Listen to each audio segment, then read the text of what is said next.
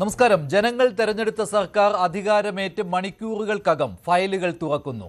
സ്ത്രീകൾക്ക് KSRTC ബസ്സിൽ സൗജന്യ യാത്ര, ആശമാർക്ക് ആശ്വാസം. ഇത് വെറും പ്രഖ്യാപനങ്ങളല്ല, കഴിഞ്ഞ ഭരണകൂടത്തിന്റെ അനാസ്ഥയ്ക്കെതിരായ രാഷ്ട്രീയ മറുപടിയാണ്. VD സതീശൻ നൽകിയ വാക്കുകൾ നടപ്പാക്കാൻ തുടങ്ങുമ്പോൾ സമരമുഖങ്ങളെ വർഷങ്ങളോളം കണ്ടില്ലെന്ന് നടിച്ച പിണറായി വിജയൻ സർക്കാരിന്റെ മുഖം തുറന്നു കാട്ടപ്പെടുകയാണ്. ഖജനാവ് ശൂന്യമെന്ന് പറഞ്ഞവർക്ക് മറുപടി. ജനക്ഷേമം തീരുമാനമെടുത്താൽ നടക്കും. ഇത് സാധാരണ അധികാരമാറ്റമല്ല, കേരളം ആവശ്യപ്പെട്ട മാറ്റത്തിന്റെ തുടക്കമാവുകയാണോ? രക്ഷാപ്രവർത്തനം എന്ന് പറഞ്ഞ് പിണറായി അടച്ചുപൂട്ടിയ ഫയലും വീണ്ടും തുറന്നു. അധികാരത്തിന്റെ പേരിൽ പ്രതിഷേധങ്ങളെ അടിച്ചമർത്തിയ കാലത്തിന്റെ കണക്ക് ഇനി ചോദിക്കുമോ? കേരള രാഷ്ട്രീയം വീണ്ടും അതേ സംഭവത്തിലേക്ക് തിരിഞ്ഞു നോക്കുകയാണ്. ഗംഭീര തുടക്കമോ സതീശൻ സർക്കാർ?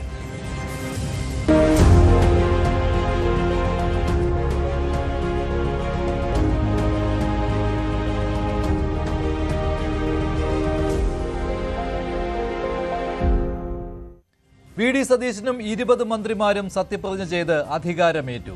ഇന്ന് തിരുവനന്തപുരം സെൻട്രൽ സ്റ്റേഡിയത്തിൽ നടന്ന പ്രൗഢഗംഭീരമായ ചടങ്ങിലാണ് ഗവർണർ R. ലേക്കർ സത്യവാചകം ചൊല്ലിക്കൊടുത്തത്. അതിലേക്ക് ഞാൻ വടശ്ശേരി ദാമോദര മേനോൻ സതീശൻ എന്ന ഞാൻ നിയമം വഴി സ്ഥാപിതമായ ഭാരതത്തിൻ്റെ ഭരണഘടനയോട് നിർവ്യാജമായ വിശ്വസ്തതയും കൂറും പുലർത്തുമെന്നും ഞാൻ ഭാരതത്തിൻ്റെ പരമാധികാരവും അഖണ്ഡതയും നിലനിർത്തുമെന്നും ഞാൻ കേരള സംസ്ഥാനത്തെ മുഖ്യമന്ത്രി എന്ന നിലയിലുള്ള എൻ്റെ കർത്തവ്യങ്ങൾ വിശ്വസ്തയോടും മനസാക്ഷിയെ മുൻനിർത്തിയും നിർവഹിക്കുമെന്നും ഭരണഘടനയും നിയമവും അനുസരിച്ച് ഭീതിയോ പക്ഷപാതമോ പ്രീതിയോ വിദ്വേഷമോ കൂടാതെ എല്ലാ തരത്തിലുള്ള ജനങ്ങൾക്കും നീതി ചെയ്യുമെന്നും ദൈവത്തിൻ്റെ നാമത്തിൽ സത്യം ചെയ്യും.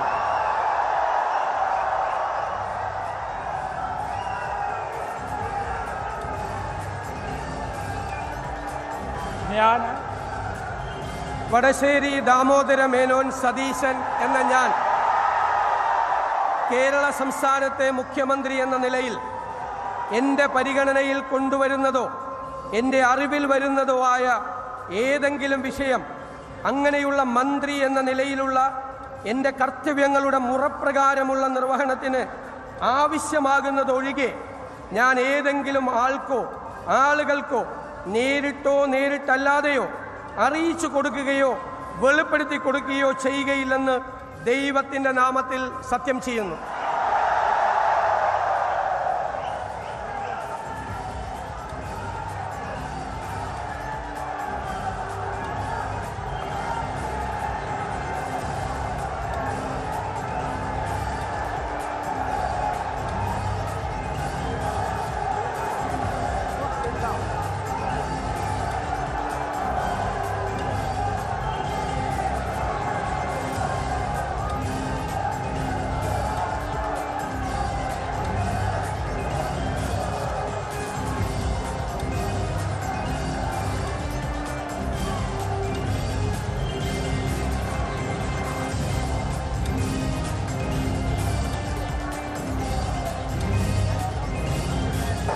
ഞാൻ PK കുഞ്ഞാലിക്കുട്ടി എന്ന ഞാൻ നിയമം വഴി സ്ഥാപിതമായ ഭാരതത്തിൻ്റെ ഭരണഘടനയോട് നിർവ്യാജമായ വിശ്വസ്തതയും കൂറും പുലർത്തുമെന്നും ഞാൻ ഭാരതത്തിൻ്റെ പരമാധികാരവും അഖണ്ഡതയും നിലനിർത്തുമെന്നും ഞാൻ കേരള സംസ്ഥാനത്തെ ഒരു മന്ത്രി എന്ന നിലയിലുള്ള എൻ്റെ കർത്തവ്യങ്ങൾ വിശ്വസ്തയോടും മനസാക്ഷിയെ മുൻനിർത്തിയും നിർവഹിക്കുമെന്നും ഭരണഘടനയെയും നിയമവും അനുസരിച്ച് ഭീതിയോ പക്ഷപാതമോ പ്രീതിയോ വിദ്വേഷമോ കൂടാതെ എല്ലാ തരത്തിലുള്ള ജനങ്ങൾക്കും നീതി ചെയ്യുമെന്നും ദൈവത്തിൻ്റെ നാമത്തിൽ സൃഷ്ടാവിൻ്റെ നാമത്തിൽ സത്യം ചെയ്തു.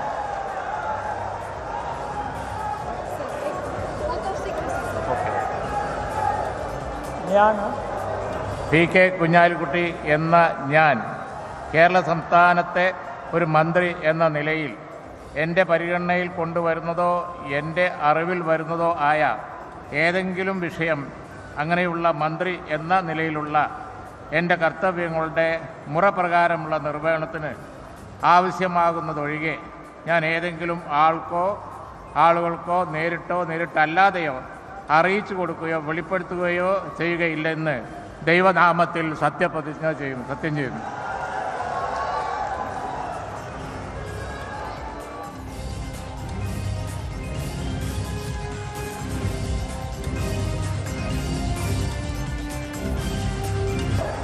ഞാൻ രമേശ് ചെന്നിത്തല എന്ന ഞാൻ കേരള സംസ്ഥാനത്തെ ഒരു മന്ത്രി എന്ന നിലയിൽ എൻ്റെ പരിഗണനയിൽ കൊണ്ടുവരുന്നതോ എൻ്റെ അറിവിൽ വരുന്നതോ ആയ ഏതെങ്കിലും വിഷയം അങ്ങനെയുള്ള മന്ത്രി എന്ന നിലയിലുള്ള എൻ്റെ കർത്തവ്യങ്ങളുടെ മുറപ്രകാരമുള്ള നിർവഹണത്തിന് ആവശ്യമാകുന്നതൊഴികെ ഞാൻ ഏതെങ്കിലും ആളുകൾക്കോ നേരിട്ടല്ലാതെയോ അറിയിച്ചു കൊടുക്കുകയോ വെളിപ്പെടുത്തുകയോ ചെയ്യുകയില്ല എന്ന് ദൈവത്തിൻ്റെ നാമത്തിൽ സത്യം ചെയ്യുന്നു. I, K. Muralidharan, do swear in the name of God that I will bear true faith and allegiance to the Constitution of India as by law established, that I will uphold the sovereignty and integrity of India, that I will faithfully and conscientiously discharge my duties as a Minister of the State of Kerala, and that I will do right to all manner of people in accordance with the Constitution and the law without fear. മുഴുവൻ മന്ത്രിമാരും സത്യപ്രതിജ്ഞ ചെയ്ത് അധികാരമേൽക്കുകയായിരുന്നു. സെക്രട്ടേറിയറ്റിലെ ഓഫീസുകളിലെത്തി അവർ ചുമതലയേൽക്കുകയും ചെയ്തു. മന്ത്രിമാരുടെ വകുപ്പുകളിൽ തീരുമാനമായിട്ടുണ്ട്. കൂടുതൽ വിവരങ്ങളുമായി V Arun ചേരുന്നുണ്ട്. അരുൺ, വിജ്ഞാപനമായിട്ടുണ്ടോ? 21 പേരുടെയും വകുപ്പുകളിൽ കൃത്യമായ തീരുമാനം വന്നു കഴിഞ്ഞോ?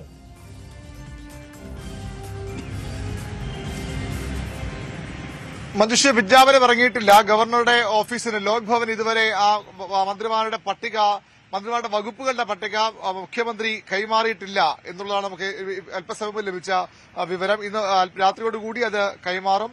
അവിടെ നിന്ന് വകുപ്പുകൾ തീരുമാനിച്ച് ഗസറ്റ് നോട്ടിഫിക്കേഷൻ ഇറങ്ങുകയും ചെയ്യും. ഏതായാലും ചില പ്രധാനപ്പെട്ട വകുപ്പുകളിൽ കൂടി തീരുമാനമായിരിക്കുന്നു എന്നുള്ള ഏറ്റവും പ്രധാനപ്പെട്ട കാര്യം. അതിൽ തന്നെ കൃഷി വകുപ്പ് ടി സിദ്ദിഖിനാണ് നൽകിയിരിക്കുന്നത്. കൃഷി മൃഗസംരക്ഷണ വകുപ്പുകളാണ് ടി സിദ്ദിഖിന്. ഒ ജെ ജനീഷ് കുമാറിന് കായികവും യുവജനക്ഷേമവും വകുപ്പ് നൽകിയിട്ടുണ്ട്. കെ മുരളീധരൻ ആരോഗ്യം ദേവസ്വം ഇന്നലെ തർക്കമായ വകുപ്പാണ്. അത് ആരോഗ്യവകുപ്പ് എ പി അനിൽകുമാർ നൽകി വലിയ തർക്കത്തിനുള്ളിൽ മന്ത്രിസഭയിലേക്ക് തന്നെ ഇല്ല എന്ന നേതൃത്വത്തെ കെ മുരളീധരൻ അറിയിച്ചു. അദ്ദേഹത്തിന് വൈദ്യുതിയാണ് അത് നൽകിയത്. പക്ഷേ ആ വകുപ്പിന് പകരം അദ്ദേഹത്തിന് ഇപ്പോൾ ആരോഗ്യം ദേവസ്വം തന്നെ ലഭിച്ചു. രാവിലെ തന്നെ അതുമായി ബന്ധപ്പെട്ട വിവരങ്ങൾ പുറത്തു വന്നു. സണ്ണി ജോസഫിന് റവന്യൂ തന്നെയാണ്. റോജി എം ജോണിന് ഉന്നത വിദ്യാഭ്യാസം. അദ്ദേഹം ആദ്യമായി മന്ത്രിയാവുന്ന ആളാണ്. JNUവിൽ വിദ്യാഭ്യാസം പൂർത്തിയാക്കിയ യുവ നേതാവ് കൂടിയാണ് റോജി എം ജോൺ. റോജിക്ക് ഉന്നത വിദ്യാഭ്യാസമാണ് വകുപ്പ്. PC വിഷ്ണുനാഥ് KPCCയുടെ വർക്കിംഗ് പ്രസിഡന്റാണ്. വിഷ്ണുവിന് ടൂറിസം, സാംസ്കാരികം, സഹകരണം, സിനിമാ വകുപ്പ്. ടൂറിസം വിഷ്ണുനാഥിന് ഇല്ല, അതിലൊരു തിരുത്തുണ്ട്. സാംസ്കാരികം, സിനിമ, അതുപോലെ തന്നെ സഹകരണ വകുപ്പുകളാണ് വിഷ്ണുനാഥിന് ഉള്ളത്. എ പി അനിൽകുമാറിന് വൈദ്യുതി, രമേശ് ചെന്നിത്തല നേരത്തെ സൂചിപ്പിച്ച പോലെ ആഭ്യന്തരം, വിജിലൻസ്, VD സതീശന് മുഖ്യമന്ത്രിക്ക് ധനം, പൊതുഭരണം, തുറമുഖം, I&PRD, അതിനൊപ്പം നിയമവകുപ്പ് കൂടി മുഖ്യമന്ത്രി കൈകാര്യം ചെയ്യും. KA തുളസിക്ക് പട്ടികജാതി പട്ടികവർഗ ക്ഷേമമാണ്. കെ മുരളീധരന് ആരോഗ്യ ദേവസ്വം നേരത്തെ പറഞ്ഞു. ബിന്ദു കൃഷ്ണയ്ക്ക് വനിതാ ശിശു വികസനം, സാമൂഹ്യനീതി വകുപ്പുകളാണ്. PK കുഞ്ഞാലിക്കുട്ടി IT വ്യവസായം, അനൂപ് ജേക്കബിന് ഭക്ഷ്യം, സിവിൽ സപ്ലൈസ് വകുപ്പുകൾ. അദ്ദേഹത്തിന് 2.5 വർഷത്തേക്കാണ് ടേം അനുവദിച്ചിരിക്കുന്നത്. അത് കഴിയുമ്പോൾ മാണി സി കാപ്പന വകുപ്പുകളിലേക്ക് വരും. മോൻസ് ജോസഫിന് ജലവിഭവമാണ്. CP ജോണിന് KSRTC ഉൾപ്പെടെയുള്ള ഗതാഗത വകുപ്പാണ്. KM ഷാജി ലീഗിന്റെ മന്ത്രി തദ്ദേശ വകുപ്പ്. N ഷംസുദ്ദീൻ വിദ്യാഭ്യാസ വകുപ്പ് കൈകാര്യം ചെയ്യും. ഉന്നത വിദ്യാഭ്യാസ വകുപ്പ് അതിൽ നിന്ന് മാറ്റിയാണ് ഇപ്പോൾ റോജി എം ജോണിന് നൽകിയിരിക്കുന്നത്. ഷിബു ബേബി ജോണിന് വനം, അതിനൊപ്പം തന്നെ കശുവണ്ടിയും നൈപുണ്യ വികസന വകുപ്പുകളുമാണ്. ടൂറിസം വകുപ്പിന്റെ കാര്യത്തിൽ ഇനി അല്പം കൂടി വ്യക്തത വരേണ്ടതുണ്ട്. ഏതായാലും ഇന്ന് രാത്രിയോടുകൂടി വകുപ്പുകളുടെ രണ്ട് ലീഗ് മന്ത്രിമാരുടെ കാര്യത്തിലേ ഇനി തീരുമാനം വരാനുള്ളൂ അല്ലെ, വെളിയിൽ വരാനുള്ളൂ അല്ലെ? PK ബഷീറിന്റെ കാര്യത്തിലും അതുപോലെ തന്നെ അബ്ദുൽ ഗഫൂർ മന്ത്രിമാരുടെ കാര്യത്തിലും ഏറെക്കുറെ തീരുമാനമായി. ചെറിയ മാറ്റങ്ങൾ തദ്ദേശ ഗ്രാമവികസന വകുപ്പുകളുമാണ് ഇതിൽ വ്യക്തമാക്കേണ്ടത്. ചില മാറ്റങ്ങൾ അതിലുണ്ടാകും. അതുകൊണ്ടാണ് നമ്മൾ ആ വിവരം ഇപ്പോൾ ആ രീതിയിൽ റിപ്പോർട്ട് ചെയ്യാത്തത്. അതും ഇന്നലെ തന്നെ ധാരണയായതാണ്. ചെറിയ മാറ്റങ്ങൾ ഒരുപക്ഷെ വകുപ്പുകൾ മൊത്തത്തിൽ നോട്ടിഫിക്കേഷൻ വരുമ്പോൾ ഉണ്ടാകും. എന്തെങ്കിലും ഏറെക്കുറെ ഈ രീതിയിൽ തന്നെയാകും സംസ്ഥാന വകുപ്പ് വിഭജനം. ഇതിൽ ചെറിയ മാറ്റങ്ങൾ വരുത്തിയുള്ള പട്ടികയാകും ഗവർണർക്ക് മുഖ്യമന്ത്രിയുടെ ഓഫീസ് കൈമാറുക. ശരി അരുൺ, എന്തായാലും ഏതാണ്ട് ധാരണയായി കഴിഞ്ഞു. ചെറിയ ചില മാറ്റങ്ങൾ ഉണ്ടാകുവാനുള്ള സാധ്യത മാത്രമേ ഇനിയുള്ളൂ. എല്ലാ മന്ത്രിമാരുടെയും വകുപ്പുകളിൽ തീരുമാനം ആയിട്ടുണ്ട്. അതിൽ വിദ്യാഭ്യാസ വകുപ്പ് എൻ ഷംസുദ്ദീൻ, ലീഗിന് തന്നെയാണ് ഇത്തവണയും വിദ്യാഭ്യാസ വകുപ്പ്. എൻ ഷംസുദ്ദീൻ ആയിരിക്കും വിദ്യാഭ്യാസ വകുപ്പ് കൈകാര്യം ചെയ്യുന്നത്. അതേസമയം ഉന്നത വിദ്യാഭ്യാസ വകുപ്പ് കോൺഗ്രസിനാണ്. റോജി എം ജോൺ മന്ത്രിസഭയിലേക്ക് ആദ്യമായി എത്തുന്ന Roji M John Angamaly MLA ആണ്. അദ്ദേഹം റോജി എം ജോൺ ആയിരിക്കും ഉന്നത വിദ്യാഭ്യാസ വകുപ്പ്. വളരെ പ്രധാനപ്പെട്ട വകുപ്പാണ് റോജി എം ജോണിന് കിട്ടിയിരിക്കുന്നത്. ഉന്നത വിദ്യാഭ്യാസ വകുപ്പാണ് അദ്ദേഹത്തിന് ഉള്ളത്. ചെറിയ ചില മാറ്റങ്ങൾ ഉണ്ടായിട്ടുണ്ട്. ഇന്നലെ തന്നെ വ്യക്തമായതാണ്. രമേശ് ചെന്നിത്തലയ്ക്ക് ആഭ്യന്തരവും വിജിലൻസുമായിരിക്കും എന്നുള്ളത്. AP അനിൽകുമാർ വൈദ്യുതി വകുപ്പ്, PC വിശ്വനാഥിന് ടൂറിസം, സാംസ്കാരികം, സിനിമ വകുപ്പുകളാണ്. M ലിജുവിന് എക്സൈസ് വകുപ്പാണ്. റോജി എം ജോൺ നേരത്തെ പറഞ്ഞതുപോലെ ഉന്നത വിദ്യാഭ്യാസം, സണ്ണി ജോസഫ് റവന്യൂ വകുപ്പാണ്. KA തുളസി പട്ടികജാതി പട്ടികവർഗ ക്ഷേമ വകുപ്പാണ്. അത് നേരത്തെ ധാരണയായതാണ്. K മുരളീധരന് മാറ്റമില്ല. ആരോഗ്യവും ദേവസ്വവും സുപ്രധാനമായ വകുപ്പുകളാണ് K മുരളീധരൻ കൈകാര്യം ചെയ്യാൻ പോകുന്നത്. വനിതാ ശിശു വികസനമായിരിക്കും ബിന്ദു കൃഷ്ണ. ഒപ്പം സാമൂഹ്യനീതി വകുപ്പിന്റെ ചുമതലയും ബിന്ദു കൃഷ്ണയ്ക്കായിരിക്കും. T സിദ്ദിഖ് കൃഷി വകുപ്പിന്റെ ചുമതലയാണ്. മൃഗസംരക്ഷണവും അദ്ദേഹത്തിനായിരിക്കും. OJ ജനീഷ് കുമാർ മന്ത്രിസഭയിലെ ഏറ്റവും പ്രായം കുറഞ്ഞ മന്ത്രി, കായികം വകുപ്പും യുവജന ക്ഷേമ വകുപ്പും കൈകാര്യം ചെയ്യും. PK കുഞ്ഞാലിക്കുട്ടി കഴിഞ്ഞ തവണത്തെ പോലെ IT വ്യവസായം. അനൂപ് ജേക്കബ് കൈകാര്യം ചെയ്യുന്നത് ഭക്ഷ്യ സിവിൽ സപ്ലൈസ് വകുപ്പായിരിക്കും. മോൻസ് ജോസഫിന് കേരള കോൺഗ്രസ് പ്രതിനിധി ജലവിഭവ വകുപ്പും, CP ജോണിന് ഗതാഗത വകുപ്പിന്റെ ചുമതലയും ആയിരിക്കും. KM ഷാജി തദ്ദേശ ഭരണ വകുപ്പിന്റെ ചുമതലയായിരിക്കും. ഗ്രാമവികസനത്തിന്റെ കാര്യത്തിൽ തീരുമാനം ആയിട്ടില്ല. N ഷംസുദ്ദീൻ വിദ്യാഭ്യാസ വകുപ്പിന്റെ ചുമതല. ഷിബു ബേബി ജോൺ വനം വകുപ്പായിരിക്കും. നൈപുണ്യ വികസനവും കശുവണ്ടി വകുപ്പും അദ്ദേഹം കൈകാര്യം ചെയ്യും എന്നുള്ളതാണ്. എന്തായാലും അല്പസമയത്തിനകം ഗസറ്റ് വിജ്ഞാപനം വന്നാൽ ഇതിൽ എന്തെങ്കിലും ചെറിയ മാറ്റങ്ങൾ ഉണ്ടോ എന്ന് അറിയാൻ കഴിയും. ഇന്നത്തെ മന്ത്രിസഭയുടെ, അതായത് ആദ്യ മന്ത്രിസഭയുടെ സുപ്രധാനമായ തീരുമാനങ്ങൾ ഇങ്ങനെയായിരുന്നു. ആശാ വർക്കർമാരുടെ ദിവസങ്ങളോളം സമരം ചെയ്ത ആശാ വർക്കർമാരുടെ സമരത്തെ LDF സർക്കാർ കണ്ടില്ലെന്ന് നടിച്ചിരുന്നു. പക്ഷേ UDF സർക്കാർ, സതീശൻ സർക്കാർ അധികാരമേറ്റ് ആദ്യ ദിവസം തന്നെ, ആദ്യ മന്ത്രിസഭാ യോഗത്തിൽ തന്നെ ആശാ വർക്കർമാർക്ക് അനുകൂലമായ ഒരു തീരുമാനം വന്നിട്ടുണ്ട്. 3000 രൂപ വേതനത്തിൽ കൂട്ടാനാണ് തീരുമാനം. ആദ്യ മന്ത്രിസഭാ യോഗത്തിന്റെ തീരുമാനം വിശദീകരിക്കുകയായിരുന്നു VD സതീശൻ. അദ്ദേഹത്തിന്റെ വാക്കുകളിലേക്ക്. അപ്പോൾ തെരഞ്ഞെടുപ്പ് കാലത്ത് UDF 5 ഗ്യാരണ്ടികൾ ജനങ്ങൾക്ക് നൽകിയിട്ടുണ്ടായിരുന്നു.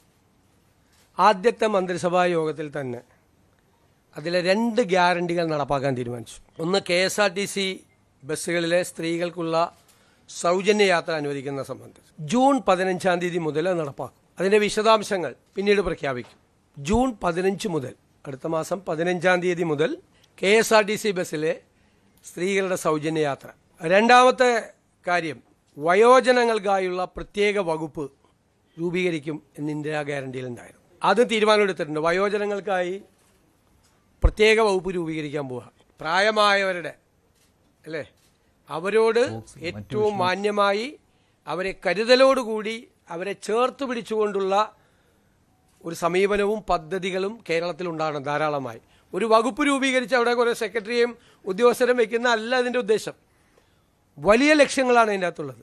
സ്വപ്നതുല്യമായ കാര്യങ്ങൾ ഈ വയോജന വകുപ്പ് രൂപീകരിച്ചതിൻ്റെ പുറകിലുണ്ട്. അത് പുറകെ സ്റ്റെപ്പ് ബൈ സ്റ്റെപ്പായിട്ട് നടക്കും. അതിനുള്ള വിശദമായ ഒരു പഠനം തന്നെയാണ് വയോജന വകുപ്പിനെ സംബന്ധിച്ചുള്ള. നമുക്ക് കേരളത്തിന് വലിയ താമസമില്ലാതെ ലോകത്തോട് മുഴുവൻ ഉറക്കെ വിളിച്ചു പറയാൻ പറ്റണം, ഞങ്ങളാണ് സിവിലൈസ് സൊസൈറ്റി, ഞങ്ങളുടെ പ്രായമായവരെ എങ്ങനെയാണ് നോക്കുന്നത് എന്ന് പറയണം. ആശാ വർക്കർമാരുടെ പന്തലിൽ പോയി സമരം അവസാനിപ്പിക്കുന്നതിന് മുമ്പും സമരം അവസാനിപ്പിച്ച ദിവസം ഒരു വാക്ക് പറഞ്ഞിട്ടുണ്ടായിരുന്നു. ആദ്യത്തെ ക്യാബിനറ്റിൽ നിങ്ങളുടെ സഹായങ്ങൾ പ്രഖ്യാപിച്ചു തുടങ്ങും. ആദ്യഘട്ടത്തിലായി അവർക്ക് 3000 രൂപയുടെ വർധനവ് പ്രഖ്യാപിക്കുക ആദ്യത്തെ ക്യാബിനറ്റ് യോഗം തീരുമാനിച്ചു. റിട്ടയർമെൻറ്റ് ബെനിഫിറ്റിനെ സംബന്ധിച്ചിട്ടുള്ള യോഗം അടുത്ത ഒരു മാസത്തിനുള്ളിൽ തന്നെ അതുകൂടി തീരുമാനിച്ചു പ്രഖ്യാപിക്കും. ഇപ്പോൾ ഉള്ളത് 9,000 രൂപയാണ് ഇപ്പോൾ ഉള്ളത്. അത് 12,000 രൂപ ആവും. ഇപ്പോൾ അംഗൻവാടി ജീവനക്കാരുടെ, വർക്കർമാർ, ഹെൽപ്പർമാർ, അവരുടെ പ്രശ്നങ്ങൾ നമുക്ക് അറിയാം. വലിയ തുകയൊന്നുമല്ല, 1,000 രൂപ അവരുടെ വരുമാനത്തിൽ വർദ്ധിപ്പിക്കും. വലിയ തുകയൊന്നുമല്ലത്. അവർക്ക് 14,500 രൂപയും 15,000 രൂപയുടെ നിലവിൽ കിട്ടുന്നത്. അതിനോടൊരു 1,000 രൂപ കൂടി സാമ്പത്തിക സ്ഥിതി കുറച്ചുകൂടി മെച്ചപ്പെടുമ്പോൾ അവരുടെ കാര്യം മറന്നുപോയില്ല, നിങ്ങളുടെ കാര്യവും ഞങ്ങളുടെ ഓർമ്മയിലുണ്ട് എന്നാ പാവങ്ങളോടുള്ള ഒരു മെസ്സേജാണിത് 1,000 രൂപ കൂട്ടിയത്. പിന്നെ സംസ്ഥാനത്തെ പാചക തൊഴിലാളികളുടെ വേതനം വളരെ മോശമാണ്. അവർക്കും അതുപോലെ തന്നെ ഒരു 1,000 രൂപ നമ്മൾ വർദ്ധിപ്പിച്ചിട്ടുണ്ട്. സംസ്ഥാനത്ത് ജോലി ചെയ്തു വരുന്ന പ്രീ പ്രൈമറി ടീച്ചർമാരുടെയും ആയമാരുടെയും ഓണറേറിയം അതും ഒരു 1,000 രൂപ കൂട്ടിയിട്ടുണ്ട്. ഇതെല്ലാം നമ്മളതിൻ്റെ സാമ്പത്തിക ബാധ്യതകളെല്ലാം പരിശോധിച്ചതിന് ശേഷമാണ് ഇതെല്ലാം ചെയ്തത്. ഒരു പ്ലാൻ ഉണ്ട് നമുക്ക്. ആ പ്ലാൻ നമ്മൾ ഇംപ്ലിമെൻറ്റ് ചെയ്ത് കഴിയുമ്പോൾ ഉണ്ടാകുന്ന ഒരു വ്യത്യാസം വരും. അതിനൊരു ടൈം ഫ്രെയിമും ഉണ്ട് നമുക്ക്. അതെല്ലാം അടുത്ത ദിവസങ്ങളിൽ അതിൻ്റെ പൂർണ്ണമായ തീരുമാനം നമ്മൾ വരും. ഇതാണ് ചെയ്തിരിക്കുന്നത്. ആദ്യ മന്ത്രിസഭാ യോഗത്തിന്റെ ഏറ്റവും പ്രധാനപ്പെട്ട തീരുമാനങ്ങളായിരുന്നു ഇവ. അതിൽ 5 ഇന്ദിരാ ഗ്യാരണ്ടികളിൽ 2 എണ്ണം നടപ്പാക്കുവാൻ തീരുമാനിച്ചിരിക്കുകയാണ്. അതിൽ KSRTC ബസ്സുകളിൽ സ്ത്രീകൾക്ക് സൗജന്യ യാത്ര ജൂൺ 15 മുതൽ. അതിന്റെ നിബന്ധനകൾ എന്തൊക്കെയാണെന്ന് പിന്നീട് പ്രഖ്യാപിക്കും. അതോടൊപ്പം തന്നെ വയോജനങ്ങൾക്കായി പ്രത്യേക വകുപ്പ് രൂപീകരിക്കുന്ന കാര്യം ഇത് തീരുമാനിച്ചു തത്വത്തിൽ. പക്ഷേ അതിനുവേണ്ടിയുള്ള പഠനങ്ങൾ നടത്തേണ്ടതുണ്ട്. അതുകൂടി നടത്തിയ ശേഷമായിരിക്കും പ്രത്യേക വകുപ്പ് രൂപീകരിക്കുക. ഒപ്പം നേരത്തെ ആശാ സമര പന്തലിൽ പോയി അന്ന് പ്രതിപക്ഷ നേതാവായിരുന്ന VD സതീശൻ നൽകിയ വാഗ്ദാനമായിരുന്നു അവരുടെ വേതനം ഘട്ടം ഘട്ടമായി കൂട്ടും എന്നുള്ള കാര്യം. അതിലും ആദ്യഘട്ടമായി 3,000 രൂപയുടെ വർധനവ് വരുത്തിയിരിക്കുകയാണ്. ഇപ്പോൾ ആശാ സമര സമിതിയുടെ നേതാവായിരുന്ന ശ്രീമതി S. മിനി കൂടി ചേരുന്നുണ്ട്. മിനി, ഇതിൽ തൃപ്തിയുണ്ടോ ഇന്ന് സതീശൻ സർക്കാരിൻ്റെ ആദ്യ മന്ത്രിസഭയിലെ തീരുമാനത്തിൽ? തീർച്ചയായും തൃപ്തിയുണ്ട്. കാരണം ഒരു വേതന വർധനവ് അത് വാക്കുപാലിച്ചിരിക്കുന്നു. ആദ്യ മന്ത്രിസഭയിൽ രൂപീകരിച്ച ഏതാനും മണിക്കൂറുകൾക്കുള്ളിൽ തന്നെ, ആദ്യ മണിക്കൂറുകളിൽ തന്നെ ആ വേതനം വർദ്ധിപ്പിച്ചുകൊണ്ടുള്ള പ്രഖ്യാപനം ഉണ്ടായിരിക്കുന്നു. ഞങ്ങൾ ഈ ഗവൺമെൻറ്റിനെ അഭിനന്ദിക്കുകയാണ്. കാരണം പറഞ്ഞ വാക്ക് പാലിച്ചിരിക്കുന്നു. ഇവിടെ അദ്ദേഹം സൂചിപ്പിച്ചതുപോലെ തന്നെ കഴിഞ്ഞ വർഷം 266 ദിവസമാണ് സ്ത്രീ തൊഴിലാളികൾ തെരുവിൽ സമരം ചെയ്തത്. അത് അന്ന് ഭരിച്ചിരുന്ന ശ്രീ പിണറായി സർക്കാർ അവരുടെ തെരഞ്ഞെടുപ്പ് പ്രകടന പത്രികയിൽ വാഗ്ദാനം ചെയ്തിരുന്ന മിനിമം വേതനം, ഒരു ദിവസം 700 രൂപ എന്ന മിനിമം വേതനം ആവശ്യപ്പെട്ടുകൊണ്ട് ആ ഗവൺമെൻറ്റിൻ്റെ 4ാമത്തെ വർഷത്തിലാണ് ഞങ്ങൾ സമരവുമായി വന്നത്. വളരെ രമ്യമായി പരിഹരിക്കാവുന്ന, ജനാധിപത്യപരമായി പരിഹരിക്കാവുന്ന ഒരു വിഷയത്തെ 266 ദിവസം തെരുവിലിട്ട് സ്ത്രീ തൊഴിലാളികളെ സമരം ചെയ്യിക്കുകയും ഒടുവിൽ 1,000 രൂപ വർദ്ധിപ്പിക്കാൻ നിർബന്ധിതമാവുകയും ചെയ്തുകൊണ്ടാണ് ആ താൽക്കാലികമായ സമരം അവസാനിപ്പിച്ചത്. ഏവർക്കും അറിയാം. അപ്പോൾ ഈ ഗവൺമെൻറ്, ഇപ്പോൾ വന്നിരിക്കുന്ന ഗവൺമെൻറ് അന്ന് ഞങ്ങളുടെ സമരപ്പന്തലിൽ വന്ന് നിരവധി തവണ പ്രഖ്യാപിച്ചതുപോലെ തങ്ങൾ അധികാരത്തിൽ വന്നാൽ ആദ്യ ക്യാബിനറ്റിൽ ഉണ്ടാകുമെന്ന് പറഞ്ഞ വർധനവ് ഇന്ന് ഇവിടെ രേഖപ്പെടുത്തിയിരിക്കുകയാണ്, അത് പ്രഖ്യാപിച്ചിരിക്കുകയാണ്. വളരെ സന്തോഷമുണ്ട്. അപ്പോൾ ഇപ്പോൾ എത്രയായി മാറും? 12,000 മാറും. ഇപ്പോൾ 12,000 രൂപയാണ് ഓണറേറിയമായി ലഭിക്കാൻ പോകുന്നത്. അതെ, അതായത് 9,000 ആയിരുന്നത് 12,000 കൂടി. ഇപ്പോൾ KN ബാലഗോപാൽ അദ്ദേഹം ഇതിനെപ്പറ്റി ഫേസ്ബുക്കിൽ ഒരു പോസ്റ്റ് ഇട്ടിട്ടുണ്ട്. അതിൽ അദ്ദേഹം പറയുന്നത് 21,000 എന്നുള്ളതായിരുന്നു ആശമാരുടെ ആവശ്യം. 5 ലക്ഷം രൂപ വിരമിക്കൽ ആനുകൂല്യം എന്നുള്ളതും. പിന്നെ ഈ സമരത്തിനിടയിൽ കഴിഞ്ഞ 6 മാസത്തിനുള്ളിൽ 2 തവണയായി 2,000 രൂപയുടെ വർധനവ് ആശാപ്രവർത്തകരുടെ വേതനത്തിൽ ഇടത് സർക്കാർ തന്നെ വരുത്തിയിരുന്നു. പിണറായി സർക്കാർ മാത്രം 3,000 രൂപയുടെ ആകെ വർധനവ് ആശാപ്രവർത്തകർക്ക് നൽകിയിട്ടുമുണ്ട് എന്നാണ്. ഇത് എന്താണ്? അതെ, 7,000 രൂപയായിരുന്നു സമരത്തിന് മുമ്പുണ്ടായിരുന്ന ഓണറേറിയം. ആ ഓണറേറിയത്തിന് 10 മാനദണ്ഡങ്ങൾ ഉണ്ടായിരുന്നു. അതുകൊണ്ട് തന്നെ ബഹുഭൂരിപക്ഷം ആളുകൾക്കും ആ 7,000 രൂപ പോലും കിട്ടാത്തൊരു സാഹചര്യം ഉണ്ടായിരുന്നു. അതിനെയാണ് ഞങ്ങൾ ചോദ്യം ചെയ്യുകയും അവർ തന്നെ പറഞ്ഞിരുന്ന മിനിമം വേതനം ആവശ്യപ്പെട്ടുകൊണ്ട് സമരം ആരംഭിച്ചത്.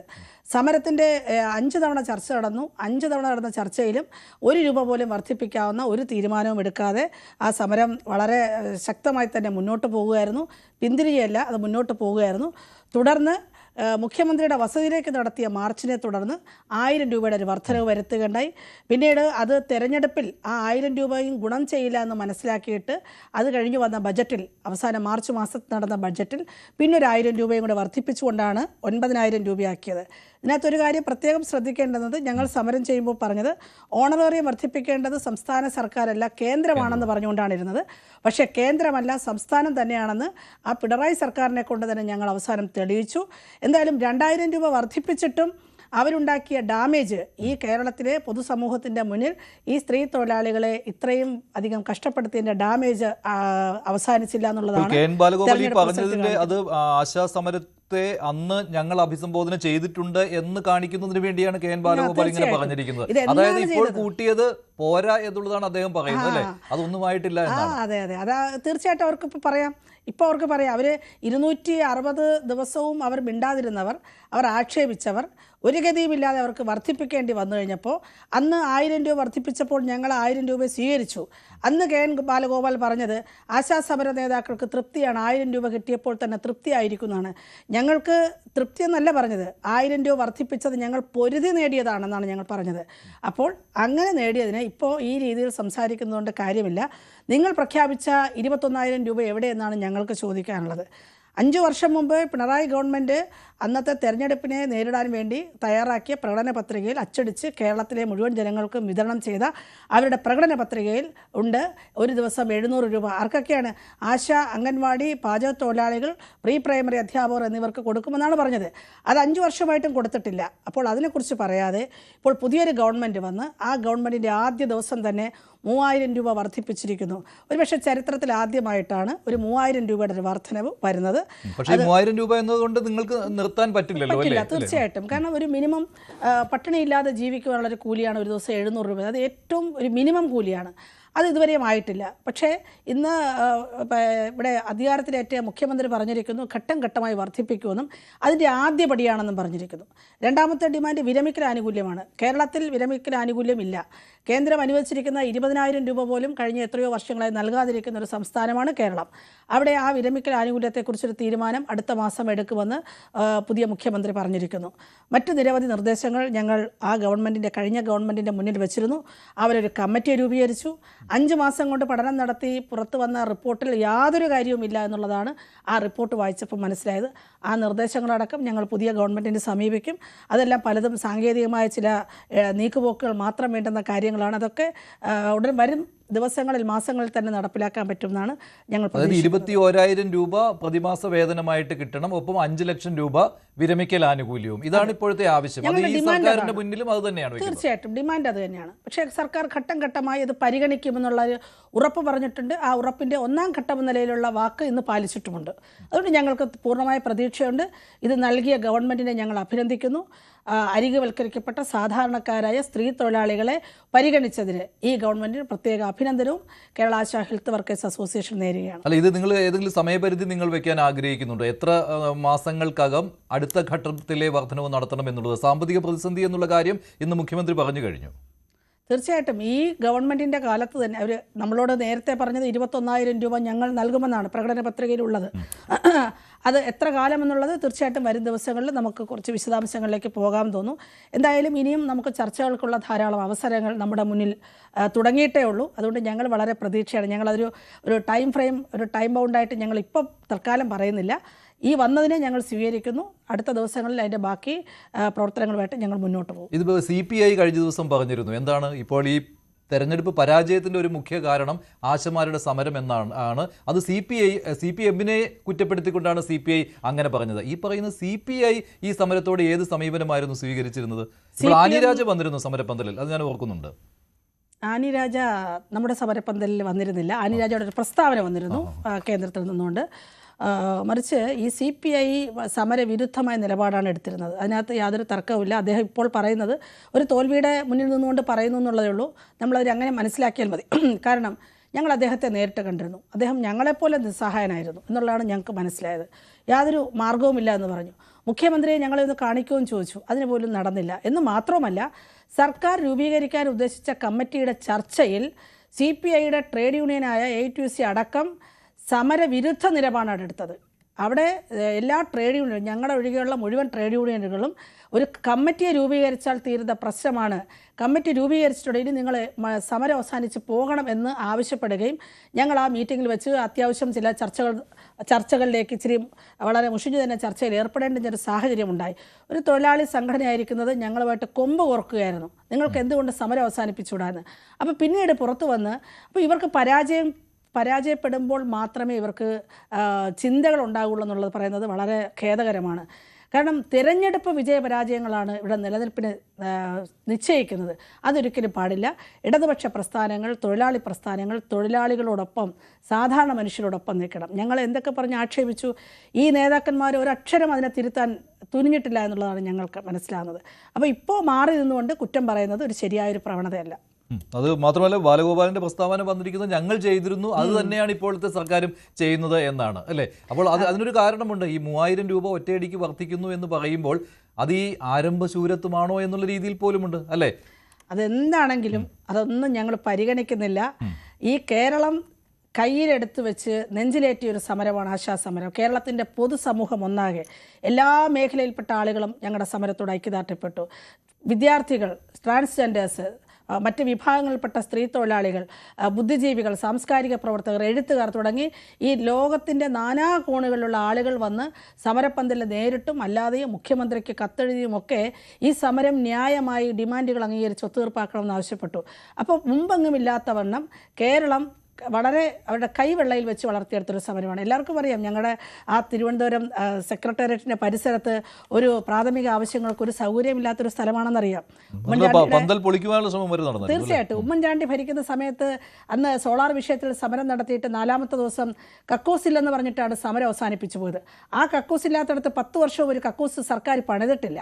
ആ സ്ഥലത്താണ് തെരുവിൽ ഞങ്ങൾ അവിടുത്തെ ചെറിയ കച്ചവടക്കാരുടെ അവരുടെ ബാത്റൂമിനെ ആശ്രയിച്ചുകൊണ്ടാണ് ഞങ്ങൾ എത്ര പരിമിതമായ സൗകര്യം ഉപയോഗിച്ചുകൊണ്ടാണ് ഞങ്ങൾ ആ സമരം നടത്തിയത്. സ്ത്രീകൾക്കറിയാം, നമ്മുടെ ജനങ്ങൾക്കറിയാം എത്ര ത്യാഗപൂർണമായ പരിശ്രമം നടത്തിയിട്ടാണ് ആ 266 ദിവസങ്ങൾ കടന്നുപോയത്. അത് കേരളം മറക്കില്ല, അത് കേരളം പൊറുക്കില്ല. അതുകൊണ്ടാണ് തെരഞ്ഞെടുപ്പിൽ ഇങ്ങനെ ഒരു വൻ തിരിച്ചടി, ഒരു വൻ പരാജയം, ആളുകൾ കാത്തിരുന്ന് നടപ്പിലാക്കിയതുപോലെ ഒരു പരാജയം ഏറ്റുവാങ്ങേണ്ടി വന്നത്. അവർക്ക് പരാജയത്തിൻ്റെ കാരണങ്ങൾ അവർക്ക് തിരിച്ചറിയാൻ പറ്റാതെ പോയത്, അത്തരം കാര്യങ്ങളിലേക്ക് പോയതിന് ഈ തൊഴിലാളി വിരുദ്ധ നടപടി വലിയൊരു പങ്ക് വഹിച്ചിട്ടുണ്ടെന്ന് തന്നെയാണ് ഞങ്ങൾ മനസ്സിലാക്കുന്നത്. എന്തായാലും നിങ്ങൾ പൂർണ്ണ തൃപ്തരാണ് ഈ തീരുമാനത്തിൽ? കൂടുതൽ വർധനവിനായി കാത്തിരിക്കുകയാണ്? തീർച്ചയായിട്ടും ഒരു ഗവൺമെന്റ് വന്നിട്ടേ ഉള്ളൂ, അവർ ചെയ്തു, അവർ പറഞ്ഞ വാക്ക് പാലിക്കുകയാണ്, അവർ തുടങ്ങിയിട്ടേ ഉള്ളൂ. ഞങ്ങളിതിനെ അങ്ങനെയാണ് കാണുന്നത്, 3000 രൂപയിൽ തുടങ്ങിയിട്ടേ ഉള്ളൂ. ഇനി ബാക്കി തരാനുള്ള തുക വരും ദിവസങ്ങളിൽ തരുമെന്ന് തന്നെയാണ് ഞങ്ങൾ പ്രതീക്ഷിക്കുന്നത്. ശരി, നന്ദി ശ്രീമതി എസ് മിനി. എന്തായാലും വലിയൊരു സമരം കേരളം കണ്ടതാണ്. പക്ഷേ ആ സമരത്തോടെ ഇടത് സർക്കാർ മുഖം തിരിച്ചു നിൽക്കുകയായിരുന്നു. എന്നിട്ട് ഇപ്പോൾ പറയുന്നത് ഞങ്ങളും കൂട്ടിയിരുന്നു അന്ന്, അത്രയും വരുന്നില്ല ഇപ്പോഴത്തെ ഈ കൂട്ടൽ എന്നൊക്കെയാണ്. പക്ഷേ എന്തൊക്കെ വന്നാലും VD സതീശൻ സർക്കാർ ആദ്യ മന്ത്രിസഭാ യോഗത്തിൽ തന്നെ ആശമാരുടെ ആവശ്യത്തിന് അംഗീകാരം നൽകിയിരിക്കുകയാണ്. അതുമാത്രമല്ല, ഘട്ടം ഘട്ടമായുള്ള വർധനവ് ഉണ്ടാകുമെന്ന ഉറപ്പും നൽകിയിരിക്കുകയാണ്. ആദ്യഘട്ടമായി 3000 രൂപയുടെ വർധനവാണ് വരുത്തിയിരിക്കുന്നത്. ആശാ വർക്കേഴ്സ് ഇതിനെ പൂർണ്ണമായിട്ടും സ്വാഗതം ചെയ്യുകയാണ്. നന്ദി ശ്രീമതി എസ് മിനി, ഇത്രയും കാര്യങ്ങൾ സംസാരിച്ചതിന്. വകുപ്പ് വിഭജനം ഏതാണ്ട് പൂർത്തിയായിരിക്കുകയാണ്. ഇനി ഗസറ്റ് വിജ്ഞാപനം മാത്രമേ വരാൻ ബാക്കിയുള്ളൂ. നിലവിൽ അറിയാൻ കഴിഞ്ഞിട്ടുള്ള വകുപ്പ് വിഭജനം ഇങ്ങനെയാണ്. അതനുസരിച്ച് മുഖ്യമന്ത്രി തന്നെയായിരിക്കും ധനവകുപ്പും കൈകാര്യം ചെയ്യുക. ഒപ്പം നിയമവകുപ്പിന്റെ ചുമതലയും മുഖ്യമന്ത്രി ഏറ്റെടുക്കുകയാണ്. പൊതുഭരണം സ്വാഭാവികമായിട്ടും മുഖ്യമന്ത്രി തന്നെയാണ് കൈകാര്യം ചെയ്യാറുള്ളത്. പൊതുഭരണവും VD സതീശൻ തന്നെയായിരിക്കും കൈകാര്യം ചെയ്യുക. തുറമുഖം, IPRD എന്നീ വകുപ്പുകളുടെ ചുമതലയും VD സതീശനായിരിക്കും. ഇതുകൂടാതെ മറ്റ് ചില വകുപ്പുകളുടെ കൂടി ചുമതല മുഖ്യമന്ത്രിക്കുണ്ടാകും. രമേശ് ചെന്നിത്തല ആഭ്യന്തരവും വിജിലൻസും കൈകാര്യം ചെയ്യും. AP അനിൽകുമാർ ആയിരിക്കും വൈദ്യുതി വകുപ്പിന്റെ ചുമതല. PC വിശ്വനാഥിന് സഹകരണവും സാംസ്കാരികവും സിനിമാ വകുപ്പുകളുമാണ് നൽകിയിരിക്കുന്നത്. M ലിജു എക്സൈസ് വകുപ്പ്, റോജി M ജോൺ ഉന്നത വിദ്യാഭ്യാസ വകുപ്പിന്റെ ചുമതലയായിരിക്കും. വളരെ സുപ്രധാനമായ ഒരു വകുപ്പാണ് റോജി M ജോണിന് കിട്ടിയിരിക്കുന്നത്. സണ്ണി ജോസഫ് റവന്യൂ വകുപ്പിന്റെ ചുമതല. KA തുളസി പട്ടികജാതി പട്ടികവർഗ ക്ഷേമ വകുപ്പ്. K മുരളീധരൻ ആരോഗ്യം ദേവസ്വം വകുപ്പുകൾ മുരളീധരനായിരിക്കും. ബിന്ദു കൃഷ്ണ വനിതാ ശിശു വികസനം സാമൂഹ്യനീതി വകുപ്പുകളുടെ ചുമതല ബിന്ദു കൃഷ്ണയ്ക്കായിരിക്കും. T സിദ്ദിഖ് കൃഷി മൃഗസംരക്ഷണം എന്നീ വകുപ്പുകൾ. OJ ജനീഷ് കുമാർ കായികം യുവജനക്ഷേമം. PK കുഞ്ഞാലിക്കുട്ടി IT വ്യവസായം. അനൂപ് ജേക്കബ് ഭക്ഷ്യം സിവിൽ സപ്ലൈസ്. മോൻസ് ജോസഫ് ജലവിഭവ വകുപ്പ്. CP ജോൺ ഗതാഗതം. KM ഷാജി തദ്ദേശം. N ഷംസുദ്ദീനായിരിക്കും വിദ്യാഭ്യാസ വകുപ്പ്. ലീഗിന്റെ കയ്യിൽ തന്നെയാണ് ഇത്തവണയും വിദ്യാഭ്യാസ വകുപ്പ്. പക്ഷേ ഉന്നത വിദ്യാഭ്യാസ വകുപ്പ് ഇത്തവണ കോൺഗ്രസിനാണ്. റോജി M ജോൺ ആയിരിക്കും. ഷിബു ബേബി ജോൺ വനം, കശുവണ്ടി, നൈപുണ്യ വികസനം ഈ വകുപ്പുകളാണ് കൈകാര്യം ചെയ്യുക. PK ബഷീറിൻ്റെയും അബ്ദുൽ ഗഫൂറിൻ്റെയും ഈ 2 പേരുടെയും വകുപ്പുകളുടെ കാര്യത്തിൽ അന്തിമ തീരുമാനമായിട്ടില്ല. ഇപ്പോൾ കാണിച്ച വകുപ്പുകളിൽ ചില്ലറ വ്യത്യാസങ്ങൾ ഉണ്ടാകും. ഗസറ്റ് വിജ്ഞാപനത്തിന് ശേഷം മാത്രമേ അന്തിമമായിട്ട് ആ വിവരം അറിയാൻ കഴിയുകയുള്ളൂ. പക്ഷേ വലിയ വ്യത്യാസങ്ങൾക്ക് ഒരു സാധ്യതയും ഇപ്പോൾ കാണുന്നില്ല. ഇടവേളയ്ക്ക് ശേഷം മടങ്ങിയത്.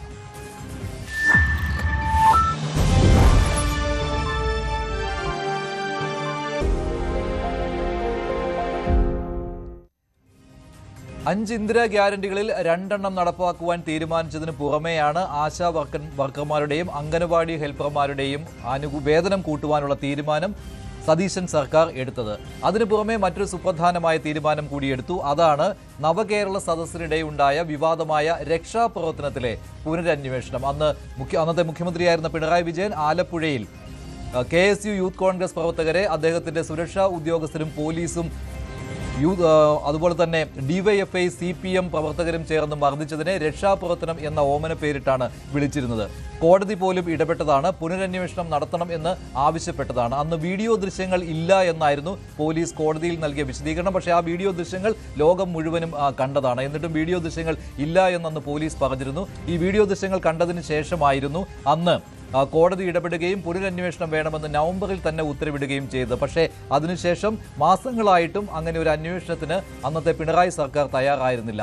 ഇന്ന് VD സതീശൻ അധികാരമേറ്റ് ഉടൻ തന്നെ ആദ്യ മന്ത്രിസഭാ യോഗത്തിൽ തന്നെ പുനരന്വേഷണത്തിന് ഉത്തരവിട്ടിരിക്കുകയാണ്. അദ്ദേഹത്തിന്റെ വാക്കുകളിലേക്ക്. ഈ നവകേരള സദസ്സിന്റെ പരിപാടിയുടെ ഭാഗമായി അന്നത്തെ മുഖ്യമന്ത്രി ആലപ്പുഴ ജില്ലയിൽ എത്തിയപ്പോൾ റോഡരികിൽ പ്രതിഷേധം നടത്തിയ 2 പേർക്കെതിരായി മുഖ്യമന്ത്രിയുടെ ഗൺമാന്മാരായ ആളുകൾ വളഞ്ഞിട്ട് ആക്രമിച്ച സംഭവം കേരളത്തെ നടുക്കിയൊരു സംഭവം ഉണ്ടായിട്ടുണ്ട്. ഒന്നും മറക്കാൻ പറ്റുന്നതാണ്. ബഹുമാനപ്പെട്ട ആലപ്പുഴ മജിസ്ട്രേറ്റ് കോടതി നവംബർ 8, 2024 ഒരു ഉത്തരവിട്ടിട്ടുണ്ട്. എന്താണ് ഉത്തരവ്? അതൊരു അന്വേഷണം നടത്തണം, പുനരന്വേഷണം നടത്തണം. കാരണം ഇവർ പറഞ്ഞത് ഒരു തെളിവുമില്ല എന്നാണ് പറഞ്ഞത്. അപ്പോൾ വീഡിയോ ഉണ്ടെന്ന് പറഞ്ഞു, വീഡിയോ ഇല്ല എന്ന് പറഞ്ഞു. അപ്പോൾ ഇവർ വീഡിയോ ഹാജരാക്കിയപ്പോൾ കോടതിക്ക് അത് ബോധ്യമായി. കാരണം മുഖ്യമന്ത്രിയെ രക്ഷിക്കുന്നതിന് വേണ്ടിയിട്ടല്ല, ഞാൻ എൻ്റെ മെറിറ്റിലേക്കൊന്നും പോകുന്നില്ല, ബോധ്യമായി. അപ്പോൾ കോടതി ഒരു പുനരന്വേഷണത്തിന് ഉത്തരവിട്ടിട്ട് ഇതുവരെ അന്വേഷണം നടത്തിയിട്ടില്ല. അപ്പോൾ നമ്മൾ നടത്തണ്ടേ? നിയമപരമായ ഇതല്ലേ. അതുകൊണ്ട് അതിനൊരു സ്പെഷ്യൽ ഇൻവെസ്റ്റിഗേഷൻ ടീം ആ കേസ് അന്വേഷിക്കും. ഇതാണ് ആദ്യ മന്ത്രിസഭാ യോഗത്തിന്റെ മറ്റൊരു പ്രധാനപ്പെട്ട തീരുമാനം. ശ്രീ ആനന്ദ് കൊച്ചുകൂടി, താങ്കൾ എങ്ങനെ കാണുന്നു VD സതീശൻ സർക്കാരിന്റെ ആദ്യ മന്ത്രിസഭാ യോഗത്തിലെ തീരുമാനങ്ങളെ? ഈ തുടക്കം എങ്ങനെ?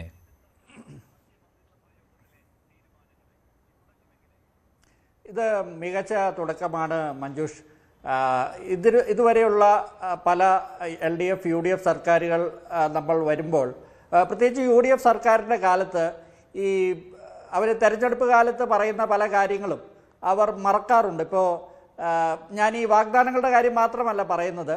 ഇപ്പോൾ തെരഞ്ഞെടുപ്പിൽ LDFനെതിരെ പറയുന്ന പല കാര്യങ്ങളും, ഇപ്പോൾ ഈ ആലപ്പുഴയിലെ സംഭവമായാലും അല്ലെങ്കിൽ പല കാര്യങ്ങൾ, ഇതുപോലെ പല കാര്യങ്ങളും ഈ ഒത്തുതീർപ്പുകളിലൂടെ അവസാനിപ്പിക്കാറുള്ള ഒരു ചരിത്രം UDFന് ഉണ്ടായിരുന്നു. അത് AK ആന്റണിക്കാണെങ്കിലും ഉമ്മൻചാണ്ടിക്കാണെങ്കിലും പ്രത്യേകം അങ്ങനെ ഒരു സ്വഭാവം ഉണ്ടായിരുന്നു. കാരണം അവരുടെ ഒരു ആറ്റിറ്റ്യൂഡ് അങ്ങനെയായിരുന്നു. K കരുണാകരൻ പക്ഷെ അത്ര ഒരു ആ കാര്യത്തിൽ അത്ര ഒരു സൗമനസ്യം പ്രകടിപ്പിച്ചിരുന്ന ആളല്ല. അദ്ദേഹം ചില തീരുമാനങ്ങളൊക്കെ ഇതുപോലെ എടുത്തിട്ടുണ്ട്. VD സതീശൻ ആ ഒരു രീതിയിലാണ് ഇപ്പോൾ ഇങ്ങനെ ഒരു തീരുമാനം, അതായത് ഈ സർക്കാർ മാറി, അപ്പോൾ ഞാൻ ഒരു ക്ലീൻ സ്ലേറ്റിൽ തുടങ്ങുന്നു, പഴയ കാര്യങ്ങളെല്ലാം പണ്ട് പറഞ്ഞതെല്ലാം മറക്കുന്നു എന്ന രീതിയിലല്ല. ഇതുപോലെയുള്ള വിഷയങ്ങളിൽ കൂടി ഒരു ഒത്തുതീർപ്പ് വേണ്ട, അല്ലെങ്കിൽ ഒരു ഗ്രേസ്ഫുൾ ആയിട്ടാണ് ഇതെല്ലാം ചെയ്യുന്നതെങ്കിലും, അല്ലെങ്കിൽ കടന്നാക്രമിക്കുന്നില്ല. മുൻ സർക്കാരിനെ പരാജിതനായ പിണറായി വിജയനെ ഇപ്പോൾ കടന്നാക്രമിക്കുന്നില്ല എങ്കിൽ, വാക്കുകൾ കൊണ്ട് കടന്നാക്രമിക്കുന്നില്ല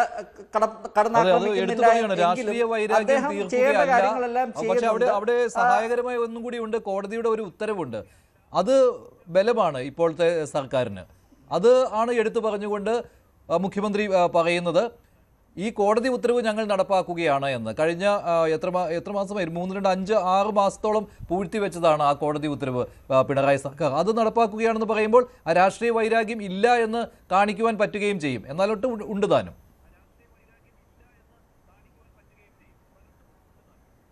തീർച്ചയായും ഈ കാര്യത്തിൽ കോടതി വിധി അവർക്ക് അനുകൂലമാണ്, അല്ലെങ്കിൽ കോടതി വിധി അത് വെച്ചുകൊണ്ട് തന്നെയാണ് ഇത് ചെയ്യുന്നത്. പക്ഷേ എൻ്റെ അഭിപ്രായത്തിൽ, അല്ലെങ്കിൽ എനിക്ക് തോന്നുന്നത്, ഞാൻ കരുതുന്നത് വി ഡി സതീശൻ ഇതുപോലെയുള്ള പല തീരുമാനങ്ങളും ഇനിയും വരുന്ന ദിവസങ്ങളിൽ എടുക്കുമെന്നാണ് ഞാൻ കരുതുന്നത്.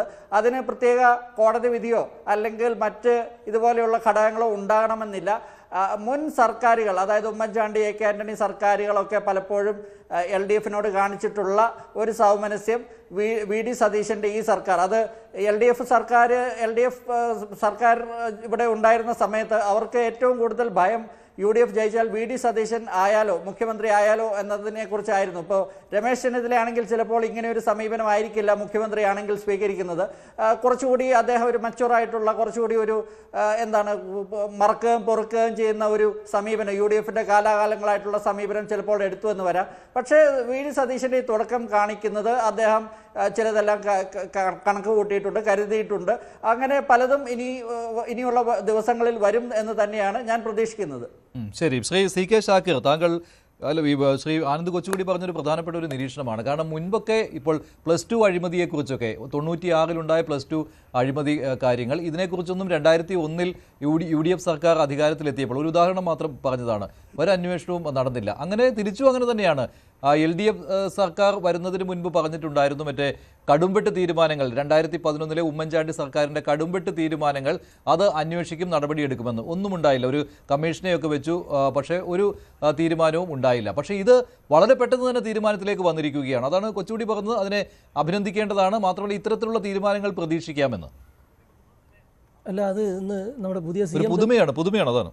അതായത് പുതിയ CM തന്നെ പറഞ്ഞൊരു സംഗതിയുണ്ട്, രാഷ്ട്രീയ പകപോക്കലായി ഇതിനെ കാണേണ്ടതില്ല, നേരിട്ട് ആക്ഷനിലേക്ക് പോയിട്ടുമില്ല. അന്നത്തെ കോടതി ഉത്തരവിൻ്റെ പശ്ചാത്തലത്തിൽ അന്വേഷണ കമ്മീഷനെ നിയോഗിക്കാൻ വേണ്ടി തീരുമാനിക്കുകയാണ്. അത് നിയമാനുസൃതം എന്താണോ റിപ്പോർട്ട് ചെയ്യുന്നത് അതിനനുസരിച്ച് മുന്നോട്ട് പോകട്ടെ. ഏത് രീതിയിലാണ് അന്വേഷണം എന്നുള്ളത് ആഭ്യന്തര വകുപ്പ് തീരുമാനിക്കട്ടെ എന്നുള്ളൊരു കാര്യമാണ് ഇന്ന് അദ്ദേഹം പറഞ്ഞിട്ടുള്ളത്. അപ്പോൾ ഒരു കാര്യം ഉറപ്പാണ്, ഏതെങ്കിലും രീതിയിൽ അവിടെ കുറ്റവാളികളാക്കുന്നൊരു സംവിധാനമില്ല. നിങ്ങൾക്ക് ഓർമ്മയുണ്ടാകും, പാലാരിവട്ടം പാലത്തിൻ്റെ രാഷ്ട്രീയ പ്രേരിതമായി കേസെടുത്ത് ഉപദ്രവിച്ച് നിങ്ങൾക്ക് ഓർമ്മയുണ്ടാവും. അതുപോലെയുള്ള ഏതെങ്കിലും നടപടികളിലേക്ക് പോകുന്ന പ്രശ്നമില്ല. ഒരു സൗഹൃദത്തിലാണ് പ്രതിപക്ഷവുമായി മുന്നോട്ട് പോകാൻ ആഗ്രഹിക്കുന്നത്. എന്നാൽ ഏതെങ്കിലും തരത്തിൽ കുറ്റകൃത്യം ചെയ്തിട്ടുള്ള നടപടികൾ കഴിഞ്ഞ സർക്കാരിൻ്റെ കാലത്ത് ഉണ്ടായിട്ടുണ്ടെങ്കിൽ അത് അഴിമതിയാണെങ്കിലും ക്രിമിനൽ കുറ്റമാണെങ്കിലും അത് അന്വേഷണത്തിൻ്റെ ഭാഗമായി കൊണ്ടുവരും. നിയമ നടപടികൾ സ്വീകരിച്ച് കുറ്റക്കാരാണെങ്കിൽ അവർക്ക് നടപടി സ്വീകരിക്കുമെന്നുള്ളതാണ് ആ ദൃശ്യങ്ങൾ. അന്ന് നവകേരള സദസ്സ് ബസ് യാത്രക്കിടെയാണ് ഇങ്ങനെ യൂത്ത് കോൺഗ്രസ് KSU പ്രവർത്തകർ ആ ബസ് തടയുവാനുള്ള ശ്രമം, കരിങ്കൊടി കാണിക്കുവാനുള്ള ശ്രമം മാത്രമായിരുന്നു അന്ന് നടത്തിയത്. നിങ്ങൾ നോക്ക്, ഈ ദൃശ്യം എല്ലാ മാധ്യമങ്ങളും, നിങ്ങൾ ഉൾപ്പെടെ എല്ലാ മാധ്യമങ്ങളും കാണിച്ചതാണ്. ഇപ്പോഴും നമ്മുടെ സോഷ്യൽ മീഡിയയിലും മറ്റൊക്കെ അവൈലബിൾ ആണ്. അതിനുശേഷമാണ് പുനരന്വേഷണത്തിന് ഉത്തരവിട്ടത്. മാത്രമല്ല ആ പുനരന്വേഷണത്തിന് കോടതി ഉത്തരവിട്ടതിന് ശേഷം ആ കോടതി ഉത്തരവിന്മേൽ ഒരു തീരുമാനവും എടുക്കാതിരിക്കുകയായിരുന്നു പിണറായി സർക്കാർ. അത് മാത്രമല്ല പിണറായി വിജയന്റെ അംഗരക്ഷകരാണ് ഇങ്ങനെ ചെയ്തത്, സുരക്ഷാ ഉദ്യോഗസ്ഥരാണ്, ഗൺമാൻ ഉൾപ്പെടെയുള്ള ആളുകളാണ് ഇങ്ങനെ ചെയ്തത്. അത് മാത്രമല്ല ആ തല്ലിച്ചതച്ച ആ KSU പ്രവർത്തകൻ AD തോമസ് ഇപ്പോൾ MLA ആണ്. ആലപ്പുഴക്കാർ AD തോമസിനെ നിയമസഭയിലേക്ക് വിട്ടിരിക്കുകയാണ്. ഇല്ല, AD തോമസിനെ അതിക്രൂരമായിട്ടാണ് തല്ലിച്ചതയ്ക്കുന്നത്. തീർച്ചയായിട്ടും ഇത് ആലപ്പുഴയിലെ ഒരു നിയോജകമണ്ഡലത്തിലെ കേസല്ല. ഇപ്പോൾ പയ്യന്നൂർ, തളിപ്പറമ്പ്, അമ്പലപ്പുഴ പോലെയുള്ള അല്ലെങ്കിൽ കൊടുങ്ങല്ലൂർ പോലെയുള്ള LDF-ന് ഭൂരിപക്ഷമുള്ള മണ്ഡലങ്ങളിൽ ഇടതുപക്ഷ ജനാധിപത്യ മുന്നണിയുടെ ആളുകൾ, CPM-ന്റെ ആളുകൾ വോട്ട് ചെയ്തിട്ടാണ് 102 സീറ്റ് കിട്ടുന്നതും വലിയ ഭൂരിപക്ഷം ഉണ്ടാകുന്നതും. അത് ഇത്തരത്തിലുള്ള സംഗതികൾ കണ്ടിട്ടാണെന്നേ. ഇപ്പം നമ്മൾ വരുന്ന വഴിയിലൊക്കെ നിങ്ങൾ നോക്ക്, പിണറായി വിജയൻ്റെ പടുകൂറ്റൻ കട്ടൗട്ടുകളാണ്. 227 കോടി രൂപയാണത്രേ ഈ പരസ്യത്തിന് വേണ്ടി മാത്രമേ ഇവർ ചെലവഴിച്ചിട്ടുള്ളൂ. കേരളം പട്ടിണി കിടക്കുമ്പോൾ ആശാ വർക്കർമാർക്ക് കൊടുക്കാൻ പൈസ ഉണ്ടായിട്ടില്ല, ഇന്നിപ്പോൾ വർദ്ധിപ്പിച്ചല്ലോ.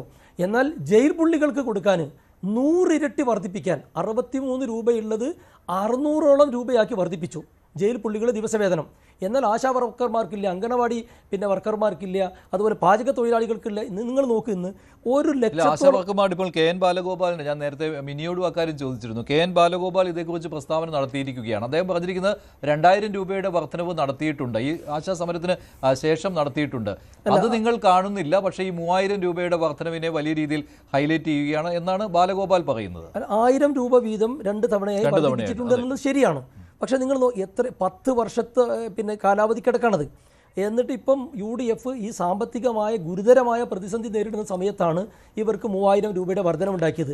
എന്നാൽ ഈ KN ബാലഗോപാൽ മനസ്സിലാക്കണ്ടേ, ഈ ജയിൽ പുള്ളികൾക്ക് 15,000 രൂപയുടെ അടുത്ത് വർധനമുണ്ടാക്കി കൊടുത്തു ഒരു മാസത്തിൽ. കൊടും കുറ്റവാളികൾക്ക്, അതായത് നമുക്കറിയാലോ ജയിലിൽ പിന്നെ പുള്ളികളായിട്ടുള്ള അവർക്ക് നാട്ടിൽ നല്ല നിലക്ക് നടക്കുന്ന ആൾക്ക് കുറ്റകൃത്യം ചെയ്യാൻ പ്രോത്സാഹനം നൽകുന്ന രീതിയിലുള്ള വർധനവാണ് ജയിൽ പുള്ളികൾക്ക് കൊടുത്തിട്ടുള്ളത്. അത് ഈ പാവപ്പെട്ട ആളുകൾക്കില്ല. ഇന്ന് ഐക്യജനാധിപത്യ മുന്നണിയുടെ വി ഡി സതീശൻ ഗവൺമെൻറ് 100,000 കുടുംബങ്ങൾക്കാണ് വലിയ ആശ്വാസം നൽകിയിട്ടുള്ളത്. അവരെല്ലാം സന്തോഷത്തിലാണ്. അതിൽ കൂടുതൽ എനിക്ക് തോന്നുന്നത് പിന്നെ UDF അനുകൂലമുള്ള ആളുകളായിരിക്കാൻ സാധ്യതയില്ല. എന്നാൽ അവിടെ ഒന്നും നോക്കാതെ ഏറ്റവും അടിസ്ഥാന വർഗത്തിൻ്റെ അത്യാവശ്യമായ കാര്യങ്ങൾക്ക് വേണ്ടിയിട്ടാണ് ഈ വലിയ രീതിയിലുള്ള അവരെ ആവശ്യങ്ങൾ അംഗീകരിച്ചിട്ടുള്ളത്. അപ്പോൾ അതുകൊണ്ട് തന്നെ ഇത് പിന്നെ UDF സർക്കാരിൻ്റെ ഒരു വലിയ തുടക്കമാണ്. ഇത് പ്രഖ്യാപനങ്ങളിലല്ല, മറിച്ച് പ്രഖ്യാപനങ്ങളിൽ ഒതുങ്ങുമെന്നുള്ള സംശയം താങ്കൾക്കുണ്ടോ? ഇപ്പോൾ സാമ്പത്തിക പ്രതിസന്ധിയിലാണ് സംസ്ഥാനം എന്ന കാര്യത്തിൽ യാതൊരു സംശയമില്ല. നമ്മൾ നെഗറ്റീവായിട്ട് ഇതിനെ കാണുന്നില്ല. കാരണം ആദ്യ മന്ത്രിസഭാ യോഗത്തിൽ തന്നെ സാമ്പത്തിക ബാധ്യത പോലും സർക്കാരിന് ഉണ്ടാകുന്ന വിധത്തിലുള്ള തീരുമാനങ്ങൾ എടുത്തിരിക്കുകയാണ്. അതിലേറ്റവും പ്രധാനപ്പെട്ടത് ആശാ വർക്കർമാരുടെ വേതനമാണ്. 3000 രൂപ ഒറ്റയടിക്ക് കൂട്ടുകയാണ് ചെയ്യുന്നത്. അതോടൊപ്പം തന്നെ അംഗനവാടി ജീവനക്കാർക്ക്, ഹെൽപ്പേഴ്സിനും ഒക്കെ വേതനം കൂട്ടുന്നുണ്ട്. അതിനേക്കാൾ വലുതായിട്ട് ജൂൺ 15 ആകുമ്പോഴേക്കും സ്ത്രീകൾക്ക് KSRTC ബസ്സുകളിൽ സൗജന്യ യാത്ര എന്നുള്ള വലിയ തീരുമാനം വരികയാണ്. അപ്പോൾ ഇത് യാഥാർത്ഥ്യബോധത്തോടു കൂടിയായ ഒരു പ്രഖ്യാപനം എന്ന് തന്നെ താങ്കൾ കരുതുന്നുണ്ടോ? അതോ ഇത് വാഗ്ദാനം നൽകി അതിനാൽ തീരുമാനം എടുക്കേണ്ടി വന്നു എന്നാണോ? ജനാഭിലാഷങ്ങളെ പ്രാവർത്തികമാക്കേണ്ടത് അധികാരത്തിൽ കയറിയ സർക്കാരിന്റെ പ്രാഥമികമായ ചുമതലയാണെന്ന് വിശ്വസിക്കുമ്പോൾ തന്നെ ഇപ്പോൾ ഈ UDF സർക്കാർ എടുത്തിട്ടുള്ള ഈ KSRTCയിലെ സ്ത്രീകളുടെ സൗജന്യ യാത്രയും ഈ 3000 രൂപ ഒറ്റയടിക്ക് വർദ്ധിപ്പിക്കുന്നതും അങ്ങേയറ്റം ദീർഘവീക്ഷണമില്ലാത്തൊരു തീരുമാനമായി എന്നേ പറയേണ്ടു. കാരണം എന്താണെന്ന് വെച്ച് കഴിഞ്ഞാൽ ഈ 3000 രൂപ എല്ലാവർക്ക് 5000 രൂപയ്ക്ക് അർഹതയുണ്ട്. കാലിയായ ഒരു ഖജനാവിനെയാണ് VD സതീശൻ ഏറ്റെടുത്തിരിക്കുന്നത്. ബാലഗോപാലൻ പറഞ്ഞു 3000 കോടി രൂപ ബാക്കി വെച്ചിട്ടാണ് ഞങ്ങൾ ഇവിടെ നിന്ന് പോകുന്നതെന്ന്. മഞ്ജുഷ ശ്രദ്ധിക്കണം. അതായത് കഴിഞ്ഞ മാസം എനിക്ക് വിവരാവകാശ നിയമപ്രകാരം കിട്ടിയത് വെച്ചിട്ട് കുഷ്ഠരോഗികൾക്ക്, എയ്ഡ്സ് ബാധിതർക്ക് എന്ന് വേണ്ട 120 രൂപ തൊഴിലില്ലായ്മ വേതനം കൊടുക്കുന്നവർക്ക് വരെ 6ഉം 8ഉം 10ഉം 12ഉം 24 മാസത്തെ കുടിശ്ശികയാക്കിയിട്ടാണ് ഈ സർക്കാർ പോയിരിക്കുന്നത്. അതിൽ ഏറ്റവും വേദനാജനകമായിട്ടുള്ള സംഗതി എന്താ വെച്ച് കഴിഞ്ഞാൽ പോക്സോ കേസിൽ ഇരകൾക്ക് കോടതി പറഞ്ഞിട്ടുള്ള ഒരു തുകയുണ്ട്. ഇത്ര രൂപ നഷ്ടപരിഹാരം സർക്കാർ കൊടുക്കണം, ഇത്ര തുക പ്രതികൾ കൊടുക്കണം. പ്രതികൾ ഒരിക്കലും കൊടുക്കാറില്ല. ഇത്തരത്തിൽ സർക്കാർ കൊടുക്കേണ്ടതായിട്ടുള്ള തുക 8.6 കോടി രൂപയാണ് കുടിശ്ശിക വരുത്തിയിരിക്കുന്നത് ഈ സർക്കാർ. അപ്പൊ ഒരുപാട് സാമ്പത്തിക ബാധ്യത, അതുമാതിരി തന്നെ ഈ ക്ഷേമ പെൻഷന്റെ കാര്യത്തിലായാലും സപ്ലൈകോയിലത്തെ കടം വീട്ടാനുള്ള പൈസയുടെ കാര്യത്തിലായാലും KSRTCയുടെ കാര്യത്തിലായാലും ഒരുപാട് സാമ്പത്തിക ബാധ്യത ഇവരുടെ തലയിൽ വെച്ചുകൊണ്ടാണ് 10 വർഷത്തെ ദുർഭരണം അവസാനിപ്പിച്ചുകൊണ്ട് ഈ ഭരണം ഏറ്റെടുത്തിരിക്കുന്നത് എന്നുള്ള ഒരു ബോധത്തോടു കൂടിയല്ല UDF സർക്കാർ ഇപ്പൊ ഈ 2 പ്രവൃത്തികൾ ചെയ്യുന്നത്. 50 കോടി രൂപ KSRTCയിലെ ജീവനക്കാർക്ക് ശമ്പളം നൽകാൻ വേണ്ടിയിട്ട് പ്രതിമാസം സംസ്ഥാന സർക്കാരിന്റെ ഖജനാവിൽ നിന്ന് കൊടുത്തുകൊണ്ടിരിക്കുകയാണ്. 1798 ബസ്സുകൾ കട്ടപ്പുറത്തിരിക്കുകയാണ്. 3500 ബസ്സുകൾ കൃത്യമായി നിത്യേന ഷെഡ്യൂൾ ചെയ്യാൻ കഴിയാതെ KSRTC വലയുമ്പോൾ നിത്യേന യുള്ള യാത്രക്കാരിൽ 55% സ്ത്രീകളാണ്. ആ സ്ത്രീകൾ പൈസ കൊടുക്കാതെ ആ യാത്രയ്ക്ക് ഒരു പരിധി നിശ്ചയിച്ചിട്ടില്ല. ഏതൊക്കെ ബസ്സുകളിലാണെന്ന് പറഞ്ഞിട്ടില്ല. അത് തീരുമാനം വരും കേട്ടോ ശ്രീ MK ഹരിദാസ്. അത് തീരുമാനം വരും. ജൂൺ 15 മുമ്പ് അങ്ങനെ തീരുമാനം വരും. എന്തായാലും ഇതിനൊരു നിബന്ധന സ്വാഭാവികമായിട്ടും ഉണ്ടാകുമല്ലോ. അല്ലാതെ മുഴുവൻ ബസ്സുകളിലും ആയിരിക്കാനുള്ള സാധ്യതയില്ല. അപ്പോൾ അതിനൊരു നിബന്ധന ഉണ്ടാകും എന്തായാലും. അത് വിമർശനം ഏറ്റുവാങ്ങാൻ വേണ്ടിയിട്ടല്ലേ. എന്തുകൊണ്ടാ നിബന്ധന? ഇത്തരത്തിലൊരു സൗജന്യ യാത്ര എന്ന് പറയുമ്പോൾ അത് ഓർഡിനറി ബസ്സുകളിലെ അല്ലെങ്കിൽ ലിമിറ്റഡ് സ്റ്റോപ്പ് ബസ്സുകളിലെ എന്ന് പറയാതെ ഇനിയിപ്പോ അത്തരത്തിൽ കൊണ്ടുവന്നു കഴിഞ്ഞാൽ രൂക്ഷമായ വിമർശനമാകില്ലേ? വാക്ക് പറഞ്ഞിട്ട് മാറി എന്ന് പറയില്ലേ? അപ്പൊ അത്തരത്തിലുള്ള ദീർഘവീക്ഷണക്കുറവിന്റെ പേരിലാണ് KSRTCയിലെ ഈ സൗജന്യ യാത്ര എന്ന് പറഞ്ഞ സ്ത്രീകൾക്ക് പകുതി പൈസയ്ക്ക് യാത്ര ചെയ്യാവുന്ന ഒരു സൗകര്യം ചെയ്തു കൊടുത്തു കഴിഞ്ഞാൽ പോലും അതിൽ അത്ഭുതപ്പെടാനില്ല.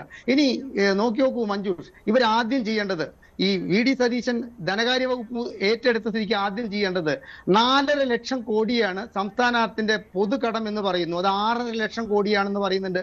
വിവരാവകാശ നിയമപ്രകാരം ചോദിച്ചിട്ട് കൃത്യമായിട്ടുള്ള മറുപടി തരാൻ സംസ്ഥാന സർക്കാർ തയ്യാറായിട്ടില്ല.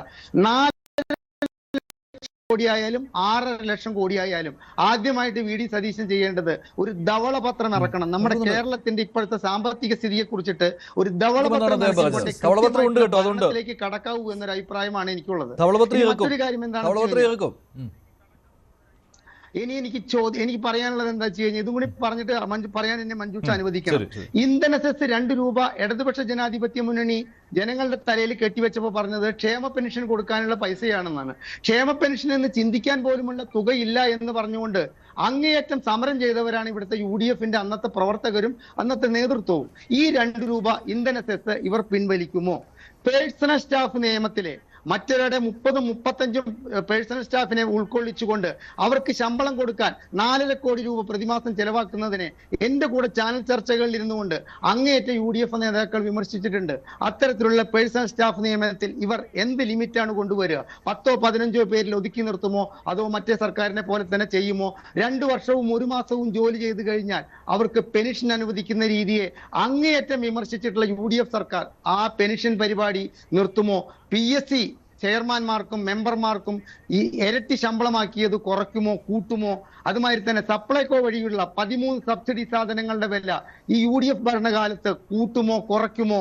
അതുമാതിരി തന്നെ കൂട്ടിയ ഭൂനികുതി 2024 ബഡ്ജറ്റിലെ ഭൂനികുതി കൂട്ടിയതിനെ കുറിച്ചിട്ടും അതുമാതിരി തന്നെ വെള്ളക്കരം കൂട്ടിയതിനെ കുറിച്ചിട്ടും നമ്മുടെ ബിൽഡിംഗ് ടാക്സ് കൂട്ടിയതിനെ കുറിച്ചിട്ടും പെർമിറ്റ് ഫീസ് കൂട്ടിയതിനെ കുറിച്ചിട്ടും അങ്ങേയറ്റം സമരങ്ങൾ നടത്തിയതാണ് UDF.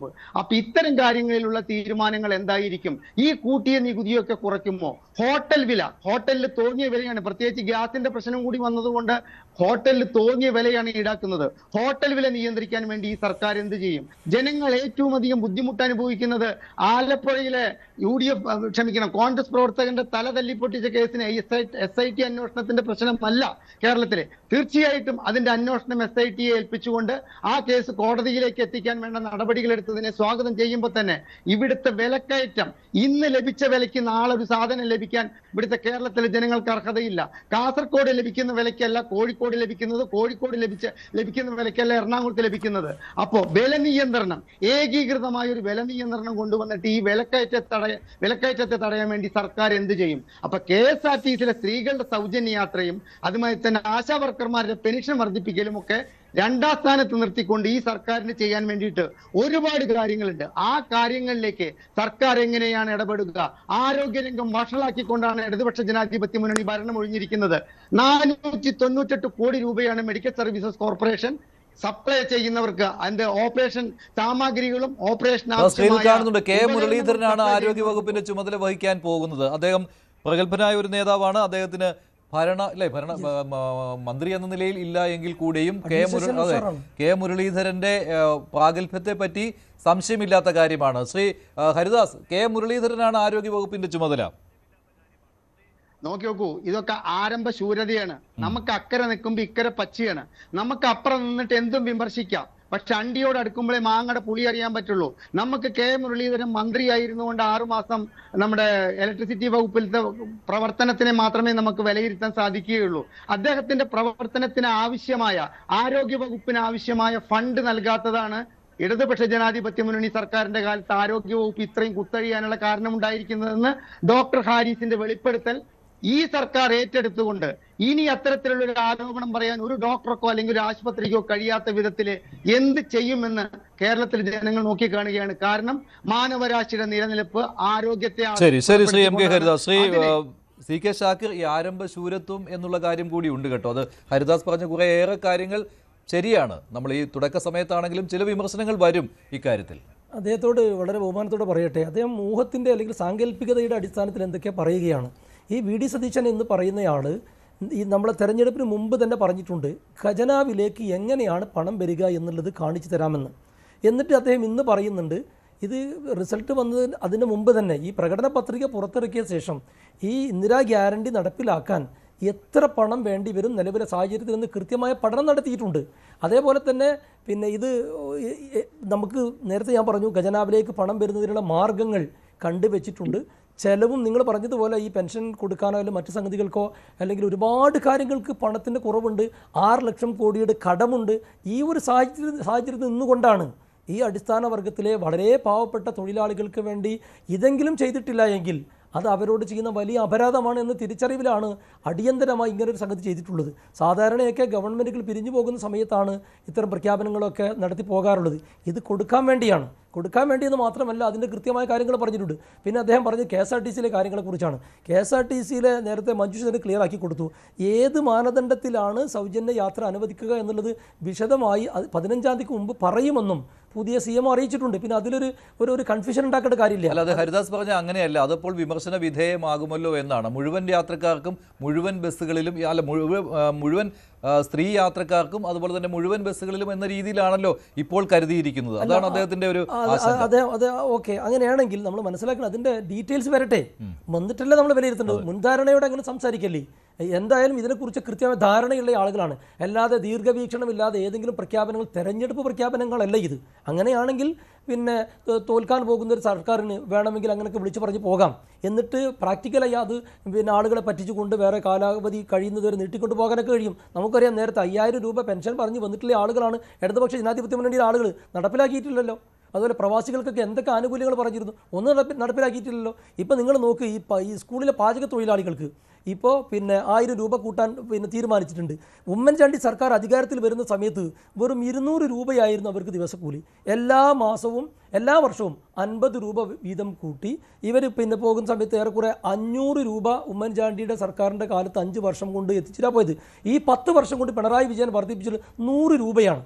എന്നാൽ ഇവിടെ നിങ്ങൾ നോക്ക്, അത് തമ്മിലുള്ള അന്തരം. ഇതൊക്കെ ജനങ്ങളോട് പ്രതിബദ്ധതയുള്ള ആളുകൾ അധികാരത്തിൽ വരുമ്പോൾ പരമാവധി നമ്മുടെ സംസ്ഥാനത്തിൻ്റെ സാമ്പത്തിക സ്ഥിതിയൊക്കെ മനസ്സിലാക്കിക്കൊണ്ട് ജനങ്ങൾക്കൊപ്പം ഉണ്ടാകും എന്നുള്ളതിൻ്റെ കൃത്യമായ സൂചനയാണ്. സിബി സത്രി, അവസാന മന്ത്രിസഭാ യോഗത്തിൽ എടുക്കുന്ന തീരുമാനം പോലെ ആയോ ഈ ആദ്യ മന്ത്രിസഭാ യോഗത്തിലെ തീരുമാനം? അങ്ങനെയാണെങ്കിൽ അത് ജനക്ഷേമം മാത്രം ഉദ്ദേശിച്ചുകൊണ്ടുള്ളതാണ് എന്ന ഗുഡ് സർട്ടിഫിക്കറ്റ് തന്നെ നൽകേണ്ടി വരും. യെസ്, അതാണ് കറക്റ്റ്. മഞ്ജുഷ, ഇത് നമ്മളൊരു 10 വർഷത്തിന് ശേഷമാണ് UDF സർക്കാർ അധികാരത്തിൽ വരുന്നത്. അപ്പൊ ഈ 10 വർഷം പ്രതിപക്ഷത്തിരുന്നിട്ട് അവരെ നയിച്ച ഒരുപാട് സമരങ്ങളുണ്ട്, അവരെ മുന്നോട്ട് വെച്ച ഒരുപാട് മുദ്രാവാക്യങ്ങളുണ്ട്, അവർ മുന്നോട്ട് വെച്ച തെരഞ്ഞെടുപ്പ് വാഗ്ദാനങ്ങളുണ്ട്. അപ്പൊ ഇതിനകത്ത് ഈ സാധാരണഗതിയിൽ നമുക്ക് എല്ലാവർക്കും അറിയാം, തെരഞ്ഞെടുപ്പ് വാഗ്ദാനങ്ങൾ ഒരു ഫലിതമായിട്ടാണ് പണ്ട് തൊട്ടേ നമ്മൾ കാണുന്നത്. വാഗ്ദാനം തരുന്നു. നമ്മുടെ ചെറുപ്പത്തിൽ എത്രയോ കാർട്ടൂണുകൾ കണ്ടിട്ടുണ്ട്. ഈ വാഗ്ദാനം തന്നിട്ട് മുങ്ങുന്ന നേതാവ് പിന്നെ 5 വർഷം കഴിഞ്ഞ് തിരിച്ചു വരുന്നു, അല്ലെങ്കിൽ തെരഞ്ഞെടുപ്പ് വാഗ്ദാനം പോലെയാണ് വാക്ക് കൊടുക്കുന്നത് എന്നൊക്കെ പറഞ്ഞുള്ള ഒരുപാട് 1 ലക്ഷം പേർക്ക് തൊഴിൽ എന്നുള്ള നായനാർ സർക്കാരിന്റെ വാഗ്ദാനമാണ് ഏറ്റവും കൂടുതൽ അന്ന് പരിഹസിക്കപ്പെട്ടത്. 1 ലക്ഷം അല്ലായിരുന്നു. ഇപ്പൊ MP പറഞ്ഞില്ലേ 25 ലക്ഷം ആൾക്ക് തൊഴിൽ കൊടുക്കുന്നുള്ളത്. അതെ. അപ്പൊ അങ്ങനെ ഒരുപാട് തെരഞ്ഞെടുപ്പ് വാഗ്ദാനങ്ങൾ എല്ലാ കാലത്തും ഈ പറഞ്ഞതുപോലെ ഒരു ഫലിത ബിന്ദുക്കളായിരുന്നു. അപ്പൊ അതിൽ നിന്ന് വ്യത്യസ്തമായിട്ട് ഈ സർക്കാർ വന്ന ഉടൻ തന്നെ അവർ കൊടുത്ത ഏറ്റവും പ്രധാനപ്പെട്ട 5 വാഗ്ദാനങ്ങൾ, അതിനകത്ത് 2 ആദ്യത്തെ മന്ത്രിസഭാ യോഗത്തിൽ പ്രഖ്യാപിക്കാൻ കഴിഞ്ഞു എന്ന് പറയുന്നത് ഒരു വലിയ നല്ല തുടക്കമാണ്. അതിന്റെ ഫിനാൻഷ്യൽ ഇംപ്ലിക്കേഷൻ രണ്ടാമത് വരുന്ന ഒരു പോയിന്റാണ്. പക്ഷെ ആ ഫിനാൻഷ്യൽ ഇംപ്ലിക്കേഷൻ കൺസിഡർ ചെയ്തിട്ടായിരിക്കണം ഇവർ ഈ വാഗ്ദാനം നൽകാൻ തീരുമാനിച്ചത്. കാരണം ഒരു പാർട്ടിയുടെ പ്രകടന പത്രികയിൽ 5 അല്ലെങ്കിൽ 6 ഇനങ്ങൾ ഉൾക്കൊള്ളിക്കുമ്പോൾ ഇത് കൊണ്ടുണ്ടാകുന്ന സാമ്പത്തിക പ്രതിസന്ധി എത്രയാണ്, ഇത് എങ്ങനെയൊക്കെ താങ്ങാൻ കഴിയും, ഇതെങ്ങനെയാണ് നമ്മളിത് മാനേജ് ചെയ്യാൻ പോകുന്നത് തുടങ്ങിയ എല്ലാ കാര്യങ്ങളും അവർ സാമ്പത്തിക വിദഗ്ധരുമായിട്ട് കൂടിയാലോചിച്ചും, കാരണം കോൺഗ്രസ് പാർട്ടിക്കൊക്കെ അവരുടേതായ ഇതിന്റെ വിങ്ങും പ്രമുഖരായ സാമ്പത്തിക ശാസ്ത്രജ്ഞന്മാരുടെ പിന്തുണയും ഒക്കെ ഉണ്ട്. അപ്പം അങ്ങനെയുള്ള ആൾക്കാരുമായിട്ടൊക്കെ കൂടിയാലോചിച്ച് കൃത്യമായിട്ട് എങ്ങനെ നടപ്പിലാക്കുക എന്നുള്ളതിനെ കുറിച്ചൊരു കൃത്യമായ ധാരണ അവർക്കുണ്ടാവണം. അപ്പൊ അതിനകത്ത് നമ്മൾ മനസ്സിലാക്കേണ്ടത് വലിയ സാമ്പത്തിക ബാധ്യത വരുത്തുന്ന തീരുമാനങ്ങൾ തുടക്കത്തിൽ വന്നിട്ടില്ല. ഉദാഹരണമായിട്ട് ഇൻഷുറൻസ് പദ്ധതി പോലെയുള്ള ആനുകൂല്യങ്ങൾ നിലവിൽ വന്നിട്ടില്ല. പക്ഷെ പെട്ടെന്ന് നടപ്പിലാക്കാൻ പറ്റുന്ന ആനുകൂല്യങ്ങൾ, ഒന്നാമത് ആശമാരുടെ ഓണറേറിയം വർദ്ധിപ്പിക്കുക എന്ന് പറയുന്നത് അത് നേരത്തെ തന്നെ ഉയർന്ന ഒരു ഡിമാൻഡായിരുന്നു. അതിനെ വളരെ അനുഭാവപൂർവ്വമാണ് ആ സമരത്തെ UDF നോക്കിക്കാണുകയും പിന്തുണയ്ക്കുകയും ചെയ്തത്. കേരളത്തിൽ തന്നെ ഈ പിണറായി വിജയൻ സർക്കാരിന്റെ അവസാന കാലഘട്ടത്തിൽ ഏറ്റവും അധികം ചർച്ച ചെയ്യപ്പെട്ട സമരങ്ങളിൽ ഒന്നുകൂടിയാണ് ആശമാരുടെ സമരം. അപ്പോൾ ആ ആശമാരുടെ സമരത്തിനോട് അനുഭാവം പ്രകടിപ്പിച്ച് UDF അധികാരത്തിൽ കയറുമ്പോൾ അവർക്ക് ന്യായമായിട്ട് ഒരു ഓണറേറിയത്തിൽ വർധനവ് പ്രഖ്യാപിക്കുക എന്ന് പറയുന്നത് ഒരു വാക്ക് പാലിക്കാനുള്ള സർക്കാരാണ് എന്ന് പറയുന്ന ഒരു സൂചന കൊടുക്കുന്നുണ്ട്. അതോടൊപ്പം തന്നെ വാക്ക് കൊടുക്കാതെ തന്നെ അംഗൻവാടിക്കാരുടെയും നഴ്സറി പ്രീ പ്രൈമറി അധ്യാപകരുടെയൊക്കെ ശമ്പളം കൂട്ടി എന്ന് പറയുന്നതും ഈ പറഞ്ഞ ഒരുപാട് കുടുംബങ്ങളിൽ നിന്ന് സന്തോഷം എത്തിയിട്ടുണ്ട്. അപ്പം ഇതിനി അടുത്തത് ഈ KSRTCയിലെ വനിതകളുടെ സൗജന്യ യാത്രയാണ്. അപ്പൊ ഇത് പലരും ആൾക്കാർ പരിഹരിച്ചിട്ടുണ്ട്, KSRTCയെ തകർക്കാൻ അല്ലെ തകരുമെന്നൊക്കെ. പക്ഷെ അങ്ങനെയല്ല. അത് കാരണം ഈ തുക സർക്കാർ കൊടുക്കും. പക്ഷെ ഇതുപോലെ തകരുന്ന വേറൊരു വിഭാഗമുണ്ട്, അത് പ്രൈവറ്റ് ബസ് ഓണേഴ്സ് ആണ്. അവർ ഓൾറെഡി ഇതിനകത്ത് അവരുടെ കൺസേൺസ് അറിയിച്ചു കഴിഞ്ഞു എന്നാണ് മനസ്സിലാക്കുന്നത്. കാരണം KSRTCയിൽ മുഴുവൻ സ്ത്രീ യാത്രക്കാരും KSRTCയിലേക്ക് മാറിക്കഴിഞ്ഞാൽ ഈ പ്രൈവറ്റ് ബസ്സുകളിൽ കയറുന്ന മനുഷ്യരുടെ എണ്ണം പകുതി നഷ്ടപ്പെടുകയാണ്. 50% വരുമാന നഷ്ടം കുറഞ്ഞ പക്ഷം പ്രൈവറ്റ് ബസ്സുകൾ ഉണ്ടാവും. അപ്പൊ ഈ പ്രൈവറ്റ് ബസ് ആ ഒരു സംഭവം അവരെങ്ങനെ മാനേജ് ചെയ്യുന്നു എന്നുള്ളത് വലിയ പ്രശ്നമാണ്. കാരണം 10,000-കണക്കിന് പ്രൈവറ്റ് ബസ്സുകൾ ഇന്ത്യ കേരളത്തിലുണ്ട്. അപ്പൊ അവരുടെ ഒരു മൊത്തത്തിൽ ലൈവ്ലിഹുഡിന് ഒരു വലിയ ആഘാതമായി മാറുമോ എന്നൊരു സംശയമുണ്ട്. കാരണം KSRTC ചിലപ്പോൾ ഇതുവഴി രക്ഷപ്പെടുമായിരിക്കും. കാരണം KSRTCയിലേക്ക് മുഴുവൻ സ്ത്രീ യാത്രക്കാരും കടന്നു വരുന്നതോട് കൂടിയിട്ട് ആ പൈസ സർക്കാർ കോമ്പൻസേറ്റ് ചെയ്യുന്നതോടുകൂടി KSRTCക്ക് വൻതോതിൽ വരുമാന വർധനവ്, അതായത് കൃത്യമായിട്ട് സർക്കാർ പൈസ കൊടുത്താൽ ഒരു വൻതോതിൽ വരുമാന വർധനം ഉണ്ടാവും. പക്ഷേ അത് ഈ പ്രൈവറ്റ് ആയിട്ടുള്ള പ്രൈവറ്റ് ബസ് മാനദണ്ഡം വന്നാലേ അറിയാൻ പറ്റുകയില്ല ഏത് ഓപ്പറേറ്റേഴ്സിന്റെ രീതിയിലാണ് KSRTCയുടെ നഷ്ടം നികത്താൻ പോകുന്നത് തുടങ്ങിയ കാര്യങ്ങൾ ആ മാനദണ്ഡം വന്നതിന് ശേഷം മാത്രമേ നമുക്ക് പറയാൻ പറ്റുകയുള്ളൂ. ഊഹാപോഹങ്ങളിൽ നിന്ന് പറയാൻ പറ്റുകയില്ല. ഒരു ഇടവേളയ്ക്ക് ശേഷം മടങ്ങിയെത്താം. അതെ.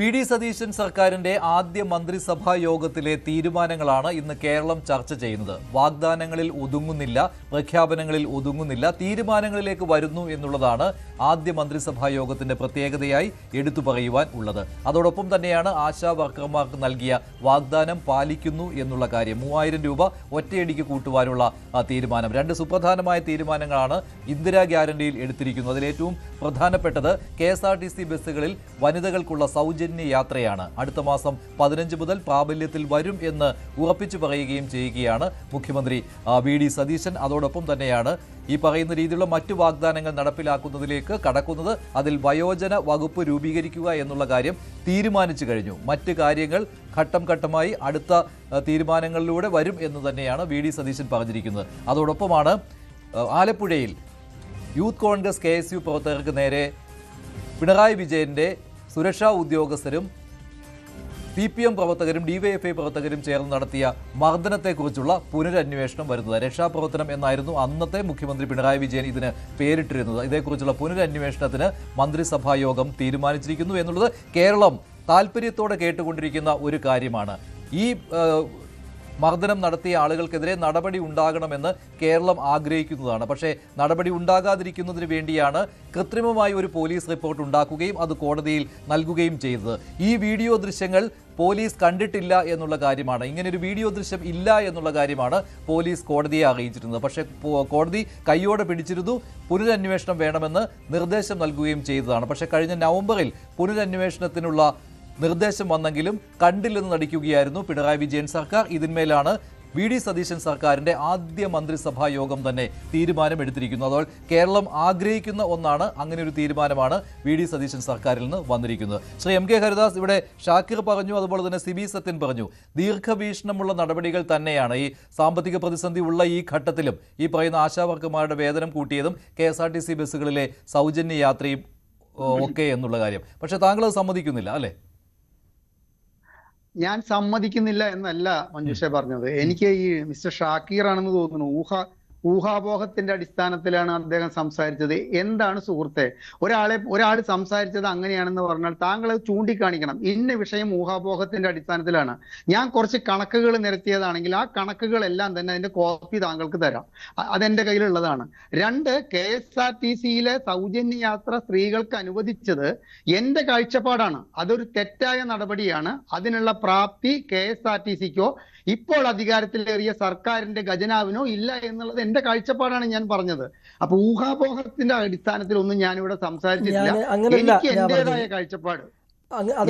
ഞാൻ സംസാരിക്കുന്നത് കേരളത്തിലെ ഒരു 15% സാധാരണക്കാരായ ജനങ്ങൾക്കാണ്. ആ 15%ന് ഒരു രാഷ്ട്രീയവുമില്ല. പിന്നെ താങ്കൾ ഒരു കാര്യം മനസ്സിലാക്കുക, ഞാനും താങ്കളും കൂട്ടി ആദ്യമായിട്ട് എന്നോട് ചർച്ചയിലിരിക്കുന്നത് കഴിഞ്ഞ 5 വർഷം ഹരിദാസ് M.K. ഹരിദാസ് പങ്കെടുത്തിട്ടുള്ള ഏകദേശം 500ഓളം ചർച്ചകളിലെ ഇടതുപക്ഷ ജനാധിപത്യ മുന്നണിയുടെ അധികാരം വിട്ട് കേരളത്തിൽ നിന്ന് ഒഴിയാൻ വേണ്ടിയിട്ട് ഞാൻ വിളിച്ചു പറഞ്ഞ സത്യങ്ങൾ കൂടി ഈ 102 സീറ്റ് ലഭിക്കാനുള്ള ഒരു സാഹചര്യം ഉണ്ടാക്കിയിട്ടുണ്ട് എന്നുള്ളത് ആദ്യം തന്നെ മനസ്സിലാക്കുക. അപ്പൊ എനിക്ക് രാഷ്ട്രീയത്തിന്റെ പേരിലല്ല ഞാൻ പറയുന്നത്. നിങ്ങൾ പറഞ്ഞത് ദീർഘവീക്ഷണമില്ലാത്ത പ്രഖ്യാപനങ്ങൾ എന്നാണ് നിങ്ങൾ പറഞ്ഞിട്ടുള്ളത്. സ്ത്രീകൾക്ക് എല്ലാവിധ ആനുകൂല്യങ്ങളും പുരുഷന്മാരെക്കാൾ കൊടുക്കണം മഞ്ജുഷ, അതിൽ സംശയമൊന്നുമില്ല. പക്ഷേ ഞാൻ പറഞ്ഞില്ല, അതിന്റെ ഒരു ക്ലാരിറ്റി കൊടുത്തുകൊണ്ടല്ല ഈ സർക്കാർ UDF ഈ തെരഞ്ഞെടുപ്പിന് മുമ്പ് KSRTCയിൽ സ്ത്രീകൾക്ക് സൗജന്യ യാത്ര ഇനിയിപ്പോ പറയുകയാണ്. അത് ഓർഡിനറിയിലും ലിമിറ്റഡ് സ്റ്റോപ്പിലും അല്ലെങ്കിൽ കേവലം 50 കിലോമീറ്റർ യാത്രയിലാണെന്ന് പറയുന്നത് അത് തെറ്റായിട്ടുള്ള നടപടിയാണ്. ഇതാണ് ഞാൻ പറഞ്ഞത്. നിങ്ങൾ ഊഹാപോഹം എന്ന് ഞാൻ ഉദ്ദേശിച്ചത് ഒന്ന്, നിങ്ങൾ സർക്കാരിനെ കുറിച്ച് ദീർഘവീക്ഷണം ഇല്ലാതെ പ്രഖ്യാപനം പറഞ്ഞു. അല്ല, രണ്ടാമത് നിങ്ങൾ പറയുന്നു ഓർഡിനറി ആണോ സൂപ്പർ ഫാസ്റ്റ് ആണ്. അങ്ങനെ ഒരു ക്ലാരിഫിക്കേഷൻ വന്നിട്ടില്ലല്ലോ. നിങ്ങൾ ഒരു തീരുമാനം വരാത്ത ഒരു കാര്യത്തെ കുറിച്ചാണ് നിങ്ങൾ ഇപ്പൊ സംസാരിക്കുന്നത്. അങ്ങനെ ആയാൽ ഇങ്ങനെയാണ് എന്ന്. ജൂൺ 14 തീയതി പ്രാവർത്തികമാക്കുമെന്ന് പറയുന്നു. അതോടൊപ്പം തന്നെ ശ്രീ വി ഡി സതീശൻ പറഞ്ഞിട്ടുണ്ട് അതിന് ഏത് രീതിയിലാണ് എന്നുള്ളത് അതിന് മുമ്പ് വ്യക്തമാക്കുമെന്നുള്ളത് പറഞ്ഞിട്ടുണ്ടല്ലോ. ഞാൻ കേട്ടിട്ടില്ല. പറഞ്ഞു. പിന്നെ നിങ്ങൾ കേൾക്കാത്തത് വേറെ കുഴപ്പമില്ല, നിങ്ങൾ കേൾക്കും. ഒന്ന് നേരത്തെ ഇവിടെ ഒന്ന് നമ്മുടെ തുടക്കത്തിൽ കാണിച്ചല്ലേ, നിങ്ങൾ കാണിച്ചില്ലേ? നിങ്ങൾ കാണാത്തതല്ലല്ലോ പ്രശ്നം. വളരെ കൃത്യമായി നമ്മുടെ പുതിയ മുഖ്യമന്ത്രി വി ഡി സതീശൻ പറഞ്ഞല്ലോ. അദ്ദേഹം വളരെ കൃത്യം ഇപ്പൊ ഇവിടെ വീണ്ടും ആവർത്തിച്ച് കാണിച്ചു തുടക്കത്തിൽ. അല്ല, അദ്ദേഹം എന്താണ് പറഞ്ഞത് എന്ന് ഇപ്പൊ നേരത്തെ മഞ്ജുഷ് ഇവിടെ ആവർത്തിച്ച് കാണിച്ചു. നിങ്ങൾ ശ്രദ്ധയിൽപ്പെടാതെ പോയതാണ്. മുമ്പ് പറഞ്ഞിട്ടില്ല. നിങ്ങൾ 1000 ചർച്ചയിൽ പങ്കെടുത്തുകൊണ്ട് കാര്യമുണ്ടോ? നിങ്ങൾ ഇന്നത്തെ മുഖ്യമന്ത്രി പറഞ്ഞ കാര്യം ശ്രദ്ധിക്കാൻ എന്ത് ചെയ്യൂ? എന്റെ അവസരമാണ്, ഞാൻ സംസാരിക്കട്ടെ. താങ്കൾക്ക് സമയം തരുമ്പോൾ സംസാരിക്കൂ. അപ്പൊ മഞ്ജുഷ പറയുന്നത് എന്താ വെച്ച് കഴിഞ്ഞാൽ, ഇപ്പോ ഇനി അടുത്തത് എന്താ, ഇന്ദിരാ ഗ്യാരണ്ടിയിലെ കേരളത്തിലെ മുഴുവൻ കുടുംബങ്ങൾക്കും 25 ലക്ഷത്തിന്റെ ആരോഗ്യ പരിരക്ഷ ഇൻഷുറൻസ്. എന്തൊരു മണ്ടത്തരമാണ്! ഇവിടെ 25 ലക്ഷം രൂപയുടെ ആരോഗ്യ പരിരക്ഷ കിട്ടേണ്ടാത്ത ചുരുങ്ങിയത് ഒരു 25 ലക്ഷം കുടുംബങ്ങൾ കേരളത്തിലില്ലേ? എത്രയും ഉന്നത നിലവാരത്തിൽ ജീവിക്കുന്ന, മിറ്റത്ത് 2-3 ബെൻസ് കാറും BMW കാറും ഇട്ട് ആർഭാടമായ 5000-ന്റെയും 6000-ന്റെയും സ്ക്വയർ ഫീറ്റ് വീട് പണിതിട്ടുള്ള കുടുംബങ്ങൾക്കൊക്കെ സർക്കാരിന്റെ പൈസ എടുത്തിട്ട് എന്തിനാണ് ഈ ആരോഗ്യ സുരക്ഷ? അപ്പൊ അത് പ്രഖ്യാപിക്കുന്നതിൽ ഇപ്പൊ എനിക്കെതിരായിട്ട് ഈ മിസ്റ്റർ ഷാക്കീർ പറയുമായിരിക്കാം, വി ഡി സതീശൻ ഇന്ന് പറഞ്ഞിട്ടുണ്ട് അതും തെരഞ്ഞെടുത്തിട്ടുള്ള കുടുംബങ്ങൾക്കേ ഉള്ളൂ. അങ്ങനെ ഞാൻ കേട്ടിട്ടില്ല. എല്ലാ കുടുംബങ്ങൾക്കും, കേരളത്തിലെ എല്ലാ കുടുംബങ്ങൾക്കും ആരോഗ്യ സുരക്ഷ പരിരക്ഷ എന്ന് പറയുമ്പോൾ അതൊരു ബ്ലണ്ടറാണ്. അങ്ങനെ ചെയ്യാൻ പാടില്ല. അങ്ങനെ വരില്ല. അതെന്തായാലും മാനദണ്ഡങ്ങൾക്കനുസരിച്ചായിരിക്കും. എനിക്ക് സംസ്ഥാന സർക്കാരിന്റെ മാനദണ്ഡം ഉണ്ടായിരിക്കും. ശ്രീ എം കെ ഹരിദാസ്, മാനദണ്ഡം ഉണ്ടായിരിക്കും അതിനൊക്കെ. മാനദണ്ഡമുണ്ടെങ്കിൽ അത് പറയണ്ടേ മഞ്ജുഷേ? കേരളത്തിലെ മുഴുവൻ കുടുംബങ്ങൾക്ക്. അപ്പൊ എന്താ, അത് വോട്ടടിച്ചു മാറ്റാനുള്ള ഒരു തന്ത്രമായിട്ട് നാളെ ഇടതുപക്ഷവും BJPയും പറഞ്ഞു കഴിഞ്ഞാൽ അതൊരു പരിചാരലായിട്ട് മാറില്ലേ? അത് ഒഴിവാക്കാമായിരുന്നു, ക്ലാരിറ്റി കൊടുക്കാമായിരുന്നു. കേരളത്തിലെ എല്ലാ കുടുംബാംഗങ്ങൾക്കും 50 ലക്ഷത്തിന്റെ കൊടുക്കട്ടെ, 50 ലക്ഷത്തിന്റെ. മഞ്ജുഷിന് 25 ലക്ഷം രൂപയുടെ ആരോഗ്യ പരിരക്ഷയുടെ ആവശ്യമുണ്ടാ? മഞ്ജുഷിന്റെ ജോലി ചെയ്യുന്ന സ്ഥാപനം ഇപ്പോഴത്തെ ഏറ്റവും വലിയ പ്രത്യേകത അതാണ്. എല്ലാ പാവപ്പെട്ടവർക്ക് അല്ലല്ല, ജോലിയില്ലാത്ത ആളുകളുണ്ട്, വരുമാനം തീരെ ഇല്ലാത്ത ആളുകളുണ്ട്. ഒരു ആശുപത്രിയിൽ പോയാൽ ഉണ്ടാകുന്ന ചെലവുകൾ നമുക്ക് എല്ലാവർക്കും അറിയാവുന്നതാണല്ലോ. 10 ലക്ഷത്തിലോ 20 ലക്ഷത്തിലോ ഒന്നും നിൽക്കില്ല. കുടുംബങ്ങൾക്കും എന്ന വാക്ക് ഒരു അധിക പ്രസംഗമാണ്. അതെന്തായാലും സ്വാഭാവികമായിട്ട് ഉണ്ടാകാനുള്ള സാധ്യത ഞാൻ കാണുന്നില്ല. അതിൽ മാനദണ്ഡം ഉണ്ടാവും. ശ്രീ ശ്രീജിത്ത് പണിക്കർ, താങ്കൾ വി ഡി സതീശൻ സർക്കാരിൻ്റെ ആദ്യ മന്ത്രിസഭാ തീരുമാനങ്ങളെ എങ്ങനെയാണ് കാണുന്നത്? ഇവിടെ വിമർശനാത്മകമായി പറഞ്ഞത് ശ്രീ എം കെ ഹരിദാസ് ആണ്. ഇവിടെ നേരത്തെ സംസാരിച്ച ആനന്ദ് കൊച്ചുകുടിയും സിബി സത്യനുമൊക്കെ അനുകൂലിക്കുകയായിരുന്നു. ഷാക്കിർ പിന്നെ അനുകൂലിക്കുകയേ ഉള്ളൂ. ശരി.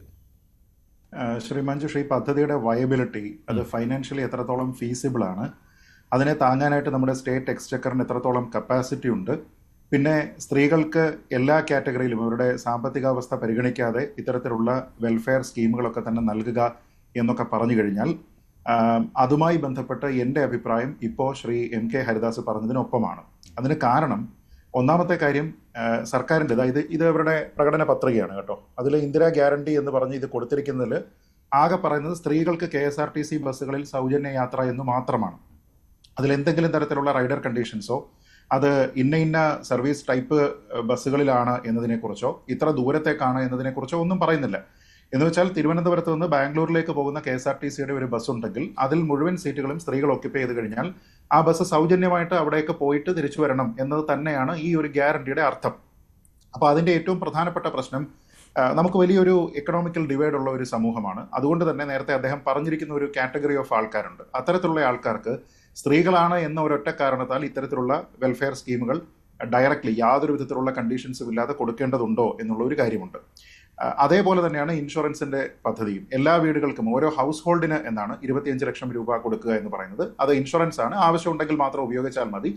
പക്ഷെ അത് എല്ലാ ആൾക്കാരും അതിൽ തന്നെ ഉപയോഗിക്കേണ്ടതുണ്ടോ എന്ന രീതിയിലത്തേക്കുള്ള ഒരു കാര്യമുണ്ട്. പലർക്കും കോർപ്പറേറ്റ് ഇൻഷുറൻസ് ഉണ്ടായിരിക്കും, വ്യക്തിപരമായിട്ടുള്ള ഇൻഷുറൻസ് ഉണ്ടായിരിക്കും, ഇതിനേക്കാൾ വലിയ തുകയ്ക്ക് ഇൻഷുർ ചെയ്തിരിക്കുന്ന ആൾക്കാരുണ്ട്. അഫോർഡ് ചെയ്യാനുള്ള കപ്പാസിറ്റി ആൾക്കാർക്ക് വ്യത്യസ്തമായിട്ടുണ്ട്. അപ്പോൾ എല്ലാ ആൾക്കാർക്കും ഒരേപോലെ തന്നെ ഒരു സോഷ്യലിസം കാണിച്ചുകൊണ്ട് അത് ചെയ്യേണ്ടതുണ്ടോ എന്ന് ചോദിച്ചാൽ ഇല്ല എന്നുള്ളതാണ് എൻ്റെ വ്യക്തിപരമായിട്ടുള്ള അഭിപ്രായം. പക്ഷേ ഇതിൻ്റെ ഒരു പ്രധാനപ്പെട്ട അപകടം, ഇത് പ്രഖ്യാപനമായിട്ട് ആൾക്കാരുടെ മുന്നിലേക്ക് വെക്കുകയും ഈ തെരഞ്ഞെടുപ്പിന്റെ ക്യാമ്പയിൻ സമയത്ത് നമ്മൾ കണ്ടതാണ് KSRTC ബസ്സുകളിലൊക്കെ ഈ തെരഞ്ഞെടുപ്പിൽ മത്സരിച്ചിരിക്കുന്ന കോൺഗ്രസിന്റെ സ്ഥാനാർത്ഥികൾ, അതേപോലെ കോൺഗ്രസിന്റെ സീനിയർ നേതാക്കൾ ഇവരൊക്കെ തന്നെ കയറിയതിനു ശേഷം ഇതിന്റെ ബ്രോഷറുകളുടെ കോപ്പി ആൾക്കാർക്ക് കൊടുക്കുകയും എന്നിട്ട് ഈ സ്ത്രീകളോട് ദാ നോക്കൂ, ഞങ്ങൾ അധികാരത്തിൽ വന്നു കഴിഞ്ഞാൽ മെയ് 15 മുതൽ ഇനി ഫ്രീ സർവീസാണ്, നിങ്ങൾക്ക് ഒരു പൈസ പോലും മുടക്കാതെ ഈ സർവീസ് എല്ലാം തന്നെ ഉപയോഗിക്കാം എന്ന് പറയുകയും ചെയ്തിട്ടുണ്ട്. അപ്പോൾ അങ്ങനെ പറയുമ്പോൾ അതിൽ ഒരു തരത്തിലുള്ള റൈഡർ കണ്ടീഷൻസ്, നമ്മൾ ഈ പരസ്യത്തിലൊക്കെ കാണുന്ന പോലെ സ്റ്റാർ കണ്ടീഷൻ സപ്ലൈ എന്നൊരു കാര്യമില്ല, അവരുടെ മാനിഫെസ്റ്റോയിലും അതില്ല. അപ്പോൾ ഇനി അത് വെക്കുകയാണെങ്കിൽ നേരത്തെ ഇവിടെ സൂചിപ്പിച്ചതുപോലെ അത് ലിമിറ്റഡ് സ്റ്റോപ്പ് ബസ്സുകളിലാണ്, ഓർഡിനറി ബസ്സുകളിലാണ്, സിറ്റി സർവീസിലാണ് എന്ന രീതിയിലത്തേക്ക് പറയുകയോ, ദീർഘദൂര ബസ്സുകൾക്ക് അതില്ല എന്ന് പറയുകയോ, ഏതെങ്കിലും ഒരു കാറ്റഗറി ഓഫ് വെഹിക്കിൾസിന് അതില്ല എന്ന് പറയുകയോ ചെയ്തു കഴിഞ്ഞാൽ അത് ഒരു വഞ്ചന എന്ന രീതിയിലത്തേക്ക് പ്രതിപക്ഷത്തിന് പറയാനുള്ള ഏറ്റവും പ്രധാനപ്പെട്ട ഒരു വടിയാണ്. ഒരു കാര്യം ആലോചിച്ച് നോക്കുക, സത്യത്തിൽ ഈ സ്കീമുകളൊന്നും പ്രഖ്യാപിച്ചില്ല എങ്കിൽ പോലും ഇത്തവണ UDF അധികാരത്തിൽ വരാനുള്ള എല്ലാ പോസിബിലിറ്റിയും ഉണ്ടായിരുന്നു. അപ്പോൾ ഇത് അവരെ അടിക്കുന്നതിന് വേണ്ടി ഒരു വടി വെട്ടി അങ്ങോട്ട് പ്രതിപക്ഷത്തിന്റെ കയ്യിൽ കൊടുക്കുന്നതിന് തുല്യമായിട്ടുള്ള ഒരു കാര്യമാണ്. മറ്റുള്ള കാര്യങ്ങളെയൊക്കെ തന്നെ നമുക്ക് സ്വാഗതം ചെയ്യാം. ഇപ്പോൾ ആശാ വർക്കർമാരുമായി ബന്ധപ്പെട്ട് പറഞ്ഞിരിക്കുന്ന പല പ്രഖ്യാപനങ്ങളുണ്ട്. അവരുടെ മാനിഫെസ്റ്റോയിൽ പറഞ്ഞിരിക്കുന്നത് അതും മിനിമം 700 രൂപ ദിവസ വേതനം എന്നാണ്. ഇപ്പൊ ആ നിലയിലേക്ക് എത്തിയിട്ടുണ്ടോ എന്ന് ചോദിച്ചാൽ എത്തിയിട്ടില്ല. അപ്പോൾ അതിൽ ആശാ വർക്കർമാർ ഹാപ്പിയാണ് എന്നുള്ളതാണ് ഞാൻ കണ്ടത്. അത് എന്നെ ഒരല്പം ഒന്ന് ഞെട്ടിച്ചു എന്ന് പറയാതിരിക്കാൻ കഴിയില്ല. കാരണം 21,000 രൂപ പ്രതിമാസ ശമ്പളം എന്ന രീതിയിലത്തേക്ക് ഓണറേറിയം ഫിക്സ് ചെയ്യേണ്ടതുണ്ട്, പ്രതിദിന വേജസ് അങ്ങനെ ഫിക്സ് ചെയ്യേണ്ടതുണ്ട് എന്ന് പറഞ്ഞുകൊണ്ടാണ് അവർ സമരം ചെയ്തിരുന്നത്. അത് ഉടനടി നടപ്പാക്കണം എന്നുള്ളതായിരുന്നു അവരുടെ ആവശ്യം. അപ്പോൾ ഇന്നിപ്പോൾ അവരുടെ പ്രധാനപ്പെട്ട അന്ന് ചർച്ചകളിലൊക്കെ പങ്കെടുത്ത സമരമുഖത്തുണ്ടായിരുന്ന ആൾക്കാരൊക്കെ പ്രതികരിച്ചത് ഈ സർക്കാരിന്റെ ടേമിൽ ആ ഒരു അവർക്ക് കൊടുത്തിരിക്കുന്ന വാഗ്ദാനം പൂർത്തീകരിക്കുമെന്ന് പ്രതീക്ഷിക്കുന്നു എന്നാണ്. അപ്പൊ 5 വർഷം അവർ പറയുന്നത് എന്താ വെച്ചാൽ 21,000 ഇപ്പോഴും ആവശ്യം പ്രതിമാസ വേതനം എന്ന് പറയുന്നത്. ഇതിപ്പോൾ 3,000 രൂപ ഒറ്റയടിക്ക് കൂട്ടുന്നു എന്ന് പറയുമ്പോൾ ഒരു സർക്കാരിന് ചെയ്യാവുന്ന പരമാവധി കാര്യമാണ് ഈ തുടക്ക സമയത്ത്. അപ്പോൾ അതവർ വിശ്വസിക്കുകയാണ്. എന്നിട്ട് അടുത്ത ഘട്ടം ഘട്ടമായി കൂട്ടുമെന്നുണ്ടല്ലോ, അതവർ പൂർണ്ണമായിട്ട് വിശ്വസിക്കുന്നു എന്നാണ്. 3,000 രൂപ ഒറ്റയടി കൂട്ടിയ ഒരു ഘട്ടം ഉണ്ടായിട്ടില്ല, അതാണ് അവർ പറയുന്നത്. നേരത്തെ 1,000 രൂപ വീതം കൂട്ടിയ ഞാൻ പറയുന്ന പോയിന്റ് ഇത് ഏത് സമയത്തേക്കാണ് എന്നതുമായി ബന്ധപ്പെട്ട് സത്യത്തിൽ അവർക്കൊരു ഉറപ്പ് കൊടുക്കേണ്ടതാണ്. കാരണം അന്ന് പ്രതിപക്ഷ നേതാവായിരുന്ന ശ്രീ VD സതീശൻ അവരുടെ സമരപന്തലിൽ പോയി അവർക്ക് പിന്തുണ കൊടുത്തുകൊണ്ട് അന്ന് അദ്ദേഹം പറഞ്ഞിരുന്നത്, നിങ്ങളുടെ ഈ ആവശ്യം എന്താണോ അത് ക്യാബിനറ്റ് കൂടുന്ന സമയത്ത് ആദ്യത്തെ ദിവസം, അതായത് UDF ഗവൺമെന്റ് ഉണ്ടാക്കിയ ആദ്യത്തെ ക്യാബിനറ്റിൽ തന്നെ തീരുമാനമാകും എന്നാണ്. ഇപ്പൊ നമ്മൾ നോക്കിക്കഴിഞ്ഞാൽ നിലവിൽ അവർക്ക് കിട്ടുന്ന ഈ വർദ്ധിപ്പിച്ചതിന് ശേഷവും പ്രതിദിനം അവർക്ക് കിട്ടുന്നത് 400 രൂപയാണ്. 700 എന്നുള്ളതാണ് മിനിമം എന്നതാണ് പ്രഖ്യാപനം. അപ്പോൾ ഏതൊരു സമയത്തേക്ക് നമുക്കതിനെ പൂർത്തീകരിക്കാൻ കഴിയും. ഇപ്പം ഞാൻ പറയുന്നില്ല ഇന്നത്തെ ദിവസം തന്നെ ഈ 700 കൊടുക്കണം എന്നല്ല, മറിച്ച് അത് എപ്പോഴത്തേക്ക് സമയബന്ധിതമായിട്ട് കൊടുക്കാൻ കഴിയും എന്നുള്ളതൊരു പ്രധാനപ്പെട്ട കാര്യമാണ്. ഞാൻ പറയുന്നതിന് കാരണം, ഇനി അഥവാ അത് ഘട്ടം ഘട്ടമായിട്ട് ഇപ്പോൾ അടുത്ത വർഷം വേറെ ഒരു 100 രൂപ കൂട്ടി, അതിനടുത്ത വർഷം 100 രൂപ കൂട്ടി, അങ്ങനെ 5 വർഷം പൂർത്തിയാകുന്ന സമയത്തേക്ക് 700 രൂപ അല്ലെങ്കിൽ മൊത്തത്തിൽ 21,000 രൂപ എന്ന രീതിയിലേക്ക് കൊണ്ടുവരാനല്ല അവർ സമരം ചെയ്തത് എന്ന് നമുക്കറിയാം. കാരണം ആ സമയത്താണ് പൂർത്തീകരിക്കുന്നതെങ്കിൽ നേരാണ് ഇവരുടെ ഡിമാൻഡ് അല്ലെങ്കിൽ ഇവർ പറഞ്ഞിരുന്ന ഓഫർ എന്താണോ അത് പൂർത്തീകരിച്ചു. പക്ഷെ അത് 5 വർഷം പഴക്കമുള്ള ഒരു ഡിമാൻഡ് ആയിരുന്നു എന്നുള്ളൊരു കാര്യമുണ്ട്. അപ്പോൾ സമയബന്ധിതമായിട്ട് അത് പൂർത്തിയാക്കുക. ഏത് സമയത്തേക്ക്, ഇപ്പോൾ 2 വർഷം അല്ലെങ്കിൽ 2.5 വർഷം കൊണ്ടത് ഞങ്ങൾ തരാം എന്ന രീതിയിലത്തേക്കുള്ള ഒരു ഗ്യാരണ്ടി ആണ് എങ്കിൽ അത് കൃത്യമായിട്ട് പറയാനും കൂടി സർക്കാരിന് സാധിക്കണം. കാരണം ഇതൊരു ഇനിഷ്യലായിട്ട് നിങ്ങളുടെ കാര്യങ്ങൾ ഞങ്ങൾ കേൾക്കുന്നു, തുടക്കത്തിൽ ഞങ്ങൾ ഇതൊരു ഇയർലി ബെനിഫിറ്റ് എന്ന രീതിയിലത്തേക്ക് തരികയാണ്, ആദ്യത്തെ ആശ്വാസമാണ് എന്ന് പറയുമ്പോൾ അത് എത്ര കാലത്തേക്കാണ്, അത് എപ്പോഴത്തേക്ക് റേസ് ചെയ്യും എന്നതുമായി ബന്ധപ്പെട്ട് ആശമാർ അതിൽ തൃപ്തരാണ്. അവർ പറയുന്നത് ഞങ്ങൾ കുറച്ചുകൂടി കാത്തിരിക്കാൻ തയ്യാറാണെന്നാണ്. കാരണം പുതിയ സർക്കാരാണല്ലോ, സാമ്പത്തിക പ്രതിസന്ധി അവർക്കറിയാം. അതുകൊണ്ട് പുതിയ സർക്കാരായതുകൊണ്ട് കുറച്ചുകൂടി കാത്തിരിക്കാം എന്നാണ്. എനിക്ക് തോന്നുന്നത് ഇനിയും കൂട്ടിയില്ലെങ്കിൽ അവർ വീണ്ടും സമരരംഗത്തേക്ക് വരേണ്ടി വരുമെന്നാണ്. അത് സർക്കാരിന് തീർച്ചയായിട്ടും അങ്ങനെ ഉണ്ടാകും. കാരണം അവർ തന്നെ പറഞ്ഞിരുന്നത് ഈ സർക്കാർ അവരുടെ വാഗ്ദാനം പാലിച്ചില്ല എങ്കിൽ അത് ചെയ്യില്ല. മാത്രമല്ല ഒരു കാര്യം കൂടിയുണ്ട്, വിരമിക്കൽ ആനുകൂല്യം കൂടിയുണ്ട്. 5 ലക്ഷം രൂപയുടെ വിരമിക്കൽ ആനുകൂല്യം കൂടിയുണ്ട്. അതിൽ തീരുമാനമായിട്ടില്ല. അത് 1 മാസത്തിനകത്ത് തീരുമാനം അതിനെക്കുറിച്ച് പറയും എന്ന് പറയുന്നുണ്ട്.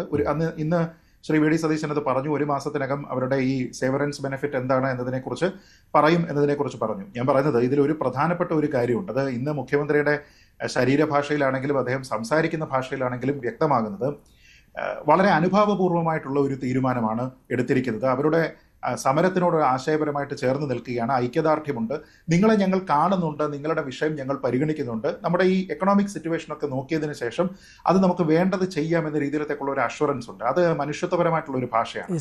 നേരത്തെ ഉണ്ടായിരുന്ന സർക്കാരിന് ധിക്കാരപരമായിട്ടുള്ള ഒരു ഭാഷ ഉണ്ടായിരുന്നു എന്നുള്ളതാണ് പ്രധാനം. അതായത് നിങ്ങളുടെ സമരം അനാവശ്യമാണ്, നിങ്ങൾക്ക് വേണ്ടതിൽ കൂടുതൽ ബെനിഫിറ്റ് കിട്ടുന്നുണ്ട്, ഇതെല്ലാം ഞങ്ങളാണ് തരുന്നത് എന്ന് പറഞ്ഞുകൊണ്ട് ഒരു സെൻസ് ഓഫ് എൻടൈറ്റിൽമെന്റ് കാണിച്ചുകൊണ്ട് നിങ്ങളെല്ലാം ഞങ്ങളുടെ അടിമകളാണ് എന്ന മട്ടിലേക്കുള്ള ഒരു ശരീരഭാഷയും സംസാര ഭാഷയും അന്നുണ്ടായിരുന്നു. നമുക്കറിയാമല്ലോ, ഇവര് ദേശാഭിമാനിയുടെ പ്രസിദ്ധീകരണങ്ങൾ അല്ലെങ്കിൽ ഇടതുപക്ഷത്തിന്റെ പ്രസിദ്ധീകരണങ്ങളിലൊക്കെ തന്നെ CITUവിന്റെ നേതൃത്വത്തിലുള്ള പല ആൾക്കാരും ഈ ആശാ സമരത്തിനെ അധിക്ഷേപിച്ചുകൊണ്ട് അവർ ലേഖനങ്ങൾ എഴുതിയതൊക്കെ നമ്മൾ കണ്ടതാണ്. അപ്പോൾ ഇന്ന് ശ്രീ VD സതീശൻ പറയുന്ന ഭാഷയിൽ അന്ന് മുഖ്യമന്ത്രിയോ മറ്റേതെങ്കിലും മന്ത്രിമാരോ ആശാപ്രവർത്തകരോട് സംസാരിക്കാൻ തയ്യാറാകുമായിരുന്നുവെങ്കിൽ ഇത്ര വലിയ ഡാമേജ് അവർക്ക് അന്ന് ആ വിഷയത്തിൽ ഉണ്ടാകുമായിരുന്നില്ല. ഇതിപ്പോൾ നോക്കൂ, അവരാ പറഞ്ഞിരിക്കുന്ന 700 രൂപ എന്ന് പറയുന്നതോ UDFന്റെ പ്രകടന പത്രികയിലുള്ള 700 രൂപയോ ഇന്നത്തെ ദിവസം ഫുൾഫിൽ ചെയ്തിട്ടില്ല. മൊത്തത്തിൽ വന്നിരിക്കുന്നത് 400 രൂപയാണ്. പക്ഷേ എങ്കിലും ആ വിഷയവും അതുമായി ബന്ധപ്പെട്ട് നടത്തിയിരിക്കുന്ന പ്രതികരണം എന്ന് പറയുന്നത് വളരെ കമ്പാഷനേറ്റ് ആയിട്ടുള്ള ഒരു കാര്യമാണ്. ആ ഒരു കാര്യത്തിലാണ് ഈ UDF ഗവൺമെന്റ് വിൻ ചെയ്തിരിക്കുന്നതെന്നാണ് ഞാൻ കരുതുന്നത്. ശരി, ശ്രീ ആനന്ദ് കൊച്ചുകൂടി വിമർശനാത്മകമായാണ് ശ്രീ ശ്രീജിത് പണിക്കർ സംസാരിച്ചത്. ഇത് ഈ മാനദണ്ഡം എന്താണെന്ന് ഇതുവരെ പറഞ്ഞിട്ടില്ല. ഇപ്പോൾ KSRTC ബസ്സുകളുടെ സൗജന്യ യാത്രയെക്കുറിച്ചാണെങ്കിലും അങ്ങനെ പറഞ്ഞിട്ടില്ല. പക്ഷേ ഏറ്റവും ഒടുവിൽ അദ്ദേഹം പറഞ്ഞതൊരു പോയിന്റാണ്. കാരണം ആ ശരീരഭാഷ, അതുപോലെ തന്നെ അതിലൊരു ആശ്വാസത്തിൻ്റെ ഒരു കാര്യം വന്നിട്ടുണ്ട്. ആരും ഞങ്ങളുടെ അടിമകളാണ് എന്ന രീതിയിൽ പറഞ്ഞിട്ടില്ല. അതല്ലേ ഏറ്റവും പ്രധാനപ്പെട്ട കാര്യമായി വന്നിട്ടുള്ളത് ശ്രീ ആനന്ദ് കൊച്ചുകൂടി. ഇപ്പോൾ സാമ്പത്തിക പ്രതിസന്ധിയുള്ള കാര്യത്തിൽ എല്ലാം കൂടി ഒന്നിച്ച് ചെയ്യാൻ പറ്റുമെന്നൊന്നും ആരും വിചാരിക്കുന്നില്ല. എല്ലാം ഘട്ടം ഘട്ടമായി നടപ്പാക്കാൻ പറ്റുകയുള്ളൂ. പക്ഷേ ഈ പറഞ്ഞ മാനിഫെസ്റ്റോ സമയത്ത്, തെരഞ്ഞെടുപ്പ് ഈ മാനിഫെസ്റ്റോ പ്രസിദ്ധീകരിച്ച സമയത്ത് തെരഞ്ഞെടുപ്പ് വാഗ്ദാനങ്ങളിൽ പെടുത്തി പറഞ്ഞിരുന്നത് ഒന്നിനും മാനദണ്ഡമില്ലാതെയാണ്. ഒറ്റ സെന്റൻസിൽ അങ്ങ് പറഞ്ഞു തീർക്കുകയായിരുന്നു. പക്ഷേ അത് വിശ്വസിച്ചാണ് ജനങ്ങൾ വോട്ട് ചെയ്തിട്ടുള്ളതെങ്കിൽ അതേ രീതിയിൽ നടപ്പാക്കേണ്ടി വരും. ചോദ്യങ്ങൾ ഇനിയും വരും, വിമർശനങ്ങൾ ഇനിയും ഉയരാം. ശരി, സിബി അതിനുള്ള മറുപടി. സിബി, ആനന്ദ് കൊച്ചുകൂടി കിട്ടുന്നില്ല. സിബി. മഞ്ജുഷ, ഇതിനകത്ത് എനിക്ക് തോന്നുന്നു 1-2 കാര്യങ്ങൾ നമ്മൾ വളരെ ബ്ലാങ്കറ്റ് ആയിട്ട് ഇത്തരം കാര്യങ്ങളൊന്നും എടുക്കേണ്ട കാര്യമൊന്നുമില്ല. കാരണം സംസാരിക്കുമ്പോൾ KSRTC ബസ്സിൽ സൗജന്യ യാത്ര എന്ന് പറയുമ്പോൾ കേട്ട എനിക്കും നിങ്ങൾക്കും അടക്കമുള്ള ജനസാമാന്യത്തിന് എല്ലാ ബസ്സുകളിലും അങ്ങനെ സൗജന്യ യാത്ര കിട്ടില്ല എന്ന സാമാന്യബോധം നമുക്കുമുണ്ട്, അല്ലേ? ശരിയല്ലേ? അല്ലെങ്കിൽ അതുപോലുള്ള ബസ്സുകളിലോ സൗജന്യ യാത്ര കിട്ടുമെന്ന് എനിക്ക് തോന്നുന്നില്ല ആരും കരുതുമെന്ന്. സ്ത്രീകൾക്ക് സൗജന്യ യാത്ര എന്ന് പറയുമ്പോൾ സാധാരണഗതിയിൽ അതിന് വരാനുള്ള ഒരു സാധ്യത എന്ന് പറയുന്നത് സിറ്റി ബസ്സുകളിലും ഓർഡിനറി ബസ്സുകളിലും ഈ പറഞ്ഞതുപോലെ സൗജന്യ യാത്ര ഉണ്ടാകും. ബാക്കി എല്ലാത്തിനകത്തും ഇല്ല, അങ്ങനെയൊന്നും പറഞ്ഞിട്ടില്ല. പക്ഷേ KSRT എല്ലാ ബസ്സുകളിലും സൗജന്യ യാത്ര എന്ന് പറഞ്ഞിട്ടില്ല.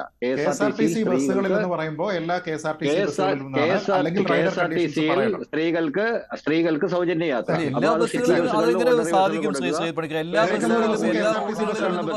അല്ലല്ല, ഈവൻ നമ്മള് ഒരു സെക്കൻഡ് ശ്രീജിത്ത്, നമ്മള് ഈ നേരത്തെ റെയിൽവേക്ക് സീനിയർ സിറ്റിസൺ കൺസെഷൻ ഉണ്ടായിരുന്നു. ഇപ്പൊ അവര് എടുത്തു കളഞ്ഞതാണ്. ഈ സീനിയർ സിറ്റിസൺ കൺസെഷൻ എല്ലാ ട്രെയിനുകളിലും ഉണ്ടായിരുന്നില്ല. ചില ട്രെയിനുകൾ എക്സെപ്റ്റഡ് ആണ്. അതിന്റെ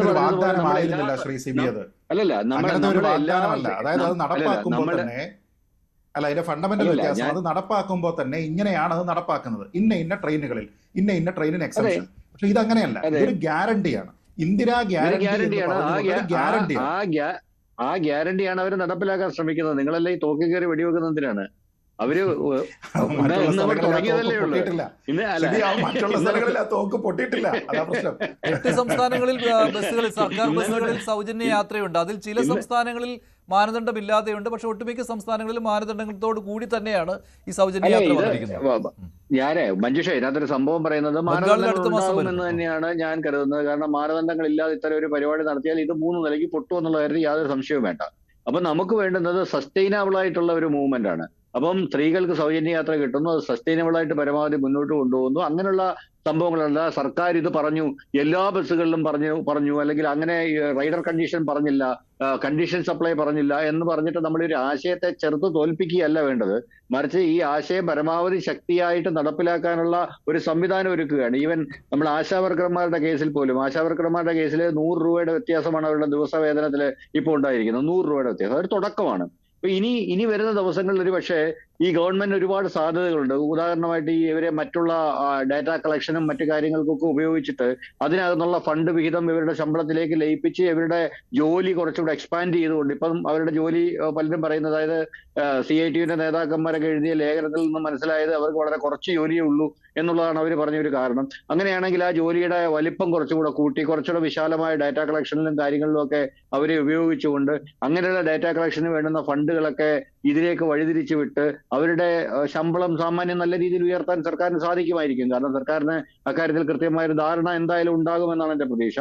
അപ്പം അങ്ങനെ നമുക്ക് ഈ പറഞ്ഞ പോലെ ആശാവർക്കർമാർക്ക് മാന്യമായി ജീവിക്കാനും മാന്യമായി അവർക്ക് ജീവിക്കാനുള്ള അവകാശത്തിന് വേണ്ടിയുള്ള സമരമാണ്. ശ്രീജിത്ത് പറഞ്ഞ ഒരു വിഷയത്തോട് ഞാൻ അങ്ങേയറ്റം യോജിക്കുന്നു. കാരണം മനുഷ്യത്വപരമായ ഒരു സമീപനം മുന്നോട്ട് വെച്ചു എന്നുള്ളതാണ് ഈ തീരുമാനത്തെ വ്യത്യസ്തമാകുന്നത്. ഇതിനകത്ത് തുകയല്ല,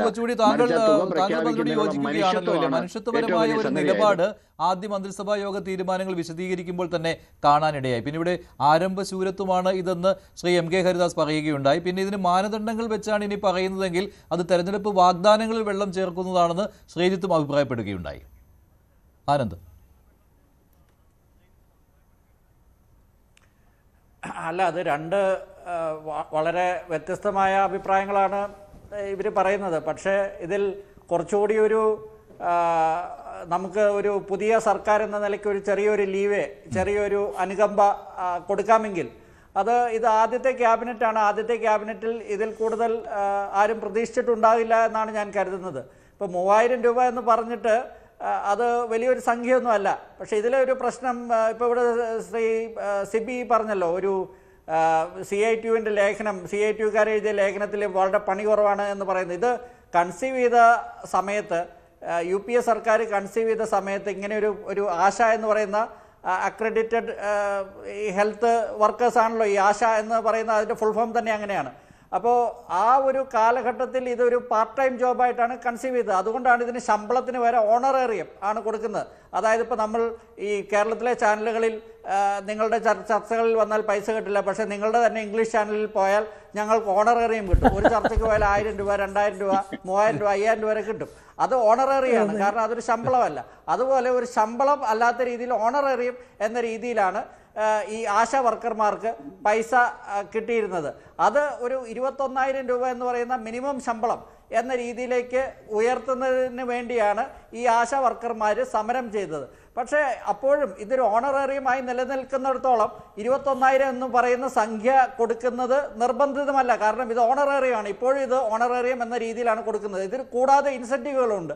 ഈ ഇൻസെൻറ്റീവുകൾ പലതും ഫോണിൽ അവർക്ക് അവരുടെ ആപ്പ് വഴി കൃത്യമായ അവർ ജോലി ചെയ്യുന്നുണ്ടെങ്കിൽ 2000 മുതൽ 3000 വരെ അല്ലെങ്കിൽ അതിൽ കൂടുതലൊക്കെ കിട്ടുമെന്ന് പറയുന്നു. അപ്പോൾ അങ്ങനെ നോക്കുകയാണെങ്കിൽ ഈ 15,000 പിന്നെ അതിൻ്റെ മുകളിൽ ഇൻസെൻറ്റീവും ഒക്കെ കൂടിയാൽ, അതിൻ്റെ മുകളിൽ ഇൻസെൻറ്റീവ് ഒക്കെ കിട്ടിയാൽ അതിനേക്കാൾ കൂടുതൽ കിട്ടും. അപ്പോൾ ഈ ആശാ വർക്കർമാർക്ക് തുടക്കത്തിൽ 3000 എന്ന് പറഞ്ഞു കൊടുക്കുന്ന ഈ കൂടുതൽ കൂട്ടിയത്, അല്ലെങ്കിൽ LDF സർക്കാർ 2000 കൂട്ടിയെന്ന് പറയുന്നു, അത് അതിൻ്റെ ഒരു തുടർച്ചയായിട്ട് തന്നെയാണ് ഞാൻ കാണുന്നത്. അതിനെ ഒരു പ്രശ്നമായിട്ട് ഞാൻ കാണുന്നില്ല. പിന്നെ ഇതിനെല്ലാം പൈസ എവിടെ എന്നുള്ള ഒരു ചോദ്യം വലിയൊരു ചോദ്യമാണ്. ഇപ്പോൾ ശ്രീ എം കെ ഹരിദാസ് പറഞ്ഞത് മുഴുവൻ കേട്ടില്ല, പക്ഷേ എങ്കിലും ഇതിനെല്ലാം പൈസ എവിടെ നിന്നുണ്ടാകും? KSRTCയിൽ തന്നെ ഏതൊക്കെ സർവീസുകളിൽ കൊടുക്കും? ഓർഡിനറി സിറ്റി ബസ്സുകളിൽ മാത്രമാണോ കൊടുക്കുന്നത്? തുടങ്ങിയുള്ള ചോദ്യങ്ങൾ ഇനിയും അവശേഷിക്കുന്നു. അപ്പോൾ ഇതിന് പൈസ എന്തായാലും കണ്ടെത്തുക സർക്കാരിന് വലിയൊരു ചാലഞ്ചാണ്. പിന്നെ ഒരു കാര്യം, അതായത് ഈ ആശാ വർക്കർമാർ എന്തുകൊണ്ടാണ് ഈ 3000 രൂപയിൽ ഇപ്പോൾ സന്തോഷം പ്രകടിപ്പിക്കുന്നത് എന്ന് ചോദിച്ചാൽ, ഈ SUCA എന്ന പാർട്ടി UDFിനോട് അടുത്ത് നിൽക്കുന്ന രീതി, ഒരു സമീപനമാണ് കഴിഞ്ഞ 5 വർഷത്തിൽ സ്വീകരിച്ചത്. ആ SUCAയുടെ പാർട്ടിയുടെ ബലത്തിലാണ് ഈ ആശാ സമരം നടന്നത്.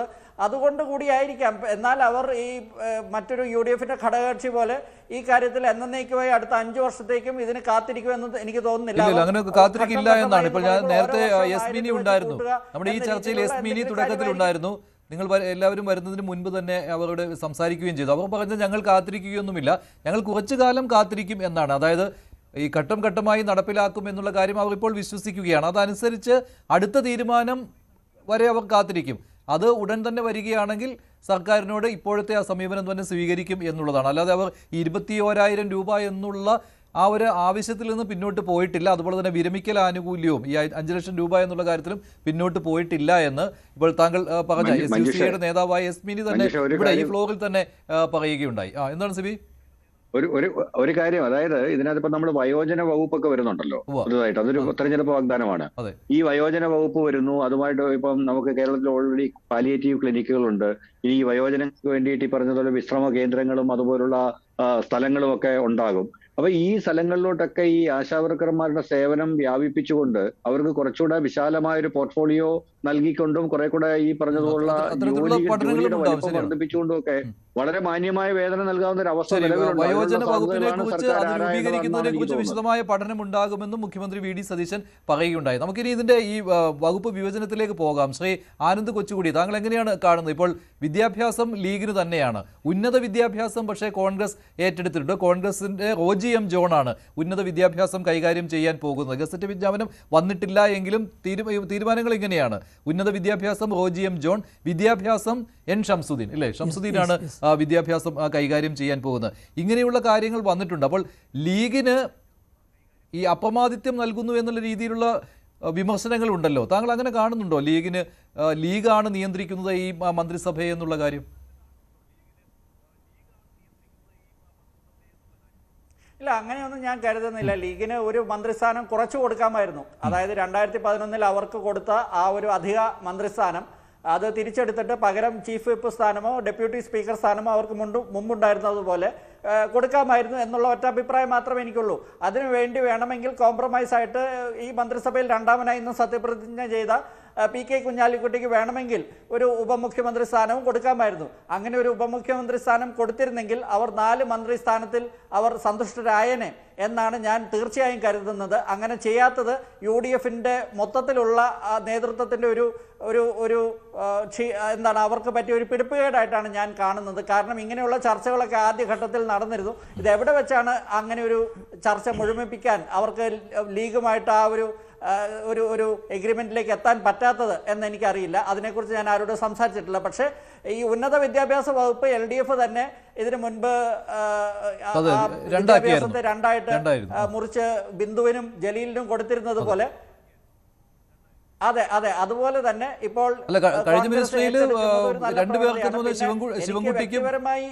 ശിവൻകുട്ടിക്കും ബിന്ദുവിനുമായിട്ട് കൊടുത്തിരുന്നു. അതിന് മുമ്പ് ജലീലിനും ആ കാലത്താണ് സ്റ്റാർട്ട് ചെയ്തത്. അങ്ങനെ രവീന്ദ്രനാഥ് സാറിനായിരുന്നു. അതെ, ശിവൻകുട്ടി മുൻപ് ജലീലായിരുന്നു. ആദ്യ പിണറായി സർക്കാരിന്റെ കാലത്ത് KN രവീന്ദ്രനാഥിനും ജലീലിനുമായി നൽകി. കഴിഞ്ഞ കാലത്ത് ശിവൻകുട്ടിക്കും R ബിന്ദുവിനുമായിട്ട് നൽകി. അതെ. പിന്നെ വ്യക്തിപരമായിട്ട് എനിക്ക് മാന്യനും മര്യാദക്കാരനുമായിട്ടുള്ള ഒരു മന്ത്രിയാണ്, അല്ലെങ്കിൽ ഒരു MLA ആണ്, മണ്ണാർക്കാട് MLA ആണ്. അദ്ദേഹത്തിന് ഈ വിദ്യാഭ്യാസ വകുപ്പ് KM ഷാജിക്ക് കിട്ടാതെ അദ്ദേഹത്തിൽ കിട്ടിയതിൽ എനിക്ക് വ്യക്തിപരമായിട്ടുള്ള സന്തോഷമുണ്ട്. അതെന്താ KM ഷാജി കിട്ടിയാൽ? അല്ലെ, KM ഷാജി എന്താണ് ഈ ശിവൻകുട്ടി പറയുന്നത് പോലെ എന്തും പറയാൻ ഉള്ള അദ്ദേഹം ഇംഗ്ലീഷിൽ പറയും മോട്ടോർ മൗത്ത് എന്ന് പറയും. അതായത് അദ്ദേഹം എന്താണ് പറയുന്നത് അന്ന് അദ്ദേഹത്തിന് തന്നെ ചിലപ്പോൾ അറിയുണ്ടാവില്ല. അദ്ദേഹം ആവേശം കയറുമ്പോൾ എന്തും വിളിച്ചു പറയും. ശരി, എന്തായാലും ലീഗിൽ ഷംസുദ്ദീന് കൊടുത്തത് നന്നായി എന്നാണ് ശ്രീ ഷാക്കിർ. അല്ല, അതിന് പിന്നെ പക്ഷേ ലീഗിന് 5ാം മന്ത്രിക്ക് അർഹത, 5ാം മന്ത്രി സ്ഥാനം കൊടുക്കണ്ടായിരുന്നു എന്നാണ് കൊച്ചുകുടിയുടെ അഭിപ്രായം. ഈ വകുപ്പുമായി ബന്ധപ്പെട്ട ഫൈനൽ സംഗതി പിന്നെ ഗസറ്റ് വരുമെന്നാണ് നമ്മൾ പ്രതീക്ഷിക്കുന്നത്. ഇനി വലിയ മാറ്റങ്ങൾക്ക് സാധ്യതയില്ല. ആയിക്കോട്ടെ, ഇപ്പോൾ ഇവർ പറഞ്ഞത് വിദ്യാഭ്യാസ വകുപ്പ് 1ാം പിണറായി സർക്കാരിന്റെ കാലത്താണ് ഉന്നത വിദ്യാഭ്യാസവും വിദ്യാഭ്യാസ വകുപ്പ് പൊതുവിദ്യാഭ്യാസം രണ്ടായി മാറ്റിയിട്ടുള്ളത്. ലീഗ് അവസാനം കൈകാര്യം ചെയ്തപ്പോൾ ഒരുമിച്ചായിരുന്നു കേട്ടോ. അപ്പോൾ അതിലൊക്കെ പലതരത്തിലുള്ള കാര്യങ്ങൾ കൂടി ആലോചിച്ചിട്ടാണല്ലോ മുന്നണി സംവിധാനങ്ങളിൽ ഇങ്ങനെയൊക്കെ ഉണ്ടാവുക. അപ്പോൾ അത് പിന്നെ ഇന്ന് എനിക്ക് തോന്നുന്നത് ഒരു പോസിറ്റീവ് എനർജി നൽകുന്ന കാര്യങ്ങളാണ് ശ്രീ വി ഡി സതീശൻ മുഖ്യമന്ത്രി സ്ഥാനം ഏറ്റെടുത്ത് നൽകിയിട്ടുള്ളത്. എല്ലാവർക്കും ഒരു ആവേശമാണ്. പക്ഷേ അത് ഇങ്ങനെ നടപ്പിലാക്കിയാൽ അത് അങ്ങനെ ആവില്ലേ എന്ന് ശ്രീജിത്ത് പണിക്കരെ പോലെയുള്ള ആളുകൾ ആശങ്കപ്പെടാനുള്ള സാഹചര്യമായിട്ടില്ല. ഇപ്പോൾ KSRTCയിലെ പിന്നെ സൗജന്യ യാത്രയാണെങ്കിലും അതുപോലെ തന്നെ ആശാ വർക്കർമാർക്കും അംഗനവാടി വർക്കർമാർക്കും ഹെൽപ്പർമാർക്കും അതുപോലെ പാചക തൊഴിലാളികൾക്കുമൊക്കെ അവരുടെ വേതനത്തിൽ ചെറിയ വർധന വരുത്തിയത് ശ്രീജിത്ത് പണിക്കർ പറഞ്ഞ ഒരു കാര്യത്തോട് ഞാനും പിന്നെ അംഗീകരിക്കുകയാണ്. അദ്ദേഹം ഒടുവിൽ വരികൾക്കിടയിൽ വളരെ കൃത്യമായി അത് വിലയിരുത്തി. ഈ മനുഷ്യരുടെ അനുകമ്പയുണ്ട് ഞങ്ങൾക്ക്, പക്ഷേ നമ്മുടെ സർക്കാരിൻ്റെ സാമ്പത്തിക അവസ്ഥ ഒന്നുകൂടെ വ്യക്തമാവട്ടെ. ഇതൊക്കെ ചെയ്ത് കൊടുക്കാൻ കഴിയുമോ? പ്രഖ്യാപനം മാത്രം പോരല്ലോ, അത് കടം വാങ്ങാതെ നമ്മളിൽ നിന്ന് തന്നെ കണ്ടെത്തി അത് മറ്റ് പൊതുജനങ്ങൾക്ക് ബാധ്യതയാവാത്ത രീതിയിൽ ഇത് കൈകാര്യം ചെയ്യണമെന്നുള്ള ആത്മാർത്ഥത സത്യസന്ധതയും ഉള്ളതുകൊണ്ടാണ് നമ്മുടെ പുതിയ മുഖ്യമന്ത്രി ആ രീതിയിൽ കാര്യങ്ങൾ പറഞ്ഞിട്ടുള്ളത്. അദ്ദേഹം കൃത്യമായി പറഞ്ഞിട്ടുണ്ട്, ഇത് തുടക്കമാണ്, മറ്റ് കാര്യങ്ങൾ നമുക്ക് പരിശോധിച്ച് നടപ്പിലാക്കാവുന്നതാണ്. 10 വർഷം കൊണ്ടാണ് 2 തവണയായി 1000 രൂപ ഇവർക്ക് വർദ്ധിപ്പിച്ചിട്ടുള്ളത്. നിങ്ങൾ മനസ്സിലാക്കേണ്ടത് 26,125 ആശാ വർക്കർമാർ കേരളത്തിലുണ്ട്. അതുപോലെ തന്നെ 33,000 അങ്കണവാടി വർക്കർമാരും അതുപോലെ തന്നെ 33,000 അങ്കണവാടി ഹെൽപ്പർമാരുമുണ്ട്. അപ്പോൾ 70,000 ഏറെക്കുറെ 100,000 അത് തന്നെയായി. പിന്നെ പാചക തൊഴിലാളികളും കേരളത്തിലെ LP school UP school 8ാം class വരെയുള്ള സംഗതികളൊക്കെ അതും കൊടുക്കേണ്ടത്. അപ്പോൾ ഏറെക്കുറെ 1,00,000-ലധികം കുടുംബങ്ങളിലേക്കാണ് ഈ ആശ്വാസം എത്തിച്ചേരുന്നത്. അതിന് എല്ലാവരും രാഷ്ട്രീയ ഭേദമന്യേ എല്ലാവരും വളരെ എന്താ പറയുക സല്യൂട്ട് ചെയ്യുകയാണ് വേണ്ടത്. ഇത് നടപ്പിലാക്കാനുള്ള ഫണ്ട് എവിടെ നിന്ന് കണ്ടെത്തുമെന്നുള്ളതും ധനകാര്യം കൂടി കൈകാര്യം ചെയ്യുന്ന നമ്മുടെ മുഖ്യമന്ത്രി കൃത്യമായി പറഞ്ഞിട്ടുണ്ട്. അതിനുള്ള വഴികളും നമ്മൾ കണ്ടിട്ടുണ്ട്, പഠനം നടത്തിയിട്ടുണ്ട്.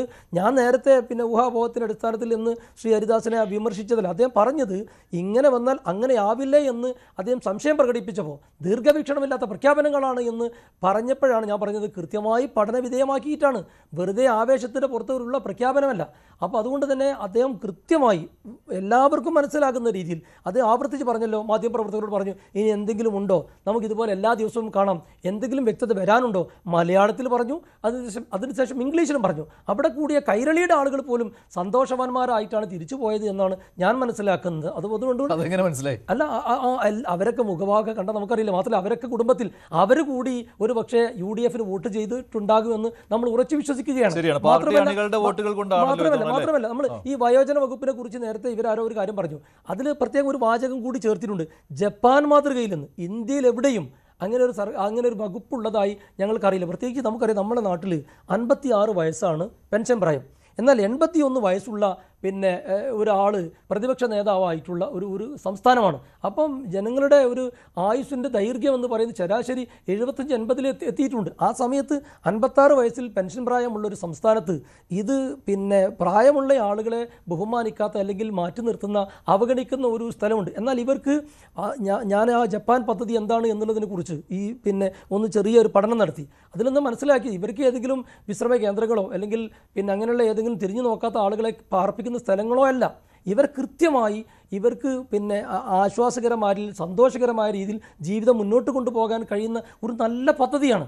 ആ പദ്ധതിയുടെ കൂടുതൽ ഡീറ്റെയിൽസ് സർക്കാർ പിന്നെ ഉന്നതരായിട്ടുള്ള ഉദ്യോഗസ്ഥരോടൊപ്പം തന്നെ ഇക്കാര്യത്തിൽ പ്രൊഫഷണലുകളായിട്ടുള്ള ആളുകളെ കൂടി പ്രഗത്ഭരായ ആളുകളെ കൂടി കൂട്ടിച്ചേർത്ത് ഒരു പഠനം നടത്തിയിട്ടാണ് നടപ്പിലാക്കുക.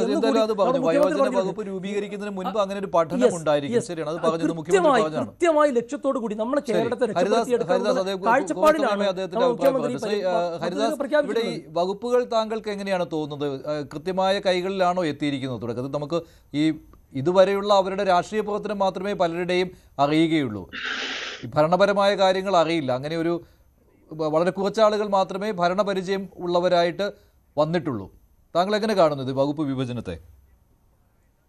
നോക്കൂ, കോൺഗ്രസിലെ അങ്ങേയറ്റം മന്ത്രിസ്ഥാനത്തേക്ക് എത്തേണ്ടതായിട്ടുള്ള 1-2 പേരെ മാറ്റി നിർത്തപ്പെട്ടത് ഈ 5ാം മന്ത്രിസ്ഥാനമാണെങ്കിൽ ഈ 5ാം മന്ത്രിസ്ഥാനത്തെ കുറിച്ചിട്ട് നിങ്ങളിപ്പോൾ ഇവിടെ പറഞ്ഞു. അതായത് ഉന്നത വിദ്യാഭ്യാസ വകുപ്പ് രവീന്ദ്രനാഥും മറ്റവരൊക്കെ കൂടി 2011 ഉമ്മൻചാണ്ടി കോഴിക്കോട് വെച്ചിട്ട് പറയാണ് അന്ന് ഇവര് മഞ്ഞളാംകുഴി അലീനെ മന്ത്രിയാക്കാൻ വേണ്ടിയിട്ട് മുസ്ലിം ലീഗ് 5ാം മന്ത്രിസ്ഥാനം വേണമെന്നൊരു വാശി വന്നു.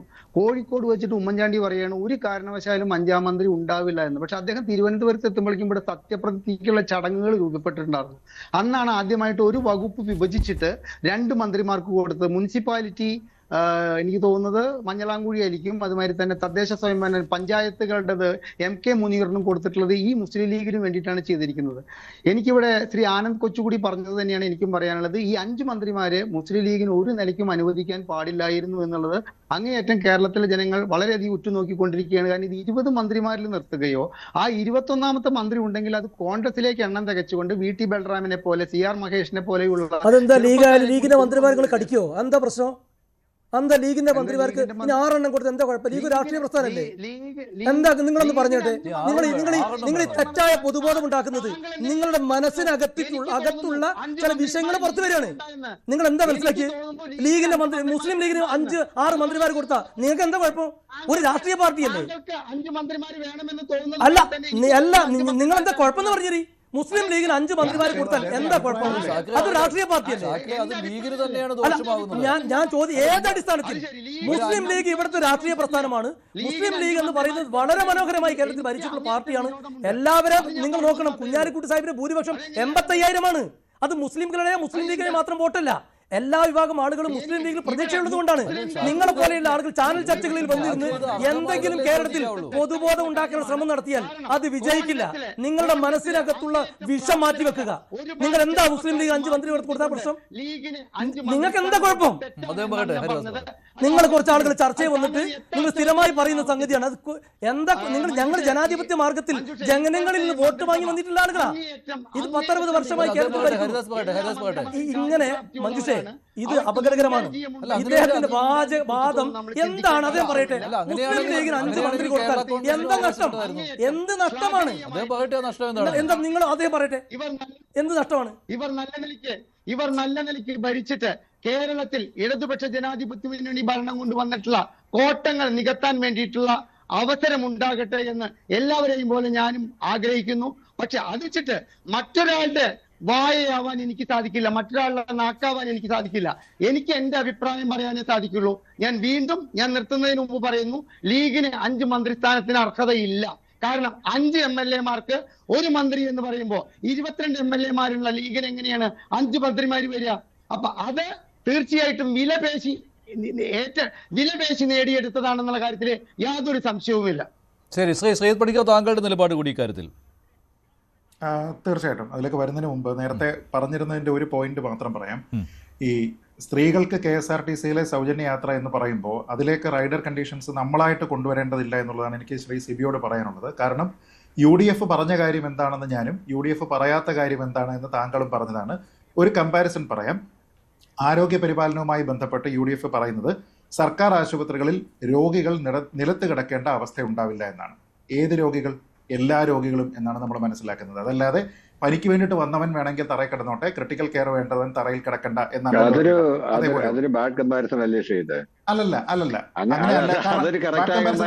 കാരണം ഞാൻ പറയാം, ബാഡ് കമ്പാരിസൺ അല്ല. കാരണം ഞാൻ പറയാം, സ്കോളർഷിപ്പിനെ പറ്റി പറയുന്ന സമയത്ത് എല്ലാ വിദ്യാർത്ഥികൾക്കും, കുട്ടികൾക്ക് സ്കോളർഷിപ്പ് എന്നല്ല പറഞ്ഞിരിക്കുന്നത്, അർഹരായ കുട്ടികൾക്ക് സ്കോളർഷിപ്പ് എന്നാണ്. എന്ന് വെച്ചാൽ അവിടെ കാറ്റഗറൈസേഷൻ ഉൾപ്പെടുത്തേണ്ട സ്ഥലത്ത്, റൈഡർ കണ്ടീഷൻ ഉൾപ്പെടുത്തേണ്ട സ്ഥലത്ത് ഈ മാനിഫെസ്റ്റോയിൽ വളരെ കൃത്യമായിട്ട് റൈഡർ കണ്ടീഷൻസ് കൊടുത്തിട്ടുണ്ട്.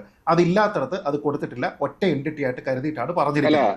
അത് വേണമെങ്കിൽ ഞാൻ വായിക്കാം. അർഹരായ കുട്ടികൾക്ക് ഇന്ത്യയിലും വിദേശത്തും പഠനത്തിന് സ്കോളർഷിപ്പ്, ലോൺ സ്കോളർഷിപ്പ് എന്നിവ ലഭ്യമാക്കും. AC ബസിന്റെ കാര്യത്തിൽ എനിക്ക് ചോദ്യം എത്രയേ ഉള്ളൂ, AC ബസ് KSRTCയുടേതാണോ അല്ലയോ? KSRTCയുടേതാണെങ്കിൽ KSRTC ബസ്സിൽ സൗജന്യ യാത്ര എന്നുള്ളതാണ് പറഞ്ഞിരിക്കുന്നത്. AC ബസ്സിൽ യാത്ര കൊടുക്കുമെന്ന് പറഞ്ഞാലാണ് അത് നിങ്ങൾ നേരത്തെ പറഞ്ഞതുപോലെ ഈ ഒരു ബാഡ് ഇതാവുന്നത്. മറ്റേത് അങ്ങനെയല്ല. മറ്റേത് ഒരു വിഭാഗം വണ്ടികളെ എക്സംപ്റ്റ് ചെയ്യാൻ അവർക്ക് അധികാരമുണ്ട്, അവരത് ചെയ്യുകയും ഞാൻ കരുതുന്നത്. അധികാരം അവർക്കുണ്ട്. അതെങ്ങനെ വേണം നടപ്പാക്കാനും നടപ്പാക്കാതിരിക്കാനുള്ള അവകാശം അവർക്കുണ്ട്. പക്ഷേ സ്ത്രീകൾക്ക് KSRTC ബസ്സിൽ സൗജന്യ യാത്ര എന്ന് പറഞ്ഞാൽ അതിനർത്ഥം KSRTC ബസ്സുകളിൽ പ്രവേശിക്കുന്ന സ്ത്രീകൾ പണം കൊടുത്ത് ടിക്കറ്റ് എടുക്കേണ്ട എന്നാണ്. അതിന് പുറമേക്കുള്ള റൈഡർ കണ്ടീഷൻസ് പറഞ്ഞില്ല. അല്ലെങ്കിൽ ഇതിൽ പറയേണ്ടിയിരുന്നത് സിറ്റി സർവീസുകൾക്ക് ഇങ്ങനെയായിരിക്കും, ദീർഘദൂര സർവീസുകൾ ഒഴികെയുള്ള സർവീസുകൾക്ക് ഇങ്ങനെയായിരിക്കുമെന്നാണ്. അത് പറഞ്ഞിട്ടില്ലാത്തടത്തോളം അതിനെ ബ്ലാങ്കറ്റ് ആയിട്ട് മാത്രമേ കരുതാനായിട്ട് കഴിയുള്ളൂ. അതാണ് കോമൺ സെൻസ്. പറഞ്ഞ ചോദ്യത്തിലേക്ക് അത് വ്യൂ. 2, ഈ പറഞ്ഞിരിക്കുന്ന കാര്യത്തിലേക്ക് ഞാൻ വീണ്ടും കഴിഞ്ഞ ദിവസത്തെ ചർച്ചകളിലും ഒക്കെ പറഞ്ഞതാണ്. UDFന് ഇത്ര മന്ത്രിമാർ, മൊത്തത്തിൽ 21 മന്ത്രിമാരാണ്, അല്ലെങ്കിൽ ഒരു കേരളത്തിലെ ഒരു സർക്കാരിന് അത്രയാണ് പരമാവധി അവകാശം എന്ന് പറയുമ്പോൾ അതിൽ മുസ്ലിം ലീഗിന് 5 മന്ത്രിമാരുടെ അർഹത നിലവിലത്തെ കോമ്പസിഷനിൽ ഇല്ല. അതിന് ഞാൻ മറ്റാരുടെയും വാദമല്ല അതിലെടുക്കുന്നത്, ശ്രീ VD സതീശന്റെ തന്നെയാണ്. ശ്രീ VD സതീശൻ തന്നെ മുമ്പ് ലീഗിന് 5 മന്ത്രിമാരെ കൊടുത്തിരുന്ന സാഹചര്യത്തിനെ കുറിച്ച് പ്രസംഗിച്ചിട്ടുണ്ട്. അദ്ദേഹം പറഞ്ഞത് എന്താണ്? മുൻപ് ലീഗിന് 4 മന്ത്രിമാരുണ്ടായിരുന്നപ്പോൾ കോൺഗ്രസിന് 62 സീറ്റുകൾ ഉണ്ടായിരുന്നു. മറിച്ച് പിന്നീട് കോൺഗ്രസിന്റെ സീറ്റുകൾ 38 ചുരുങ്ങുകയും ലീഗിന് ഏതാണ്ട് അതേ സീറ്റുകൾ തന്നെ ഉണ്ടാവുകയും ചെയ്തപ്പോൾ ഗവൺമെന്റ് ഫോം ചെയ്യുമ്പോൾ ലീഗിന് സ്വാഭാവികമായിട്ട് സ്റ്റേക്ക് കൂടിയത് കൊണ്ട് ഒരു എക്സ്ട്രാ മന്ത്രിസ്ഥാനം കൊടുത്തു. അത് കൊടുക്കുമ്പോൾ പോലും ഇത്ര വലിയ ചർച്ചകളൊന്നുമില്ലാതെ വെറുതെ അങ്ങ് കൊടുത്തിരുന്നെങ്കിൽ അത് വിവാദമാകുമായിരുന്നില്ല എന്നാണ്. അതേ ലോജിക്കിനെ ഇപ്പൊ നമ്മൾ നോക്കിക്കഴിഞ്ഞാൽ 62 സീറ്റല്ല, ഒന്നുകൂടി അധികമായിട്ട് 63 സീറ്റുകളുണ്ട്. അത് കൂടാതെ 3 CPM വിമതരെ കോൺഗ്രസിന്റെ സിറ്റിംഗ് സീറ്റുകളെ വിട്ടുകൊടുത്തിട്ട്, ജയിച്ചിരിക്കുന്നതെന്നല്ല, കണ്ടസ്റ്റ് ചെയ്യുന്ന സീറ്റുകളെ വിട്ടുകൊടുത്തിട്ടാണ് അവർ ജയിപ്പിച്ചിരിക്കുന്നത്. അപ്പൊ അങ്ങനെയാണെങ്കിൽ 66 സീറ്റുകളിൽ ചുരുങ്ങിയത് കോൺഗ്രസിന്. തളിപ്പറമ്പ്, അല്ല, പയ്യന്നൂർ കഴിഞ്ഞ തവണ മത്സരിച്ച കോൺഗ്രസ് അല്ലേ? അല്ല, അവര് മട്ടന്നൂരിന് പകരം മട്ടന്നൂരായിരുന്നു RSP, അത് കോൺഗ്രസിന് വിട്ടുകൊടുത്തിട്ട് പയ്യന്നൂർ ഞങ്ങൾക്ക് തരൂ എന്ന് പറഞ്ഞ് അവിടെ ഈ പറയുന്ന കുഞ്ഞികൃഷ്ണനെ പിന്തുണച്ചു അല്ലേ? അങ്ങനെയല്ലേ? ശരിയാണ്, കറക്റ്റ്. അപ്പോൾ അങ്ങനെയാണെങ്കിൽ 5 മന്ത്രിമാർക്ക് 5 MLA-മാർക്ക് 1 മന്ത്രി എന്നാണ് എങ്കിൽ കോൺഗ്രസിന് 63 ആൾക്കാരുള്ളപ്പോൾ 12 മന്ത്രിമാർ എന്ന് പറയുന്നത് മുഖ്യമന്ത്രി അടക്കം കറക്റ്റാണ്. ഇപ്പോഴും അവർക്ക് അത്രയുമാണ് കിട്ടിയിരിക്കുന്നത്. എങ്കിൽ ലീഗിന് എത്രയാണ് കിട്ടേണ്ടത്? 22 MLA-മാരുള്ള ലീഗിന് കിട്ടേണ്ടത് 4 മന്ത്രിസ്ഥാനമാണ്. 5ാമതൊരു മന്ത്രിസ്ഥാനം അഡീഷണൽ ആയിട്ട് അവർക്ക് കിട്ടേണ്ടുന്ന സാഹചര്യമില്ല. കാരണം വി ഡി സതീശൻ പറഞ്ഞതുപോലെ തന്നെ ഇപ്പോൾ കോൺഗ്രസിന്റെ ടോട്ടൽ സീറ്റ് 38 അല്ല. ലീഗിന്റെ പൂർണ്ണമായിട്ടുള്ള പിന്തുണയോടുകൂടി മാത്രം നിന്നെങ്കിൽ മാത്രമേ അധികാരത്തിലേക്ക് വരാവൂ എന്നുള്ള ഒരു സാഹചര്യവുമില്ല. 102 സീറ്റുണ്ട്. ലീഗിന്റെ 22-നെ മൈനസ് ചെയ്താൽ പോലും അവിടെ 80 സീറ്റ് ബാക്കിയുണ്ട്. അപ്പോൾ നിശ്ചയമായിട്ടും ഇത്തവണ ലീഗിന് 5 സീറ്റ് എന്നുള്ളത് കൊടുക്കേണ്ടുന്ന ആവശ്യം അവിടെ ഉണ്ടായിരുന്നില്ല. പകരം കഴിഞ്ഞ ദിവസം ഒരു ചർച്ചയിൽ ഞാൻ പറഞ്ഞതാണ്, കുഞ്ഞാലിക്കുട്ടിക്ക് ഉപമുഖ്യമന്ത്രി സ്ഥാനം കൊടുക്കാം. കാരണം എന്താ? ഉപമുഖ്യമന്ത്രി സ്ഥാനം എന്ന് പറയുന്നത് കോൺസ്റ്റിറ്റ്യൂഷണലി പറയുന്ന ഒരു പ്രൊവിഷൻ അല്ല. പക്ഷെ ഉപമുഖ്യമന്ത്രി സ്ഥാനവുമായി ബന്ധപ്പെട്ട് ചലഞ്ച് ചെയ്തിരിക്കുന്ന സമയങ്ങളിൽ സുപ്രീം കോടതി തന്നെ പറഞ്ഞിട്ടുണ്ട്, ഉപമുഖ്യമന്ത്രി സ്ഥാനം കൊടുക്കുന്നത് കോൺസ്റ്റിറ്റ്യൂഷന് വിരുദ്ധവുമാകുന്നില്ല. പക്ഷേ ഉപമുഖ്യമന്ത്രിക്ക് മറ്റേതെങ്കിലും ഒരു മന്ത്രിയേക്കാൾ കൂടുതലായിട്ടുള്ള ഒരു അവകാശവുമില്ല, ഒരു അധികാരവുമില്ല, ശമ്പള കൂടുതലുമില്ല.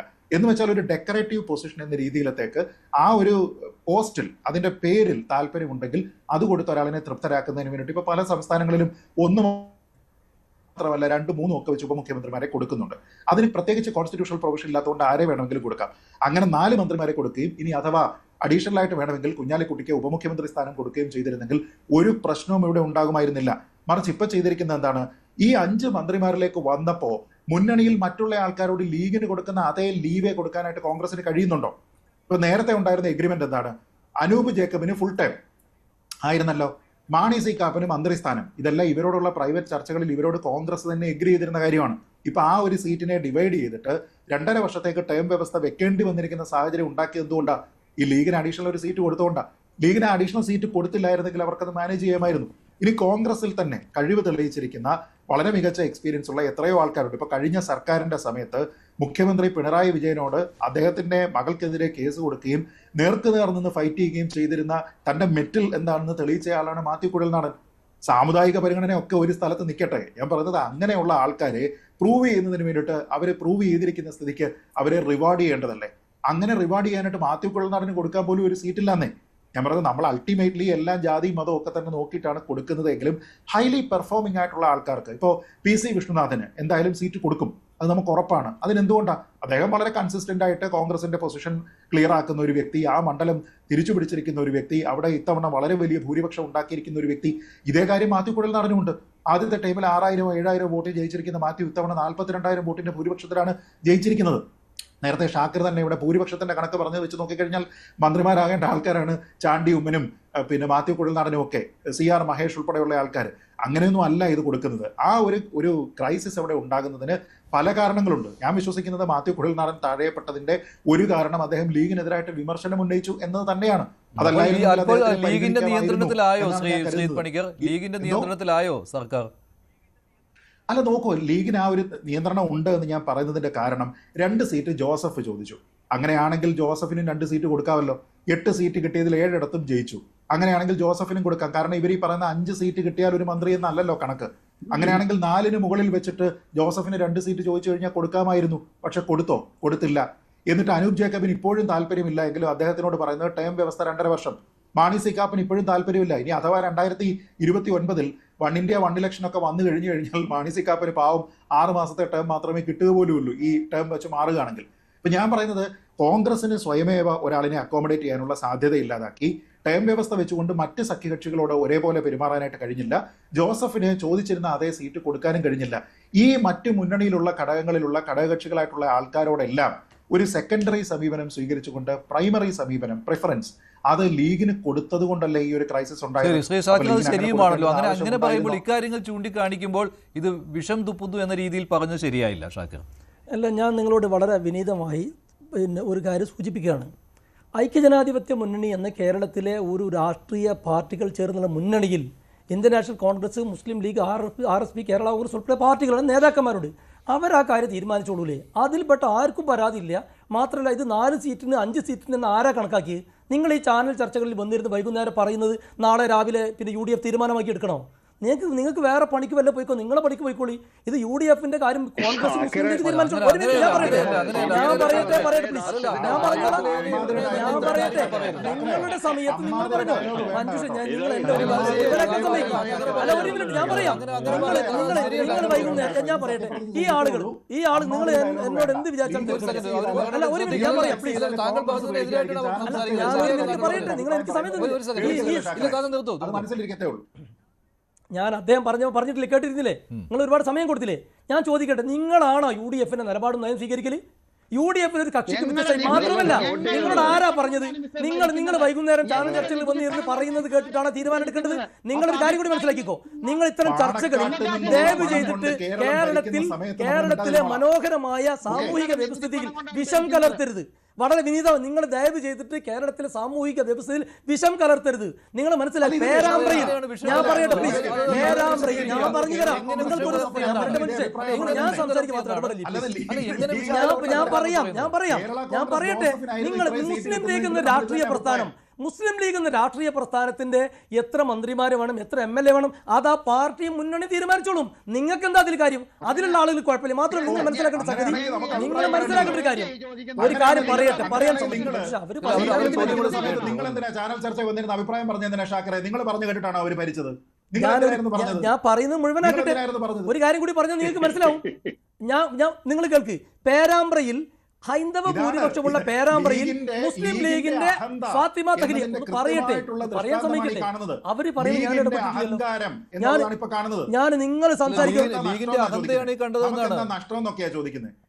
നിങ്ങൾ നിങ്ങൾ പറയുമ്പോൾ ഞാൻ ക്ഷമയോടെ കേട്ടിരുന്നില്ലേ? നിങ്ങൾ പിണറായി വിജയനെ പോലെ അസഹിഷ്ണുത കാണിക്കല്ലേ? അല്ല എനിക്ക് ഇത്രേ പറയാനുള്ളൂ. ഞാൻ ഇത്രേ പറയാനുള്ളൂ. നിങ്ങൾ ദയവ് ചെയ്തിട്ട് ഇപ്പൊ പേരാമ്പ്ര, ഞാൻ ഒരു കാര്യം പറഞ്ഞു പറയാൻ സമയം നിങ്ങളെ സമയത്ത് നിങ്ങൾ പറഞ്ഞോ, നിങ്ങൾക്കുള്ള അഭിപ്രായങ്ങൾ നിങ്ങൾ പറഞ്ഞോ? അല്ല, നിങ്ങൾക്കുള്ള അഭിപ്രായങ്ങൾ നിങ്ങൾ പറഞ്ഞോ? എന്നെ പറയുന്നത് തടസ്സപ്പെടുത്തുന്നതിന് അല്ല, നിങ്ങൾ പറഞ്ഞോ. നിങ്ങൾ പക്ഷെ തീരുമാനം എടുക്കേണ്ട UDF ആണ്. നിങ്ങൾക്ക് അഭിപ്രായം പറയാം. നമുക്ക് ആവിഷ്കാര സ്വാതന്ത്ര്യമുള്ള നാടാണ്. നിങ്ങൾ പറഞ്ഞോ. പക്ഷെ തീരുമാനം UDF എടുത്തോളും. നിങ്ങളൊരു കാര്യം കൂടി ശ്രദ്ധിച്ചോ. അല്ല, നിങ്ങളൊരു കാര്യം കൂടി ശ്രദ്ധിച്ചോ. നിങ്ങൾ പൊതുബോധം സൃഷ്ടിക്കാൻ ശ്രമിക്കരുത്. അത് വിലപ്പോവില്ല. അതിന്റെ അടയാളമാണ് ഞാൻ പറയുന്നത്. 102 സീറ്റ് UDF-ന് എങ്ങനെ കിട്ടിയതാണെന്നറിയോ? നിങ്ങൾ 22,000 വോട്ടിന് LDF-ന് കൺവീനർ രാമകൃഷ്ണൻ ജയിച്ചിട്ടുള്ള സ്ഥലത്ത്, ഹൈന്ദവ ഭൂരിപക്ഷമുള്ള സ്ഥലത്ത് ഫാത്തിമ തഹ്ലി എന്ന് പറയുന്ന മുസ്ലിം ലീഗിന്റെ വനിതാ നേതാവ് വലിയ വോട്ടിന് ജയിക്കുന്നു. VS ജോയ് മത്സരിച്ചു. 1% പോലും ക്രിസ്തുമത വിശ്വാസികളില്ലാത്ത സംസാരിക്കാൻ സമ്മതിക്കും. പറഞ്ഞു തരാം. നിങ്ങൾ കേരളീയ പൊതുമനസ് എങ്ങനെയാണ് എന്ന് നിങ്ങളൊന്നും ചിന്തിക്കുന്നത് പോലെയല്ല ഈ 3.5 കോടി മലയാളി ചിന്തിക്കുന്നത്. നിങ്ങളെ പോലെയുള്ള ആളുകൾ അല്പം മനസ്സൊന്ന് ക്ലീൻ ചെയ്യേണ്ടതുണ്ട്. ഞാൻ വളരെ നിങ്ങൾ പറയുന്നതിന് എന്നോട് ക്ഷമിക്കുക. ഇങ്ങനെ പറയേണ്ടി വന്നതിൽ എന്നോട് ക്ഷമിക്കുക. നിങ്ങളുടെയൊക്കെ മനസ്സ് അല്പം ക്ലീൻ ചെയ്യേണ്ടതുണ്ട്. നിങ്ങൾ നോക്കൂ, 1% പോലും ക്രിസ്തുമത വിശ്വാസികളില്ലാത്ത തവനൂരിൽ VS ജോയ് എന്ന് പറയുന്ന ക്രിസ്തുമത വിശ്വാസിയെ വലിയ ഭൂരിപക്ഷത്തിൽ വിജയിപ്പിച്ചിട്ടുണ്ട്. ഞാൻ പറയട്ടെ, നിങ്ങൾ എന്നെന്താ പറയാൻ ശ്രമിക്കട്ടെ? അതിലേക്ക് ഞാൻ വരുന്നത്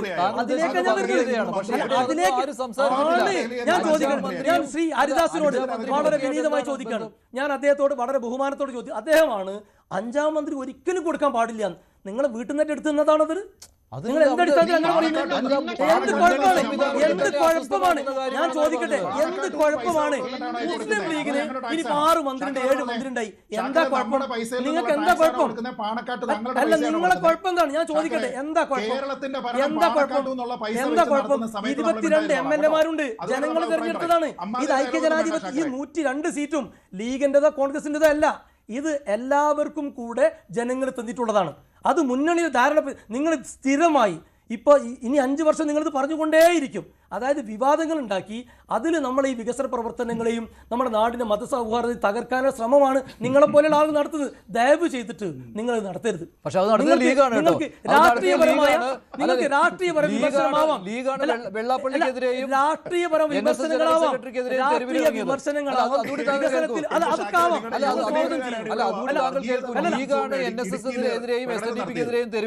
ഒരിക്കലും ഇന്ത്യൻ യൂണിയൻ മുസ്ലിം ലീഗ് NSS-നെതിരെയും SNDP-ക്കെതിരെ ആൾക്കാരല്ലേ? ഒരിക്കലും രംഗത്തിറക്കൂല. നിങ്ങളുടെ ആൾക്കാരല്ലേ നിങ്ങൾ വിചാരിക്കണ്ട. പറഞ്ഞേ? അങ്ങനെ ഒറ്റപ്പെട്ട ആളുകൾ അല്ല, അതിന് ഒറ്റപ്പെട്ട ആൾ നടത്തിയവർക്കെതിരെ ശക്തമായ നടപടി അന്ന് തന്നെ എടുത്തിട്ടുണ്ട്. ഞങ്ങൾ അങ്ങനെയുള്ള ഒരു പാർട്ടിയല്ല.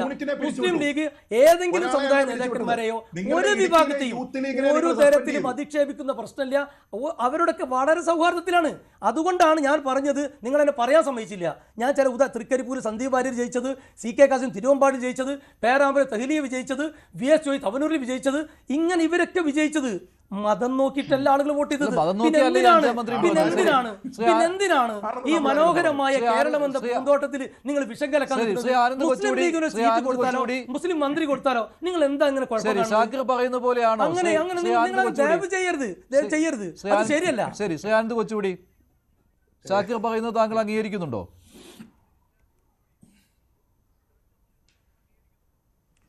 അല്ല, ഞാനിവിടെ ആര് പറയുന്നത് ഈ കാര്യത്തിൽ എല്ലാവർക്കും ചില സ്ഥാപിത താല്പര്യങ്ങൾ ഉണ്ട് എന്ന് കരുതുന്ന ആളാണ്. എനിക്കെന്തായാലും ഈ കാര്യത്തിൽ ഒരു സ്ഥാപിത താല്പര്യവുമില്ല. കാരണം ഈ മുസ്ലിം ലീഗ് എന്ന പാർട്ടിയെ അത്യാവശ്യം നന്നായി പഠിച്ചിട്ടുള്ള ഒരാളാണ് ഞാൻ ഈ മുസ്ലിം ലീഗിൻ്റെ കോഴിക്കോടുള്ള ലീഗ് ഹൗസിൽ ഒരു പരിപാടിക്ക് മുഖ്യ അതിഥിയായി പങ്കെടുത്ത ഒരാളുമാണ്. എന്നാൽ പറയേണ്ട കാര്യങ്ങൾ കൃത്യമായി രാഷ്ട്രീയ വിശകലനം നടത്തുമ്പോൾ ഒരു വിട്ടുവീഴ്ചയും ചെയ്യാത്ത ഒരാളുമാണ്. അപ്പോൾ ഷാക്കിർ പറയുന്നതിൽ ചില പ്രശ്നങ്ങളുണ്ട്. ഒന്ന്, അദ്ദേഹം പറയുന്നു 5 ആയാലെന്താ, 6 ആയാലെന്താ, 7 ആയാലെന്താ.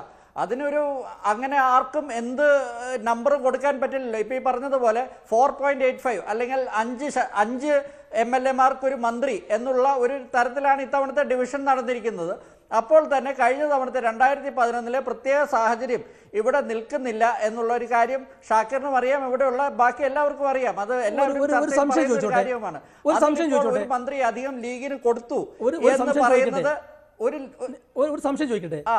നിങ്ങൾ ഇപ്പോൾ പറഞ്ഞത് ആരാണ് അങ്ങനെ ഒരു തീരുമാനം എടുത്തത്?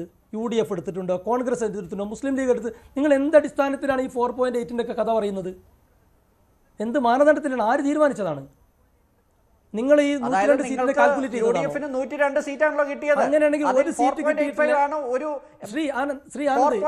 ആണല്ലോ ഒരു ഡിവിഷൻ വരുമ്പോൾ വരുന്നത്. അത് നിങ്ങൾ 102 സീറ്റിനെ ഡിവൈഡ് ചെയ്തിട്ടല്ലേ? ഇതിപ്പോൾ 75 സീറ്റാണെങ്കിലും 80 സീറ്റാണെങ്കിലും ഇതേ മാനദണ്ഡം തന്നെ ആയിരിക്കും. സീറ്റിന്റെ എണ്ണം നോക്കിയിട്ടല്ലല്ലോ. അങ്ങനെയാണെങ്കിൽ ഒരു സീറ്റുള്ള കക്ഷികൾക്ക് മന്ത്രിസ്ഥാനം കൊടുക്കുമോ? ഇത് ഒരു സീറ്റുള്ള 2011 ലീഗാണല്ലോ ഈ മാനദണ്ഡത്തിനെ കുറിച്ച് ആദ്യം പറഞ്ഞത്. ഷാക്കിറിന് ഓർമ്മയില്ലായിരിക്കും. 2011 ലീഗാണ് പറഞ്ഞത് ഞങ്ങൾക്ക് 20 MLA-മാരുണ്ട്, അതിന്റെ അർത്ഥം ഞങ്ങൾക്ക് 5 മന്ത്രിമാരെ കിട്ടണമെന്ന് ലീഗാണ് ഇത് പറഞ്ഞത്. ആ പോയിന്റാണ് ഞാൻ പറയുന്നത്. ഒരു പാർട്ടി അതിന് മുന്നണിക്കകത്ത് പലതരത്തിലുള്ള ചർച്ചകൾ ഉണ്ടാവും. അത് നിങ്ങൾ ഇങ്ങനെ 102 സീറ്റിനെ ഡിവൈഡ് ചെയ്തിട്ട് 4.8 എന്നൊക്കെ പറഞ്ഞാൽ അങ്ങനെയാണ് ഒരു മുന്നണി കാര്യങ്ങൾ തീരുമാനിക്കുക? 2012 അങ്ങനെയാണോ? 2011 അതേ ഡിവിഷനാണല്ലോ ഇപ്പോഴും ഞാൻ പറഞ്ഞത്. ആര് പറഞ്ഞു? നിങ്ങൾക്ക് എവിടുന്നോ കിട്ടിയ തെറ്റായ വിവരങ്ങളാണ്. നിങ്ങൾ അങ്ങനെ ഡിവൈഡ് ചെയ്യുകയാണെങ്കിൽ RSPക്ക് 3 എണ്ണം 1 നിങ്ങൾ ദയവ് ചെയ്തിട്ട് നിങ്ങളോട് ഞാൻ ഈ സമയത്ത് അത്തരം വിഷയങ്ങളിലേക്ക് കടക്കാൻ ഉദ്ദേശിക്കുന്നത് നിങ്ങൾ വളരെ വിനീതമായി പറയാനുള്ളത്, ഇന്ന് ഇവിടെ ചർച്ചയ്ക്ക് എടുത്തിട്ടുള്ളത് കേരളത്തിലൊരു പുതിയ ഗവൺമെൻറ് വന്നു, ജനക്ഷേമകരമായ അടിപൊളി പദ്ധതികൾ അവതരിപ്പിച്ചു, എല്ലാവരും കൈകൾ നീട്ടി സ്വീകരിച്ചു, വാക്ക് പാലിച്ചു എന്നാണ് ഇന്ന് ന്യൂസ് 18 നമ്മളെ ക്യാപ്റ്റൻ തലക്കെട്ടിനെ കൊടുത്തിട്ടുള്ളത്. ആ വാക്ക് പാലിച്ചു തുടങ്ങിയ ഒരു സർക്കാരിനെ അഭിനന്ദിക്കുന്നതിന് പകരം നിങ്ങൾ വിവാദ വ്യവസായത്തിന് കേരളത്തിൽ തുടക്കമിടരുത്. അത് നമ്മുടെ കേരളീയ സമൂഹത്തിന് ദോഷകരമാണ്. വിമർശനങ്ങളാവാം, വിയോജിപ്പുകളാവാം, അതൊക്കെ നമുക്ക് അംഗീകരിക്കാവുന്നതാണ്. പക്ഷേ അനാവശ്യമായി വിവാദ വ്യവസായങ്ങളിലേക്ക് പോയാൽ അത് വിലപ്പോവില്ല എന്നുള്ളതിന്റെ തെളിവാണ് 102 സീറ്റ് മലയാളികൾ കൊടുത്തിട്ടുള്ളത്. എന്തൊരു ജനാധിപത്യ ബോധമാണ് ഷാക്കിറിന്റേത്. ഇത് പിന്നെന്താണ്? അല്ല, പറഞ്ഞോ, ലീഗിനെ വിമർശിച്ചോ, രാഷ്ട്രീയ പാർട്ടിയല്ലേ, നിങ്ങൾക്ക് ലീഗിനെ വിമർശിക്കാം, ഞങ്ങൾ സ്വാഗതം ചെയ്യുന്നു. പക്ഷെ നിങ്ങൾ 5 മന്ത്രി പാടില്ല എന്ന് പറയാൻ പാടില്ല. അല്ല, നിങ്ങൾ പറയുന്നത് നിങ്ങൾ രാഷ്ട്രീയ പാർട്ടി എന്നുള്ള നിലയിൽ കാണുകയല്ല. ഞാൻ മനസ്സിലാക്കുന്നത് അങ്ങനെയാണ്. നിങ്ങൾ വേറെ എന്തോ ദുരുദ്ദേശത്തിൽ പറയുന്നതായിട്ടാണ് നമുക്കൊക്കെ ഒരു മുസ്ലിം ലീഗ് കോൺഗ്രസിനെ പോലെ രാഷ്ട്രീയ പ്രസ്ഥാനമാണ്. നിങ്ങൾക്ക് ക്ഷീരമുള്ളവർ അഗ്നിച്ചുവട്ടിലും ചോര തന്നെ കൊതുകിന് കൗതുകം എന്ന് പറഞ്ഞതുപോലെയാണ് നിങ്ങളുടെ സംഗതി. ഈ പുതിയ ഗവൺമെന്റ് വളരെ മനോഹരമായ പദ്ധതികൾ അവതരിപ്പിച്ചു. എല്ലാ വിഭാഗം ജനങ്ങളും 1 ലക്ഷം കുടുംബങ്ങൾക്കാണ് ഇന്ന് ആശ്വാസം കിട്ടിയിട്ടുള്ളത്. 1 ലക്ഷം ആനന്ദ് അല്ല, ഇത് 2011 ഉണ്ടായ ചില കാര്യങ്ങൾ വെച്ചിട്ടാണ് ഇപ്പോൾ ഇതുപോലെയുള്ള കാര്യങ്ങൾ നമുക്ക് ചർച്ച ചെയ്യേണ്ടി വരുന്നത്. നമുക്ക് ഒരു കാര്യം നമ്മൾ മനസ്സിലാക്കണം. ഇവിടെ ഇന്ത്യൻ യൂണിയൻ മുസ്ലിം ലീഗിൽ മുസ്ലിം എന്ന പേരുള്ളത് കൊണ്ടല്ല ആർക്കും പ്രശ്നം. ഇന്ത്യൻ യൂണിയൻ മുസ്ലിം ലീഗ് എന്ന പാർട്ടി മലബാറിൽ 48 സീറ്റുകളാണ്. പാലക്കാട് ജില്ല ഒഴിച്ചു നിർത്തിയാൽ കാസർഗോഡ് മുതൽ പാലക്കാട് വരെ 48 സീറ്റുണ്ട്. ഈ 48 സീറ്റിൽ പല സ്ഥലങ്ങളിലും, പ്രത്യേകിച്ച് മലപ്പുറത്തും കാസർഗോഡ്, കാഞ്ഞങ്ങാട് തുടങ്ങിയ പ്രദേശങ്ങളിലും കോഴിക്കോട് ജില്ലയിലെ മലയോര മേഖലകളിലും കോൺഗ്രസിനേക്കാൾ ശക്തിയുള്ള പാർട്ടിയാണ് ഇന്ത്യൻ യൂണിയൻ മുസ്ലിം ലീഗ്. എന്നാൽ ഈ പാർട്ടിക്ക് മലബാറിന് ഇപ്പുറത്തേക്ക് തൃശ്ശൂർ തൊട്ട് തിരുവനന്തപുരം വരെ വളരെ നാമമാത്രമായ ശക്തിയേ ഉള്ളൂ. ഇതൊരു റീജിയണൽ പാർട്ടിയാണ്, ഒരു മലബാറിൽ മാത്രം ഒതുങ്ങി നിൽക്കുന്ന പാർട്ടിയാണ്. ഇതൊരു മുസ്ലിം പാർട്ടി എന്ന രീതിയിൽ പല കോണുകളിൽ നിന്ന് ഇതിനെ കാണുന്നത് കൊണ്ടാണ് ഒരു പ്രശ്നം. രണ്ടാമത്തെ പ്രശ്നം, ഈ ലീഗിൻ്റെ പാർട്ടിയെ പലതരത്തിൽ സ്വാധീനിക്കാൻ ഇപ്പോൾ ഇവിടെ ജമാഅത്തെ ഇസ്ലാമി എന്ന് പറയുന്ന സംഘടനയുണ്ട്. ഇവിടെ വെള്ളാപ്പള്ളി നടേശനെ നമ്മളെല്ലാം കുറ്റം പറയുന്നു, ഞാൻ ഉൾപ്പെടെ കുറ്റം പറയുന്നു, നമ്മൾ നാളെയും കുറ്റം പറയും. പക്ഷെ ഒരു കാര്യമുണ്ട്, ഇവിടെ ആരാണ് ആദ്യം ലോക്സഭയിലേക്ക് 20 ലോക്സഭയിലേക്ക് 20 MP-മാരെ തിരഞ്ഞെടുക്കുന്ന ഘട്ടത്തിൽ ഇവിടെ ഓരോ MP-യുടെയും മതത്തെക്കുറിച്ച് ആദ്യം പ്രസംഗിച്ചത് ഇവിടെ ജമാഅത്തെ ഇസ്ലാമിയുടെ വക്താവായിട്ടുള്ള അവരുടെ ഷൂറാംഗമായിട്ടുള്ള സീതാവൂദാണ്. ഈ ലീഗ് അണികളിലേക്ക് ഔട്ട് ഓഫ് ഫോക്കസ് എന്ന പരിപാടി വഴി, ഈ മീഡിയ വൺ എന്ന ചാനൽ വഴി ജമാഅത്തെ ഇസ്ലാമി കുത്തിവിടുന്ന വിഷം അത് പൊതുബോധമായിട്ട് മാറുകയും അതെന്നിട്ട് ലീഗിൻ്റെ വക്താക്കൾ ഇവിടെ വന്നിട്ട് ദാവൂദ് പറയുന്നത് പിറ്റേ ദിവസം വന്ന് ഏറ്റുപറയുകയും ചെയ്യുന്ന രീതിയിലേക്ക് പലപ്പോഴും പല കാര്യങ്ങളും ഞാൻ കാണാറുണ്ട്. അത് അത്ര ആശാസ്യമായിട്ടുള്ള കാര്യമല്ല. ലീഗിനൊരു സെക്യുലർ ചരിത്രവും പാരമ്പര്യമുണ്ട്. ആ സെക്യുലർ ചരിത്രവും പാരമ്പര്യവും അത് കാത്തു സൂക്ഷിക്കാൻ സാദിഖലി തങ്ങളെ പോലെയുള്ള ആൾക്കാർ ശ്രമിക്കുന്നുണ്ട്. എന്നാൽ KM ഷാജിയെ പോലെയും ഇവിടെ ചാനലുകളിൽ വക്താക്കളായിട്ട് വരുന്ന ഷാക്കിറിനെ അല്ല ഞാൻ ഉദ്ദേശിക്കുന്നത്, പല വക്താക്കളും അത് ചെയ്യുന്നുണ്ടോ എന്ന് അവരാണ് ആലോചിക്കേണ്ടത്. ചർച്ച അവസാനിപ്പിക്കുകയാണ്. നന്ദി ചർച്ചയിൽ പങ്കെടുത്ത എല്ലാവർക്കും. ഇപ്പോൾ കിട്ടിയിരിക്കുന്ന ഒരു അപ്ഡേറ്റ് എന്ന് പറയുന്നത് ബിന്ദു കൃഷ്ണയ്ക്കായിരിക്കും തൊഴിൽ വകുപ്പിന്റെ ചുമതല. ഗസറ്റ് വിജ്ഞാപനം വന്നിട്ടില്ല എങ്കിലും മന്ത്രിമാരുടെ വകുപ്പുകളിൽ തീരുമാനമായി കഴിഞ്ഞിട്ടുണ്ട്. എല്ലാവരുടെയും വകുപ്പുകളിൽ തീരുമാനമായി കഴിഞ്ഞിട്ടുണ്ട്. തൊഴിൽ വകുപ്പിന്റെ ചുമതല ബിന്ദു കൃഷ്ണയ്ക്കായിരിക്കും. നന്ദി ചർച്ചയിൽ പങ്കെടുത്ത എല്ലാവർക്കും. പ്രൈം ഡിബേറ്റ് അവസാനിക്കുകയാണ്. നന്ദി, നമസ്കാരം.